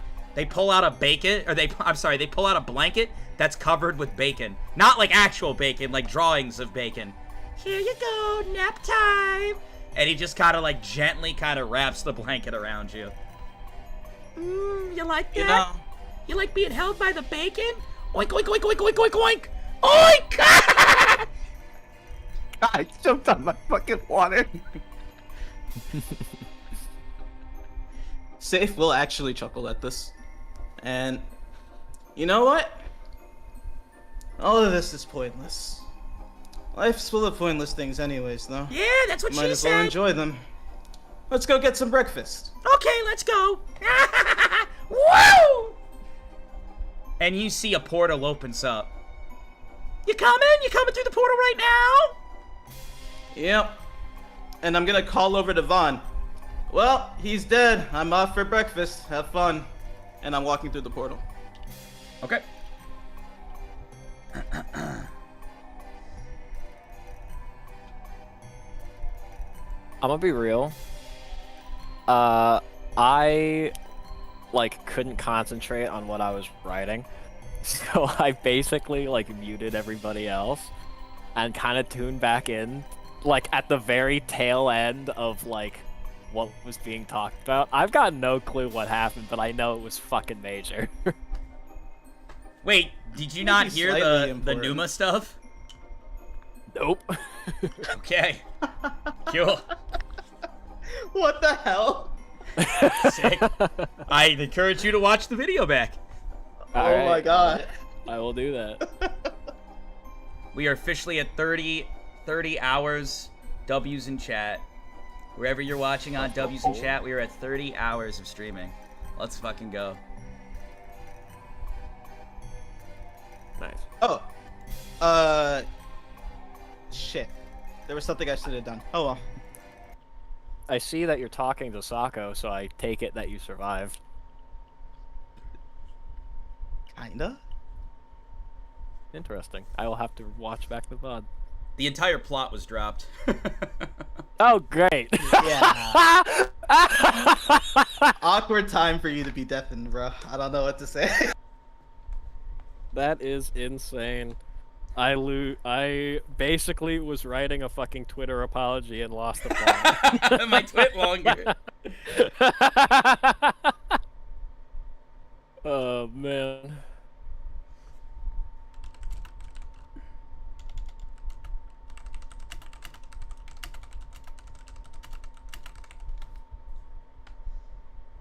Oh man, I hope you guys have enjoyed the season finale so far of season 3. Yeah. I did cry a little bit for Sailist. I was pretty upset. All right, well we're not done just yet. Someone else might die. Let's go to Kotal. All right. So I have everything in like just this massive block. So I'm going to read it as if it was posted. Okay. It's time for your twit longer. All right. Go ahead. My people, it has come to my attention that a video has begun circulating of me and my sister. In the video, I am screaming, cursing her name, and spewing hatred. I have never deceived you. I have told all of you the truth, regardless of whether it has been good or bad. I do not intend to start telling lies today. I would have preferred to speak to you all personally, but unfortunately, with your faith wavering, I have lost my voice, so I am forced to make this message through text only. Please understand and forgive my failings. What you see in the video is true and undoctored footage. These events did take place. In that moment, I hated my sister. When I was young, I was disowned by my family, cast out onto the streets, just like all of you. Except I was cast out because I didn't trust the cult, and I didn't want to be a part of it. I spent so long hoping that somebody would come back for me, realize that they loved me, and bring me home. Hoping that my sister, my best friend, would come back for me. But nobody ever came, and nothing in my life has hurt me more than that sense of betrayal. I shut myself off from everybody, never allowing anyone else to get close to me again. When I saw my sister again, saying that she wanted to bring me home to assist with the cult, I was angry and hurt that after all those years, one of the first things that she told me was to help the cult that I believed had ruined my life. After bringing me home, though, she showed me care that I hadn't seen in a long time. After a life-threatening injury at the hands of Numa, the man that would later kill my sister, Ravana stayed with me by my bedside and offered me her presence in that moment to grieve, unalone, with family. That was the moment I forgave my sister, and I wanted to help the cult and the people of the City of Rain. It was also during those days that I learned why I was right to be distrustful of the cult, and uncovered the butchery and the lies, and I knew something had to be done. To stop anybody else from feeling that. To stop anybody else from going through such evil and sickening injustice. To stop anything like that from happening to anybody ever again. People are asking why I haven't spoken about my sister since I became your leader. I have spent the last few days dedicating myself, every waking moment, to helping everybody injured in the attack by Numa, as well as the people that were poisoned and dying by the rats that nearly took my life in the gutter all those years ago. I haven't grieved my sister because I haven't, couldn't, wouldn't ever give myself the chance. With thousands of people's lives relying on me, I had to put on a strong face to stop the city from collapsing in the time when it needs me, needs a leader the most. Not only that, but I need the city as well. Your faith in me is all I have left. I want to grieve. I want to sob, to collapse, and to break apart. I've lost so much. I've lost my friends, my home, my family, and yet I cannot let myself grieve yet. When the city is safe, when you are safe, happy, and in peace, only then will I allow myself to be selfish enough to grieve. But now is not that time. There is still work to be done and a city to care for. I am not a god. I am one of you. You are my new home. You are my new friends. You are my new family. You are my people, and that will never change. And that is what is being posted. It gets posted. Let me roll some 20-sideds.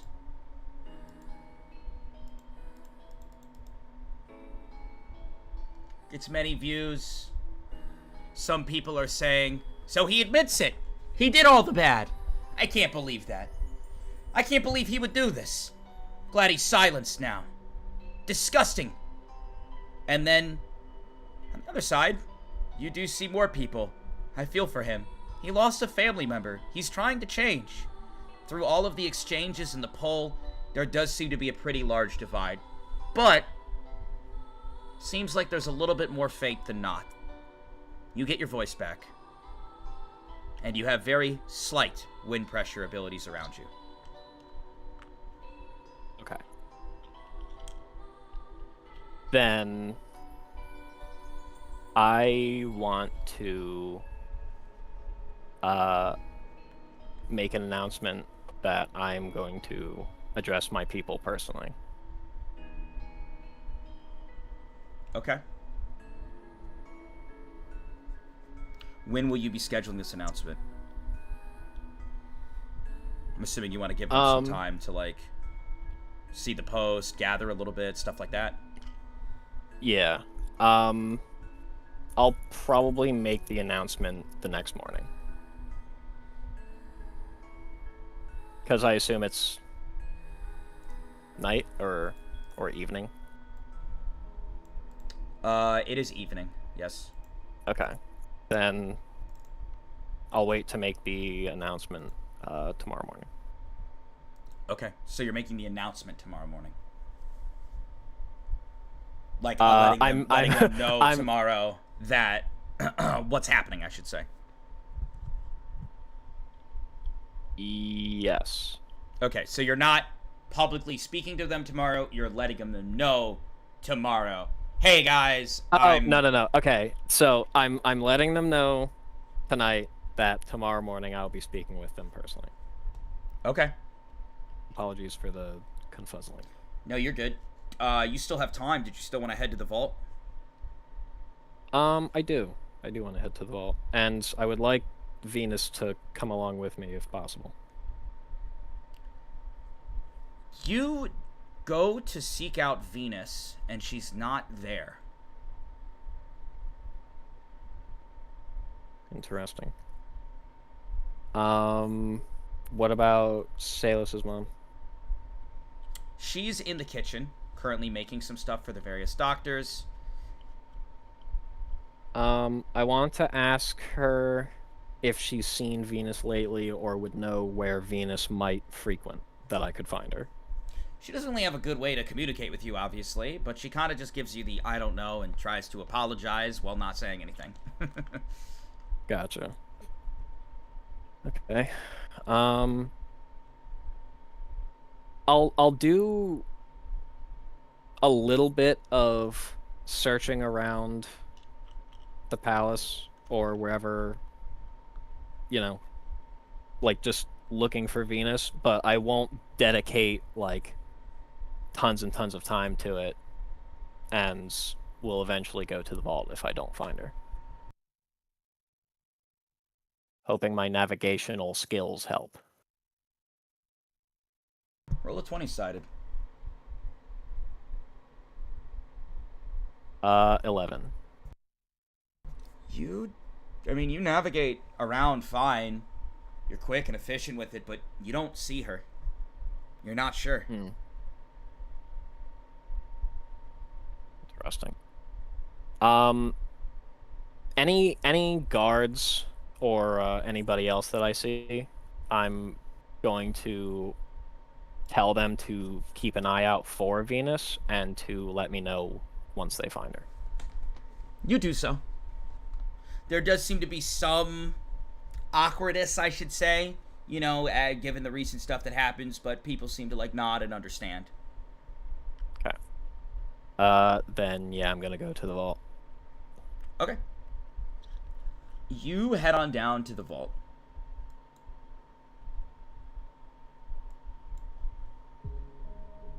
You head to the downstairs, to the areas where people are caged up, chained up, etc., etc.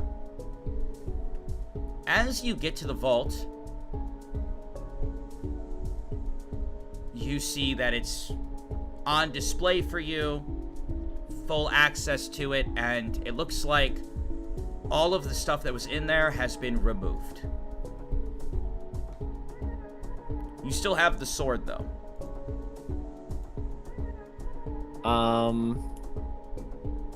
Like the vault is completely empty. Yes.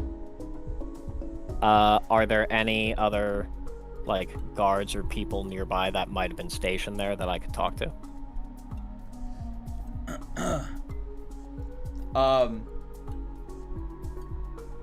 There is a guard who's sitting, like, he's, like, down the hall, but he's more in, like, the prison section away from the vault. But he's, like, walking distance from it. Yeah. I'm gonna go over to him and ask if in, like, the last few hours, if he's noticed anybody or seen anybody nearby that might have taken anything from the vault, or if he knows why the vault is empty. You walk up and you ask him. He looks over at you. The vault? I'm sorry, we didn't really have anyone guarding it, and that's just mainly because we're not really allowed near it. There was an individual working alongside Ravana who was on vault duty. He wielded a large scythe. I see. Anything that you know about him? Possibly where he might be located, name, abilities, Not alliance, necessarily, any of sir. that? I just know that he had arrived here, or at least when Ravana made her initial deal, it was with Numa. That's who he came with. I see. Well, thank you for your assistance and for the information. I appreciate it. Of course. As you start to turn away, you see someone approaching you in the dark, basically in the dark, grimy sewage area that you're in. He looks over at you. You see Mayhem approaching you. You know, Lord Kotal, it seems like this scenery, it suits you much better than upstairs. What do you mean by that? I just think rats should stay in the sewer is all. Yeah, see. That would be a very clever quip, except for the fact that I'm not a rat. I'm a snake. I recall a snake got ripped in half in one of these rooms around here. Is that right? When he says that, roll a sanity check. 5. +1 to your insanity. What does that bring you Okay. to? It brings me to 4.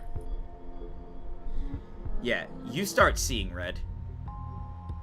Your heart rate starts to increase. You see that he has a camera out, a device, as he's talking to you. Your aura seems a little bit unbalanced.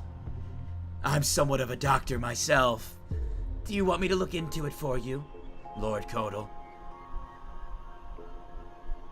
No, thank you. Roll another 20 I do sided. wonder, though. 14. You are, like, feel so much anger welling up inside you right now. But you take a breath. You may now continue your reply. I do wonder how exactly you would have come to know the specific details of what happened. In regards to what? Well, you said a snake was ripped in half. Oh, How would I'm you have sorry. known? I just thought that it was a very funny thing that Numa did. See, that was what I was asking, is how you came to know the details. Because Well, your sister nobody was in else. such a panic.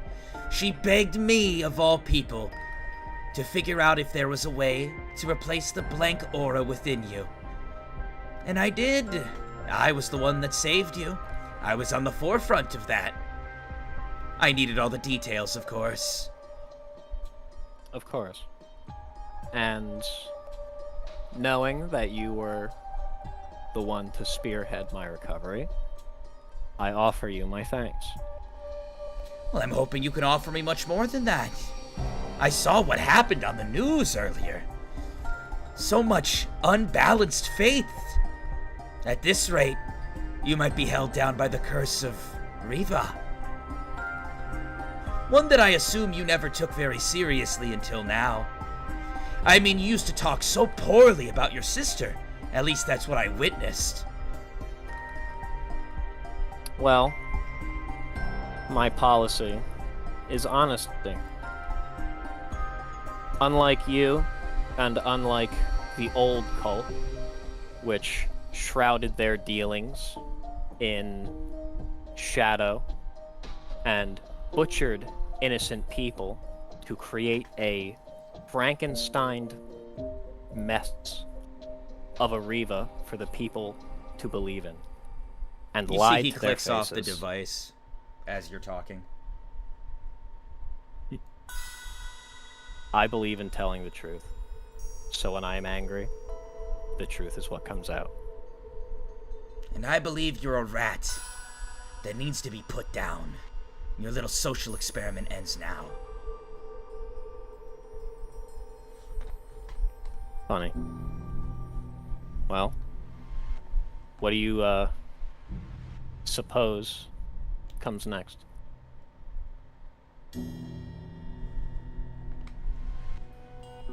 You see he holds out his hand. It's gonna look weird.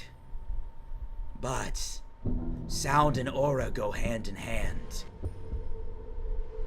He holds up his hand, and gift energy starts to flow through him.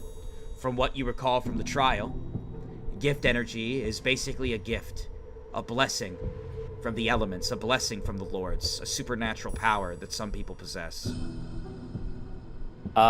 Is he forming it in an attack?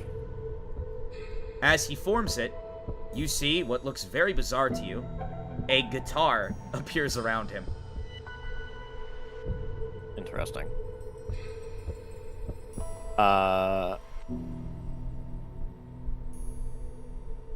Let me...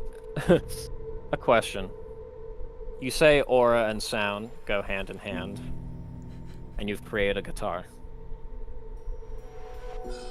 Are you going to disrupt my aura with said guitar? Let's find out! And you see he just goes to do a single strum on the instrument. I am going to pull the sword from the sheath and swing it in one fluid motion to slice through his hands and the guitar. 20-sided. So are you running 19. in, or are you trying to send out a wave towards him? Running in. You start And- running in, and you see, with a single strum,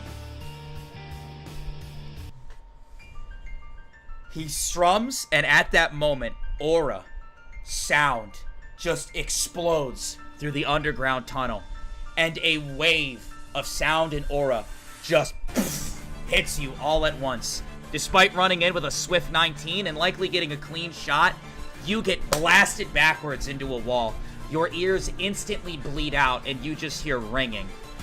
You feel your aura being tampered with, and you're breathing. Your heart almost feels like it was crushed. You start coughing up blood. Kotal! Take 24 damage. Oh, fuck. Also, in the last few days, have I regained full health, or have I still been... Yeah, you're full healed. Okay. You've rested. Yikes. You see him look Okay. at you. Without the faith of the believers, you're nothing! You're nothing without the stolen powers of the girl that I helped create! And he goes to strum again. I'm going to send forward a jet of wind and flame from the sword at the same time. 20-sided. 10. As he goes to strum, you reactively swing your blade, and a streak of fire and light twirl through the air. And it just blasts into the wall. He moves off to the side, and as he moves off to the side and dodge, he strums again. And another blast goes flying towards you. What are you doing? 5, 4, 3, dodging out of the way 2, and 1. trying to grab my the device that I had used to like type out my message to the people. So you're gonna try to dodge the massive wave of aura and sound? Yes. Heard. 20-sided. A 3.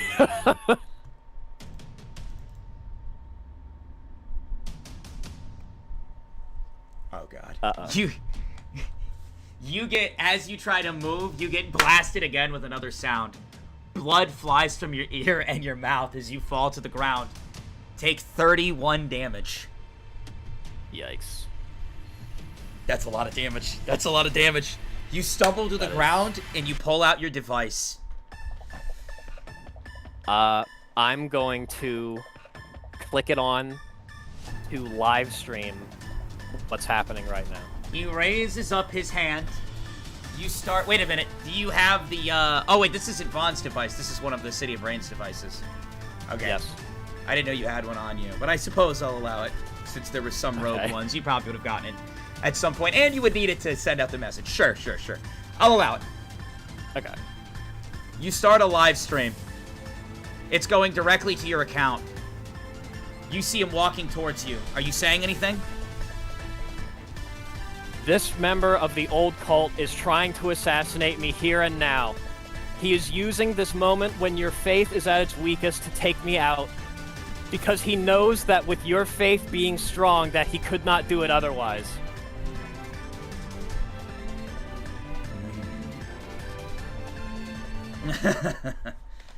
Poor Kotal. You're about to learn a cruel thing about the world. Humans prey on the downfall of others. They want to see you fall.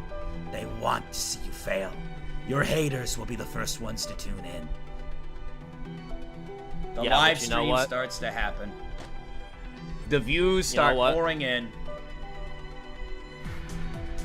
Not only do people love to see someone fall, but they can't help but love a fucking underdog story. And I've already fallen as far as I could possibly fucking go. I've been at rock bottom my whole fucking life, and I finally climbed just a little bit higher with the help of the people and with their faith. So you know what? Sure, the ones that believe that I'm going to fall, they're only going to fuel the fucking underdog story more. Stream your dice rolls and roll a charisma check. All right.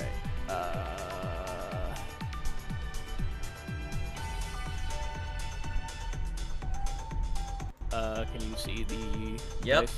Go ahead. What's your An charisma? 11. My charisma is 14. As you speak, in that moment, the view count going up, the shares, the likes.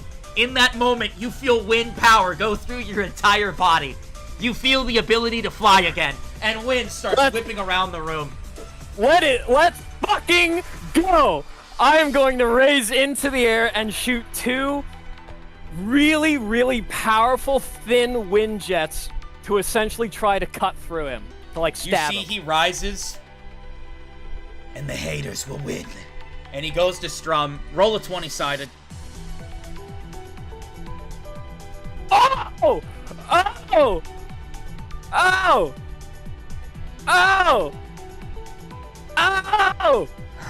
Oh! Dom, did you get a fucking 20? Just say what you rolled. Just say what you rolled. I rolled a fucking 20! Bitches! At that moment, you send out 2 thin airstreams.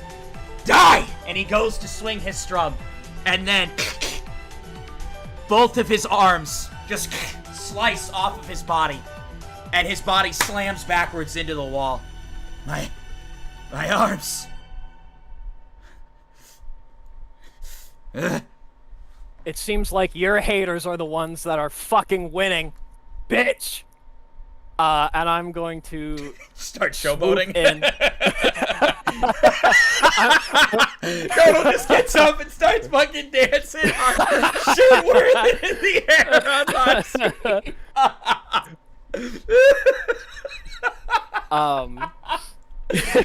Yeah, you know what? I'm gonna turn towards him, and I'm gonna hold the sword like he held his guitar, and I'm gonna fucking strum it, like air strum it, and shoot a blast of sacred fire at him. Sure, bro, start showboating. Roll a 20-sided. Man, I really hope this doesn't go bad. Oh my god! That was the fucking one. You just, in that moment, go to showboat. Oh my god. Oh. And you shit your fucking pants on live. Oh my god. In front of hundreds of people. Just inside your pants. Well, you know what? The camera's facing him, so maybe they didn't see it. No, they did. My god. You can't make this shit up. Damn, bro. That's fucking crazy. They cut off the live stream because this is not appropriate. The aura loss is crazy. I hate to see it. The new really Reva's is. taking shit, even his own. Yeah, bro, for real. You just look at him. God, it smells like shit in here. You're not worthy to be a god. Oh. Alright, well, I don't know. He did roll the 1.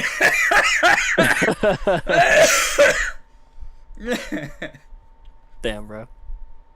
Alright, well, they cut the live, so I'm just gonna fucking kill him now. As you walk up to kill him, are you sure you want to take my life? I'm the only one that could return her voice.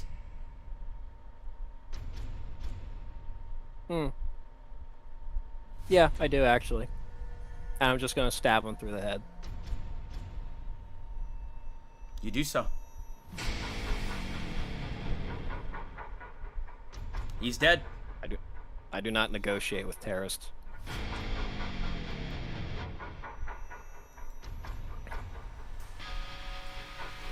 Nice work, gang.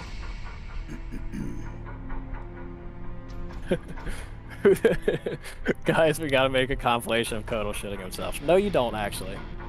You don't have to do that. Yeah, I mean, I just fucking stab him straight through the head. He falls dead to the ground.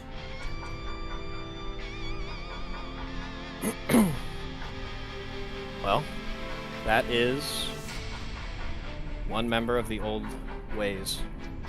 You hear a voice Gone. from behind you. Lord Kotal, is it? I'm gonna turn around.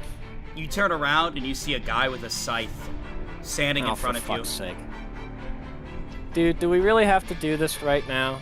I'm not Like, here honestly. to take your life. I'm simply giving you a warning. Alright. Come tomorrow. Numa will be here. Best of luck in preparation. And you see him walk away. God. Okay.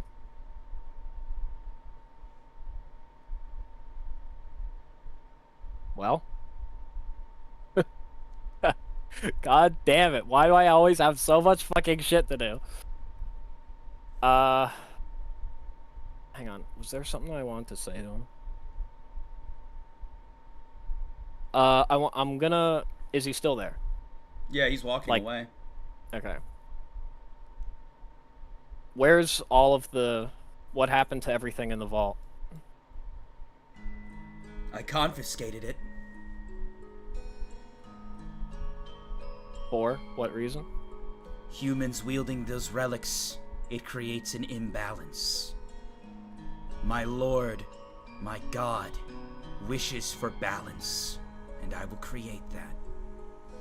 I was going to be here to take you out myself, but Numa feels personally responsible, since he let you live the first few times. I see. I believe you wish to take his life as well, no? You would be correct. He took Coco from me. Consider it a duel then. While you're still here, since you were the one that confiscated everything, there's a book that I'm looking for. Would you have happened to see it? Are you speaking My sister. of the Book of Riva? Well, I don't know exactly. All I know is that in my sister's last moments, she gave me a coded message to look for the book in the vault. He holds up his hand, and a book appears in it. You see, he holds a book. Says the Book of Riva.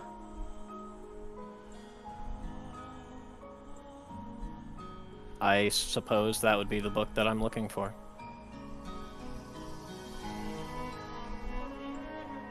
He continues to hold it.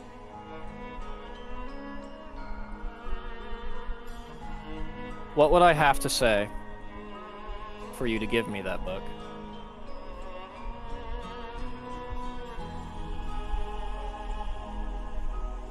I gotta do a roll.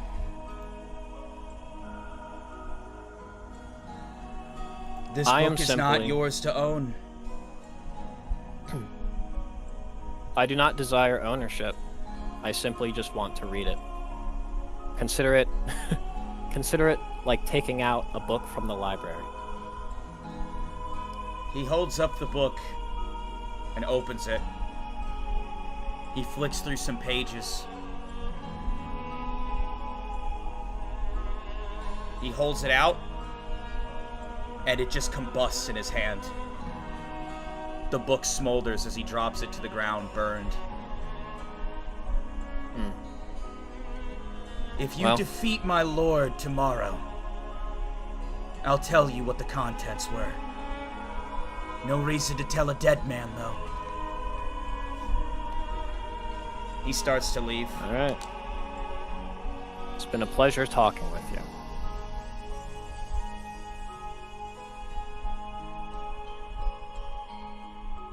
You said there was one more thing you wanted to do, Kotal.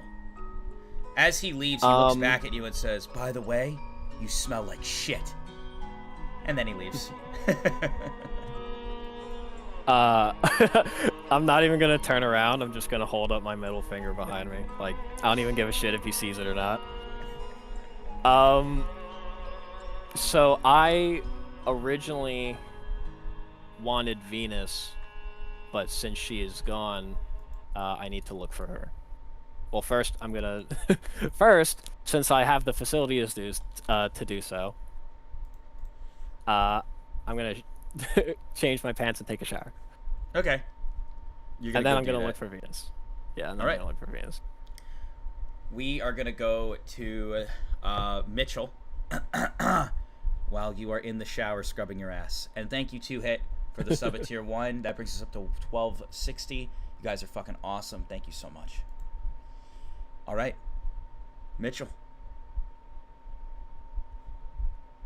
Got it.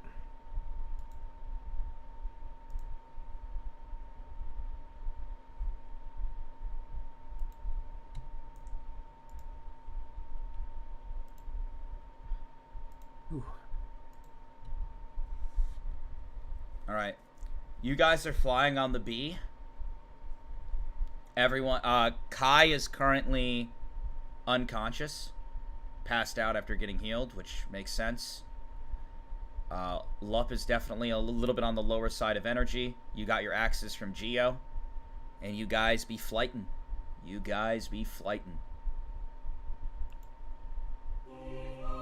I would like to take that moment to call upon the Spirit King and have our talk right now.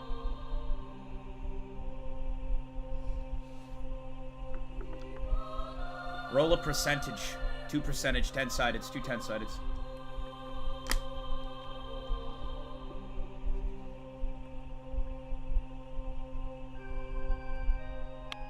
89.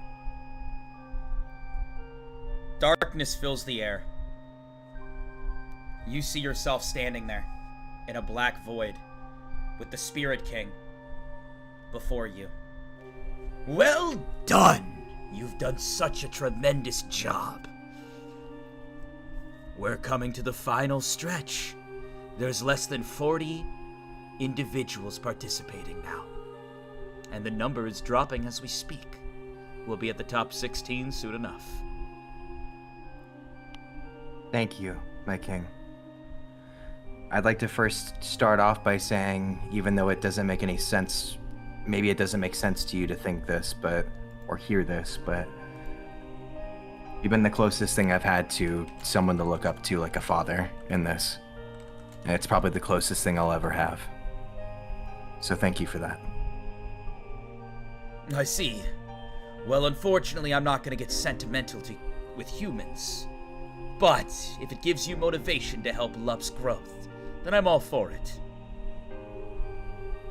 Thank you. As far as that's concerned, I want you to know that the wish that you told me, the one that you would make, I still want to make it come true.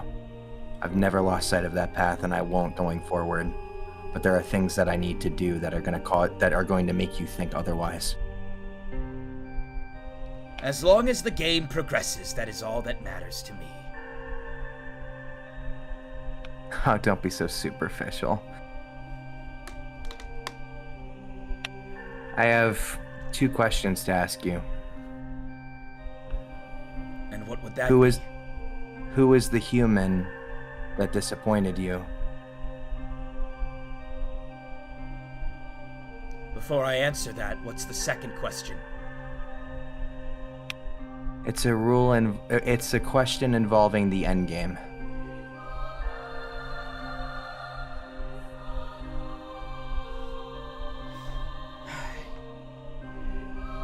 You remind me of the last winner. The one who won the game before this. He also asked me the same question. History really does repeat itself. I guess he asked it in a different way, though, I suppose. As for the name of my human, it's been years, and I've done everything in my power to remove him from my mind. We talk about how individuals are difficult to read. Well, I believe, at least from human stories, never quite knowing what someone else is thinking, it makes the world a much scarier place, don't you think? All you really need to know is that 100 years ago, I was the winner. I was the one that was crowned king. The elder spirits always ran the game before that. They were the ones that carried out the wish, the rules, the proceedings. I became attached to my human, just as Lup has likely become attached to you. And in the end, my human brought me to victory. With my trust in my human, we rose to the top and we won. But my human's wish was a shock. It seems deep down, my human always had a deep and twisted hatred for me. For being the one that brought him into this traumatic game. At the end of the day, if Lup had never attached himself to you, think about how much bloodshed you could have avoided. You could live a normal life. Some humans do think this, and humans have turned on their spirits and have killed them themselves. This is not uncommon. But My human did not take that chance, as I was pretty highly rated. My human suppressed his emotions, bided his time, and then when he won the game, a very petty and disgusting wish is what he made. He knew how much I cared about my family. He knew how much I cared about the future of the spirits in the spiritual world. And he wished that I would be the one that overseen all future games. For as long as I lived, I would witness all of it firsthand. The bloodshed, the twisted misery, and the pain of all the humans and my spiritual children. You see, the overseer of the game, we get a front row seat, not by choice, to every interaction you all make. And honestly, I can even feel the pain that some of your spirits go through. It's part of the reason a while back that I removed the golem child from the one you called Dan Donovan. It's not that I deeply cared for Dan, but for the spirit that cared for him. I did not want his mental state to be brought down any further. I was also relieved when the snake spirit was removed from its vessel. As for the horrors that it had went through, even if it wasn't directly caused by the vessel intentionally, the misery, the pain, the twisted agony that your emotions go through, it reaches my children as well. I think part of the reason why I play favorites in this game, and why I constantly shift and change the rules, is simply because I can. The elders ran the game for so long. Well, now it's my turn to run the game, and I'm gonna run it the way I want. For as long as they let me, and I can beat around the bush and tweak the rules, I just want my children to be happy, and to grow to their fullest strength, and to learn about the world, so that they don't have to go through the pain that I did. Does that answer your question? It does, and I'm going to ask another question, but it's not the one I intended to ask you second. I'd like to still ask that other one, though. Is that all right with you? Sure. Firstly, I check my the portable pocket. Is it on right now? Like, is it like stopped here? Like, can Vaughn hear me here? It looks like it's off, and it looks like, well, it's not. No, it is on, but you don't like detect anything that would imply listening. Not that you'd like 100% know. Sorry, I worded that weird. I kind of motion to the Spirit King and I point to the device and basically asking him to like turn it off if he can. You see the Spirit King snap his fingers, and it looks like even more darkness shrouds the device, muffling it. I want to make this clear. I care about you a lot, and my loyalty is with you. And I look to bring back every single one of your children and make sure that you get to live the life with your family that you wanted to. I will do that for you, as long as I can win the game. But my second question is going to basically determine how I move forward. Do you understand? I understand, and I appreciate the gesture. However, I have a hard time trusting humans. So your compliments, your praise, your appreciation, admittedly, it's wasted on me. I stopped believing in humans a long time ago. Additionally, not to discredit anything you just said, my children, outside of the mental strain that they went through, they do go back to their own verse, whereas the humans remain dead who died. So they're still alive? That is correct. What about when What about the rule if the number 100 doesn't get killed by the top 16? Do you still die? Do you go back to that verse?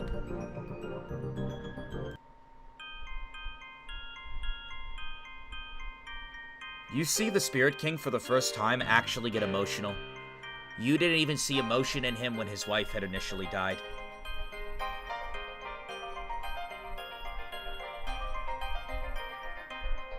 I'm stuck. You see he actually covers his eyes for a second. This void of darkness in front of you. That kind of takes the form of a human. You know, somewhat. You can see the silhouette of one.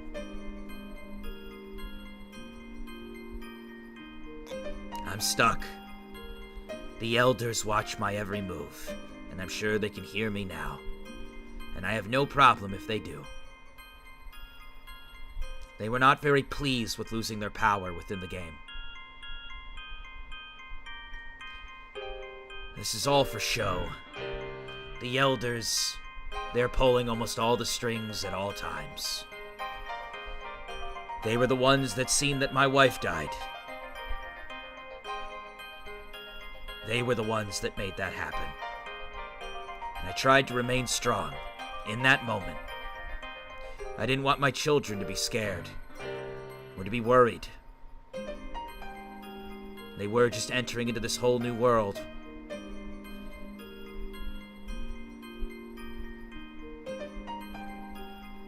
But to answer your question, the number 100, the Jester, I was cruel to him.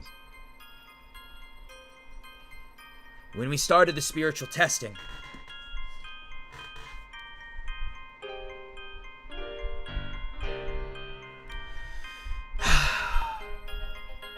the elders tried to weave their way in and get more control. He's a direct son. Elder blood, directly from the elders. He has incredible power. But, due to trauma that I've created for him, he doesn't really know how to use it. When it was time for the upbringing and all the trials, I forbade my kids from going anywhere near him. He was isolated. Years of isolation. Tests of no matter how hard he tried, he was put down and set up to fail. When adults are controlling in a kid's life, it doesn't really matter what the kid does. That was my sin, I suppose. The battle between me and the elders, it leaked over to the number 100. And the only reason he's in number 100 is because I failed him over and over and over again. I think he just wants to talk to someone or have a friend, since he never could have one in the spiritual verse. He always tried being the class clown, tried to be funny. It's how he earned the name the Jester. But my children knew that if they laughed at anything he ever did, they would hear about it from me. I suppose I was petty and immature, because the elders were equally petty and immature. But now it looks like I might be fed punishment for that, for what I did to him.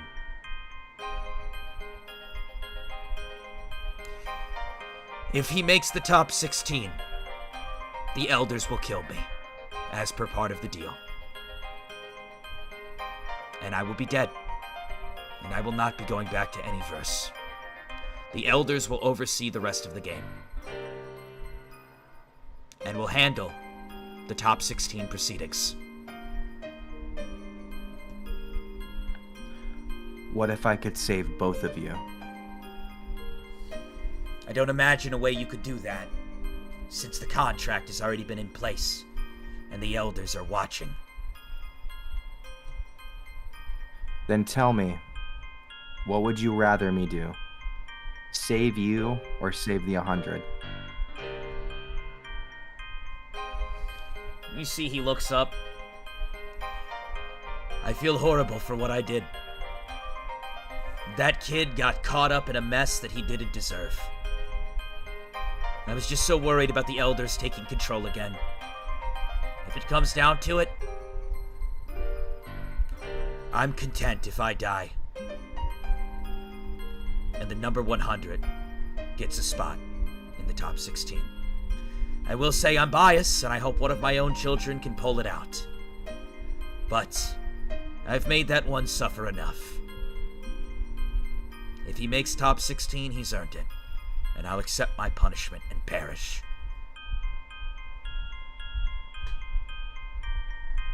Do you believe that, well, would you enjoy if I seeked him out and gave him that friend that he's been looking for? You could try. He's a little bit of a weird one. He kind of went crazy from all of the things I put him through. Can I tell you a secret about him that might help you in your endeavor? Sure, yeah.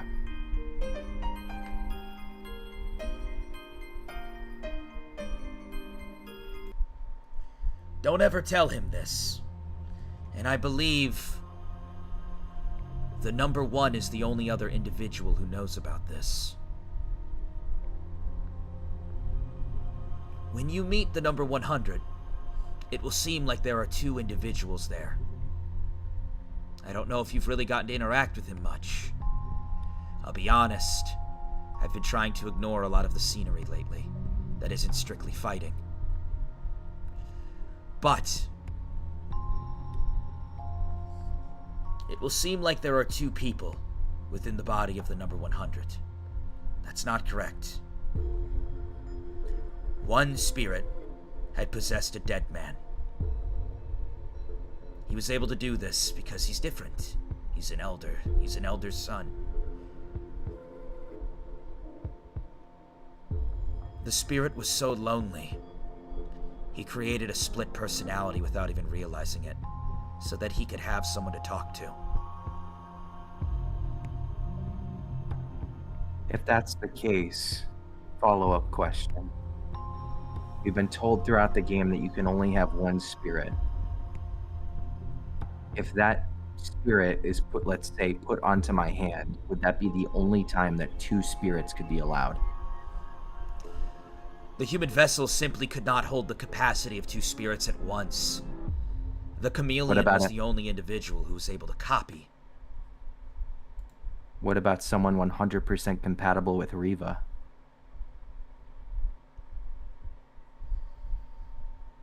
Unfortunately, Riva and the gods don't have much correlation that differ from humans. Yes, godlike power does create some influence to the vessel, but it's still a human body. Is there anything you think I could do that could cause that kind of a change?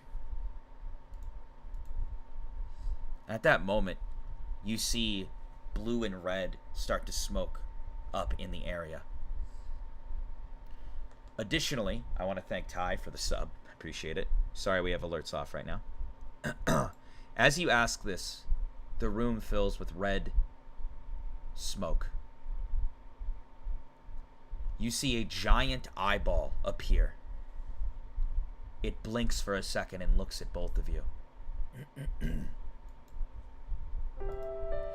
Playing favorites again, are we?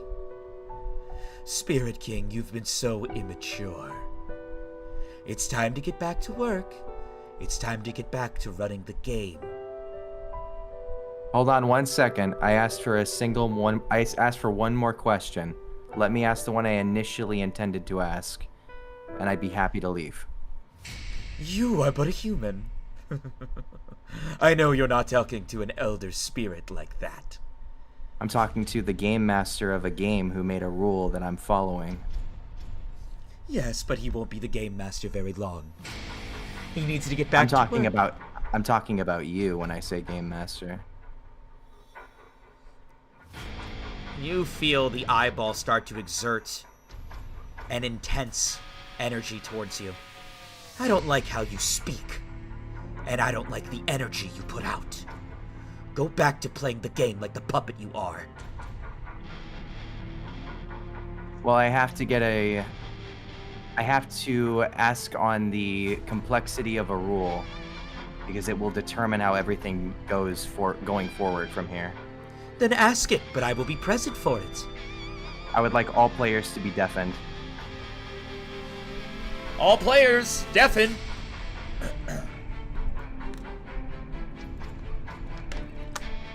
Go ahead. If a player uses the rules themselves as a way to win the killing game, and uses it against the other players actively, will the player's strategy be interfered with? For example, if a player asks something like, "Where does spirit energy come from?" a question you would normally answer. If answering the question ruins another player's strategy, would that be breaking the rules? You see the eye just completely confused. What is he going on about? You see the Spirit King look to you. Rules? God. Humans like you really do disgust me. All you need to do is get out there and kill each other. That's it. There's no games. There's no twisted rules. There's none of this nonsense. The eyeball continues to glare at you as it speaks, and you hear this go throughout the air. You are a vessel of the spirits. In fact, I don't even know why I talk to you. Lup, or should I say penguin? You aren't worthy of the name. A finger snap appears, and the spirit is forced out of your body. You need to get control over your vessel. Do I make myself clear? These idiotic and moronic questions, they don't matter. Do whatever you need to get to the top, or perish along with the rest. My son is going to win anyways. Do I make myself clear, penguin? You see he's looking at Lup, who seems very, just like, confused and scared. Do I make myself clear? And red starts to fill the room, and you see Lup stumble back and hide behind you. I pat his head.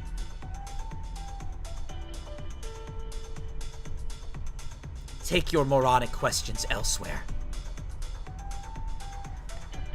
You see the smoke starts to fade, and the Spirit King looks at you apologetically. Father, I will save you. I'm gonna tell the others they can undeafen. Sounds good.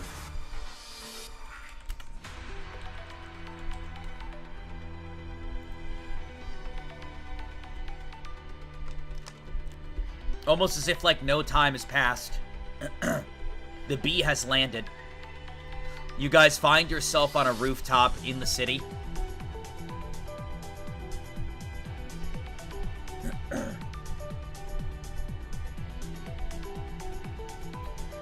Concordance. You see Gio walks up to you. Hey, are you good, man? You just kind of, like, closed your eyes. It was like you were sedated or something. I was speaking to the Spirit King just now. What the hell happened? After I killed the number 5, he let me have a private one-on-one talk with him. And it was whenever I could get it, any time to do so. You see, hold on one second. He sets Rex down and he takes off. Sorry, Rex? No, I'm sorry, not Rex, dude. Kai. Oh my god, I had a heart attack. Dude. I've been streaming 30. No, you're good. You're good. Hours. You're good. You're good. You're good. Listen, I get it. I know. I just hate when I mess up. I hate when I mess up. Not Rex. Kai. He takes Kai. He bundles up a piece of clothing, and he puts it under him, kind of like a pillow rest. And you see Gio walk up to Cece, and he's like, "Are you good as well?" And you see Cece, and he goes unconscious, and he kind of falls into Gio's arms. And you see Gio immediately blush, and just kind of like, "All right, man, let's get you set up as well." And he also takes off his jacket, bundles it up, and lays it under Cece's head. How safe are we here, do you think? You look up and you see stars in the night sky. Seems quiet.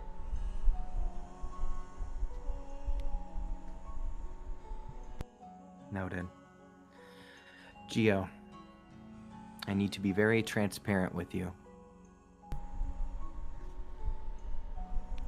The march was never about overthrowing Gristle, but at this point we have to move plans into a different direction. But I need to speak with someone right now, if that's all right with you. You see him look very confused, like he wants to question you. And then he looks down at Cece. Alright, I'll trust you. Go do what you need to do. I give him a pat on the shoulder and I said, again, everything I do, for you. He goes over to Cece and he just starts to run his hand through Cece's hair. Very gently, while Cece sleeps.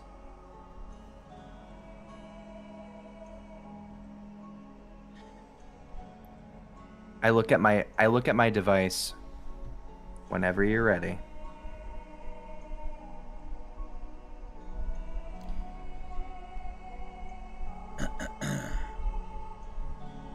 Some time passes. And you get a message.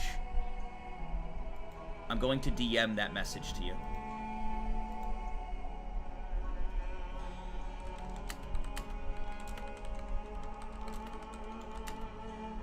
The message goes directly to your device.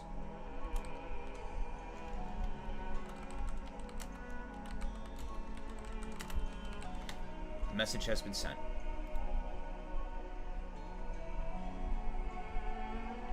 Gio. What is it? Keep on lookout for a while, okay? I'll be back soon. You're going alone? Are you sure? I have to, unfortunately. Please keep your energy siphoned. If you see... I will spawn an igloo in the air and have it fall to the ground. If you hear that, or if you hear the impact, or you see the igloo, I'm in trouble. Understood. Good luck with whatever you need to do. Thank you for everything. Best of luck. You as well.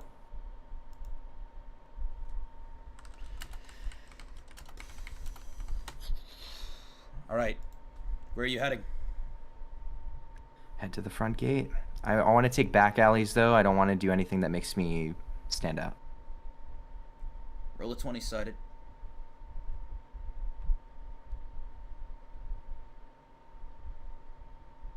$16.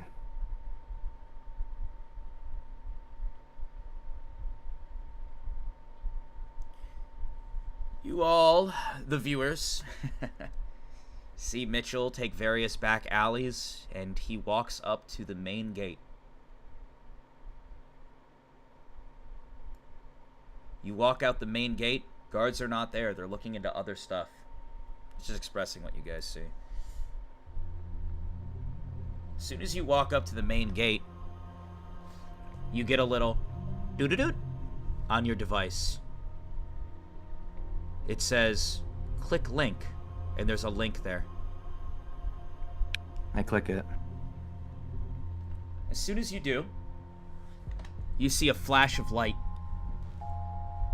And out of the darkness, someone starts to walk towards you. In a black suit, with silver cords and wires, and a half-destroyed mask. Blood leaking from his eye, blood leaking from his mouth, and injuries all over his body and battle suit. In face-to-face, in person. Well, hello, my little lab rat. It's me, Vaughn. You wished for a meeting with me? Take a look at the stream sprites.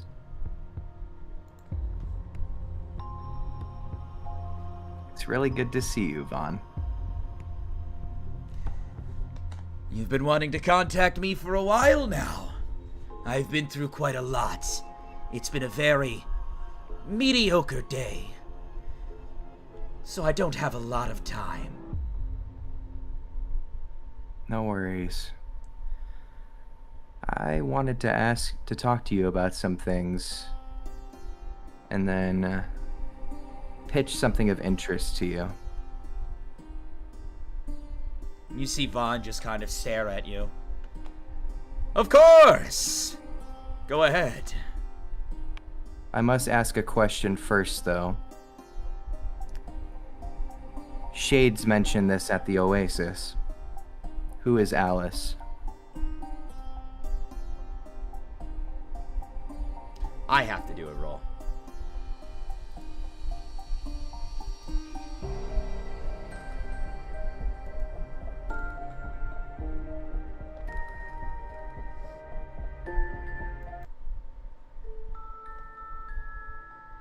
I won't be sharing that information with you. And for the first time ever, out of all the posters you've seen, out of all the live videos of Vaughn constantly smiling, you don't see a smile. You see a scowl. Through the what of the face you can see.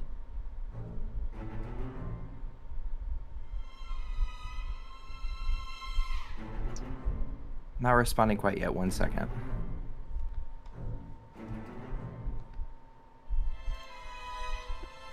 Apologies if it was a touchy subject to bring up right out the gate.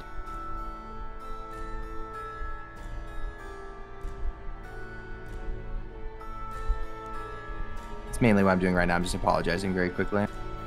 Charisma check.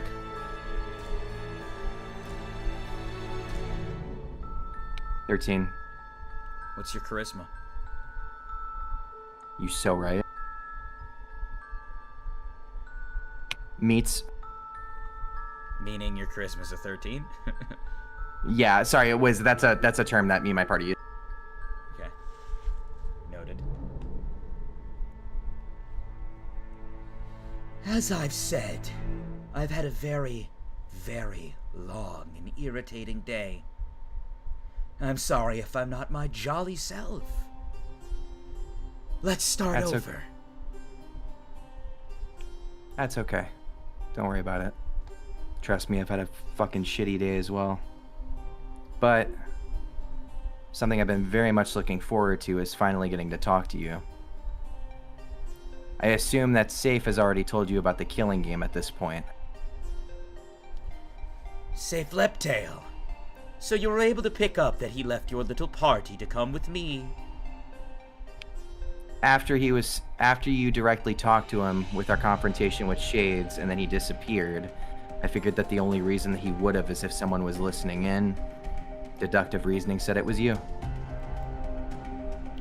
So I have a question. Wasn't Mitchell knocked out during the portion of Shades screaming about Alice? I was staring at the sky. I was not knocked out, but I was very low in health. Fair enough. I thought that you were brought back from the potion, though.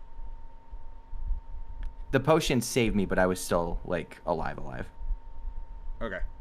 Just double checking. I want to make sure that you have all this information before we get into this very dicey exchange of words, which I implore you to be careful with.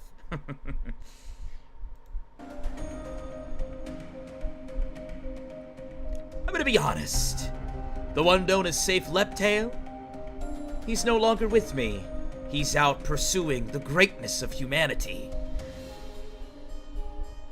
I have high hopes for him. I see.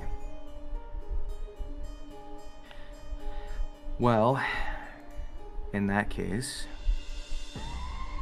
still I do want to ask, he did tell you about the death game, did he not? Ah, he did. I know quite a lot about it. But it doesn't seem like there's anything I can do about it.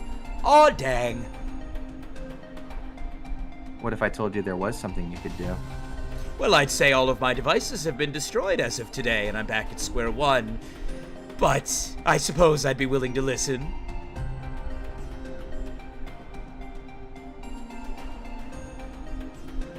You know, something I really liked about you, Vaughn, and your commercials was your monologues. Do you care if I do one real quick? Oh, I do love a Vaughn fan. Go for it. I remember when the group called me sweet. The heart of the team. And I believed them. And I thought if I held on to what made me good, if I showed enough kindness, then I could be a beacon that could help heal the world. But all I did was allow their view to make me weak. Each time that I held back, each time that I offered a hand when a sword was needed, with my suggestions with Royce, with Mina, with Shades, with Crimson, I couldn't help myself but wanting to punch all that advice about we only kill because we are weak and cotton candy in the goddamn fucking face. The thing that I think makes humans weak is apathy. I believe apathy is death.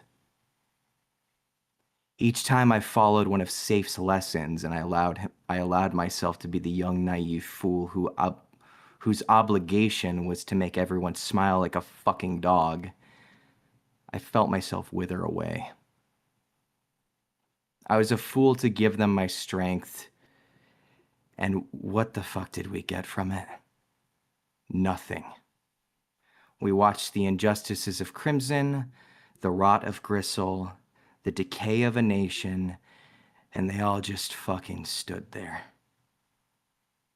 The world is still suffering, no thanks to our inaction, and I am no longer content to simply watch it bleed. And I'll say, when I went to the orphanage, what I saw there made me sick to my core. Truthfully, I hated you. I hated my parents. I hated Rifton's parents. I hated the whole fucking world for not doing anything about it. But I thought about it. What you were trying to do. Stop the Riva cult. Make sure they didn't achieve a level of power that could be catastrophic for the world. Humanity. I thought a lot about what it must take to do what you do. The decisions you have to make for the good of humanity at the cost of your reputation. In this, I learned a valuable lesson. That there are times when inaction is a greater evil than a difficult choice. My original team saw a problem and offered sympathies. You see a problem and chose to act. That is what I believe is the pinnacle of humanity. You decided to do something about it. When you see injustice, you do what needs to be done. Not for yourself, not for your comfort, but to prevent the further suffering, even if it means making choices that can't be justified. And for that, Vaughn, I think you're a goddamn hero. My goal from the beginning was to save the world from a group of people who are downright evil. If that's going to happen, we have to get the wish at the end of the killing game. I have a plan to get us to the next stage of the death game in approximately 2 days. Vaughn, you went through a lot of trouble and invested quite a lot in me. Let your investment finally pay out.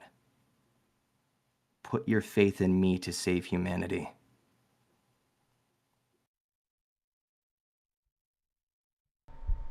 Quite the dubious speech, my boy.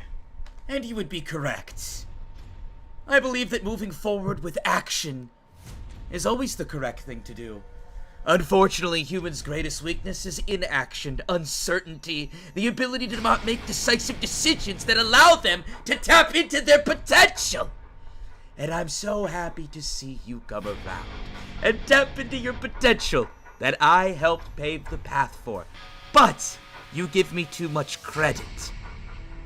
I've done terrible things, and I'm aware of every single sin that I've built up. Some people see me as a lifeless monster. I want you to know that I deeply feel for humans that have to die for the sake of the growth and the greater good. But I genuinely believe that I am helping. And I believe that with every creation, every human advancement, we will no longer be taken advantage of by the gods, the demons, or the humans who refuse to act. We are the embodiment of humanity, and we must continue to grow and to push and to yearn for success and learning. However, if I can be completely clear about something with you, can I be honest? Sure thing. I've watched you very closely, my friend, and I gotta say, I'm so proud of every little thing you've done. And he sets his hand on your shoulder. But I don't trust you at all. Not even a little bit.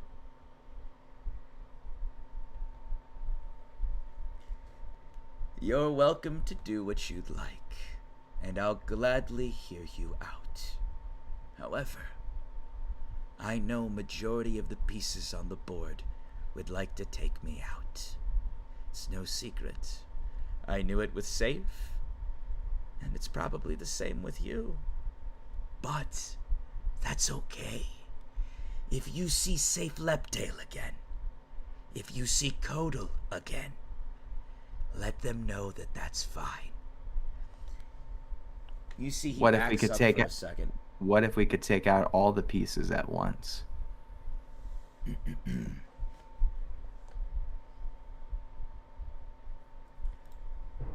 To be completely honest with you, I like pieces on the board. I would like to see the pawns grow into different pieces. The pawn was always my favorite piece on the board. Those with power tend to be obsessed with the king or the queen. But in the act of chess, the pawn is my favorite piece, because it has the ability to grow and to be anything. I can't tell what you're actually thinking right now, but if you have plans that will help the growth of humanity, then I'm all for it. However, if you plan to take me out, or plan to do a great number of harm to humanity, well, I'll be there to easily stop you. However, the growth is just too juicy. I'm not gonna lay out all my investments in you, but I have a few poker chips, and I'll set them in your corner. I'll hear you out and what you have to say, and perhaps we can form a little partnership. I formed one with Safe, and guess what? I know for a fact he wants me dead, and I find that joyous! Because if he does find a way to hunt me down and kill me, that will mean that humanity continues to grow yet further! I would love for him to tap into all his abilities. I want the same for you. I want the same for your friend Kotal. And I want the same for every single human individual. I don't care if it kills me! I don't! I'm in my 60s. Come on. Death comes for all of us eventually. But I need to know that when I'm gone, if I can't figure out immortality, you guys won't be overtaken by the gods, you won't be overtaken by the spirits, you won't be overtaken by the supernatural bullshit that constantly threatens us. So whatever you're thinking in that little noggin, I say sure. Let's do it! Let's have some fun! The chips are in your corner. Some Vaughn chips. But know that I'm watching you very carefully, and one tiny little slip-up could end everything for you instantly. Do I make myself clear?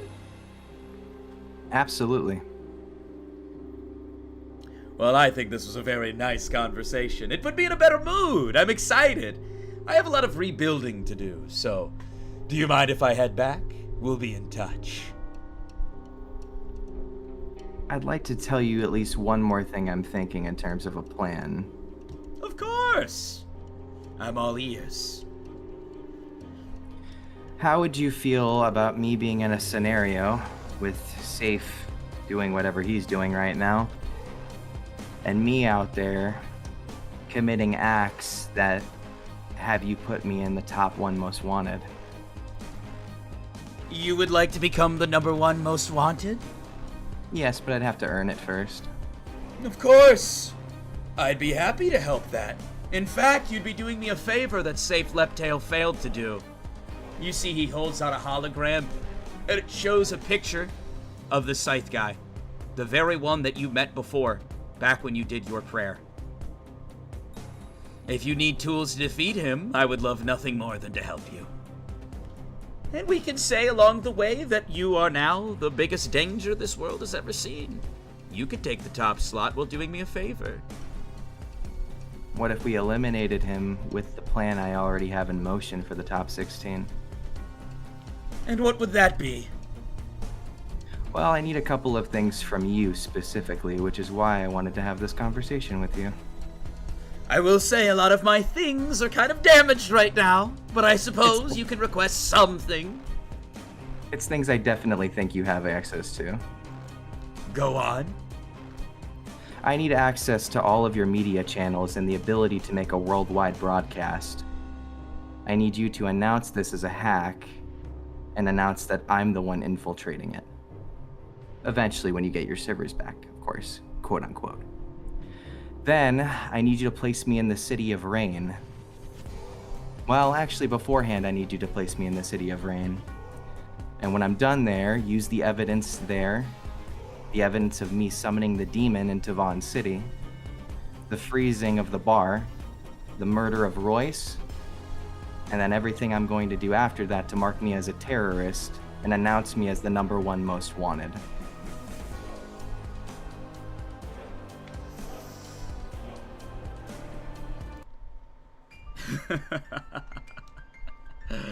You really are a nut job. You think I'm gonna give you the ability to do a worldwide broadcast? Absolutely not. Not even for humanity? Prove to me first that you are someone that is truly a remarkable vessel of humanity. Sure, you've done some things, but I'm tired of free handouts. Safe Leptail didn't hold up his end of the bargain. I want this man dead more than anything else. If you can do that with your bare hands and prove yourself actually doing something for me, sure. I'll give you the ability to create a worldwide broadcast, something that I would be foolish to let any random do. You have to pull your weight and show me your capabilities. Kill the one who wields a scythe, not with your plan, but with your raw, bare hands and the talent you have gained through humanity. I'll give you a little hint. Safe Leptail has the ability to do this. He's someone who holds power to be able to tear him apart. How about you use some of your manipulative tactics on him? Understood.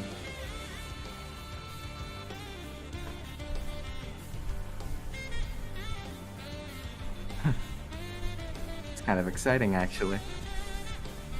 I think it is exciting. And if you accidentally kill Safe Leptail along the way, we'll say it was for the greater good of humanity. Right? Whatever we have to do. Great. Put it there. I shake hands with Vaughn. He does so with a smile.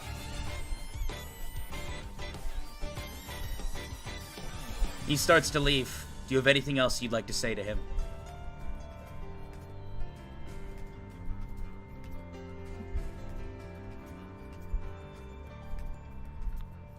Vaughn, to give you a little sneak peek as to what the Spirit King accidentally gave me for that plan of mine, I think you'll be interested.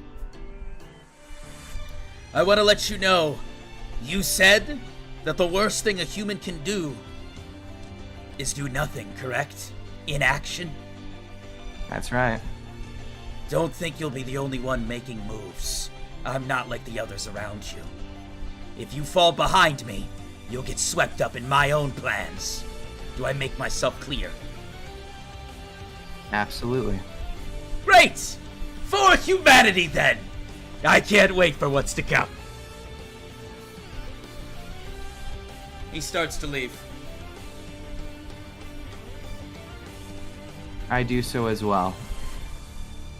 And with that, I am going to end the Season 3 finale. Episode 15 of the Dungeons & Dragons Death Game. Thank you all for watching. Damn. Damn. That shit was crazy. We have a lot to We talk lost about. sales.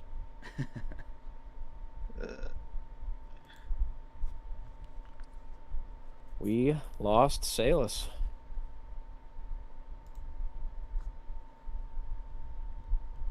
Very sad moment, indeed. Indeed.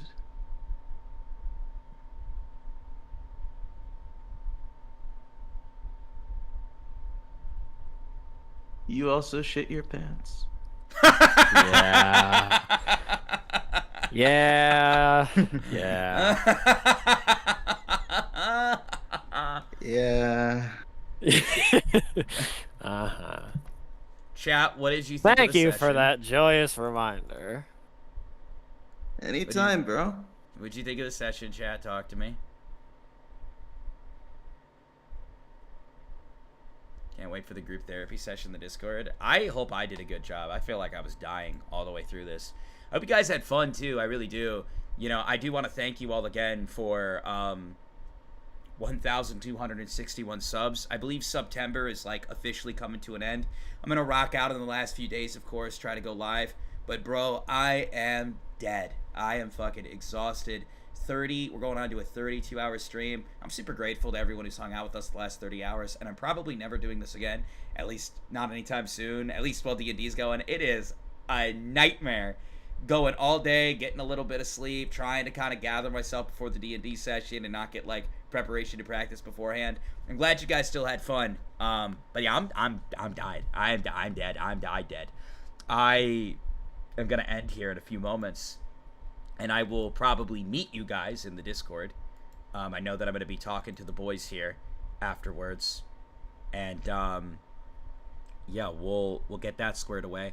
I, of course, want to do my thanks as well. I just want to make sure I slip it in before I completely lose my voice. But,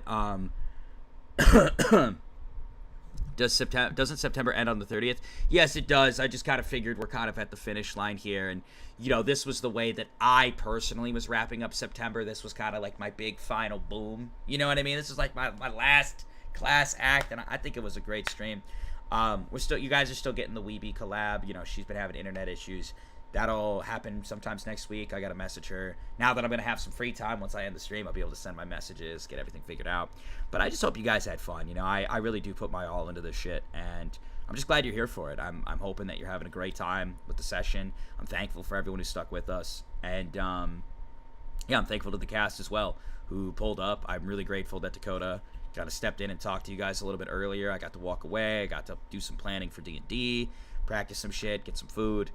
And, yeah, you know, I just hope you had fun. I really do. And, yeah. Big thanks, as always, to all the fan art. I can't wait for the fan theories. I'm really, really looking forward to scrolling back through the Death Game chat because, I mean, I gave you guys the final piece of the puzzle. I don't know if you fully can see what's happening yet, but all the pieces are down. And I really hope you've enjoyed the story, the writing, everything that's gone into it. And yeah, I'm happy. I'm happy that this episode was a bang.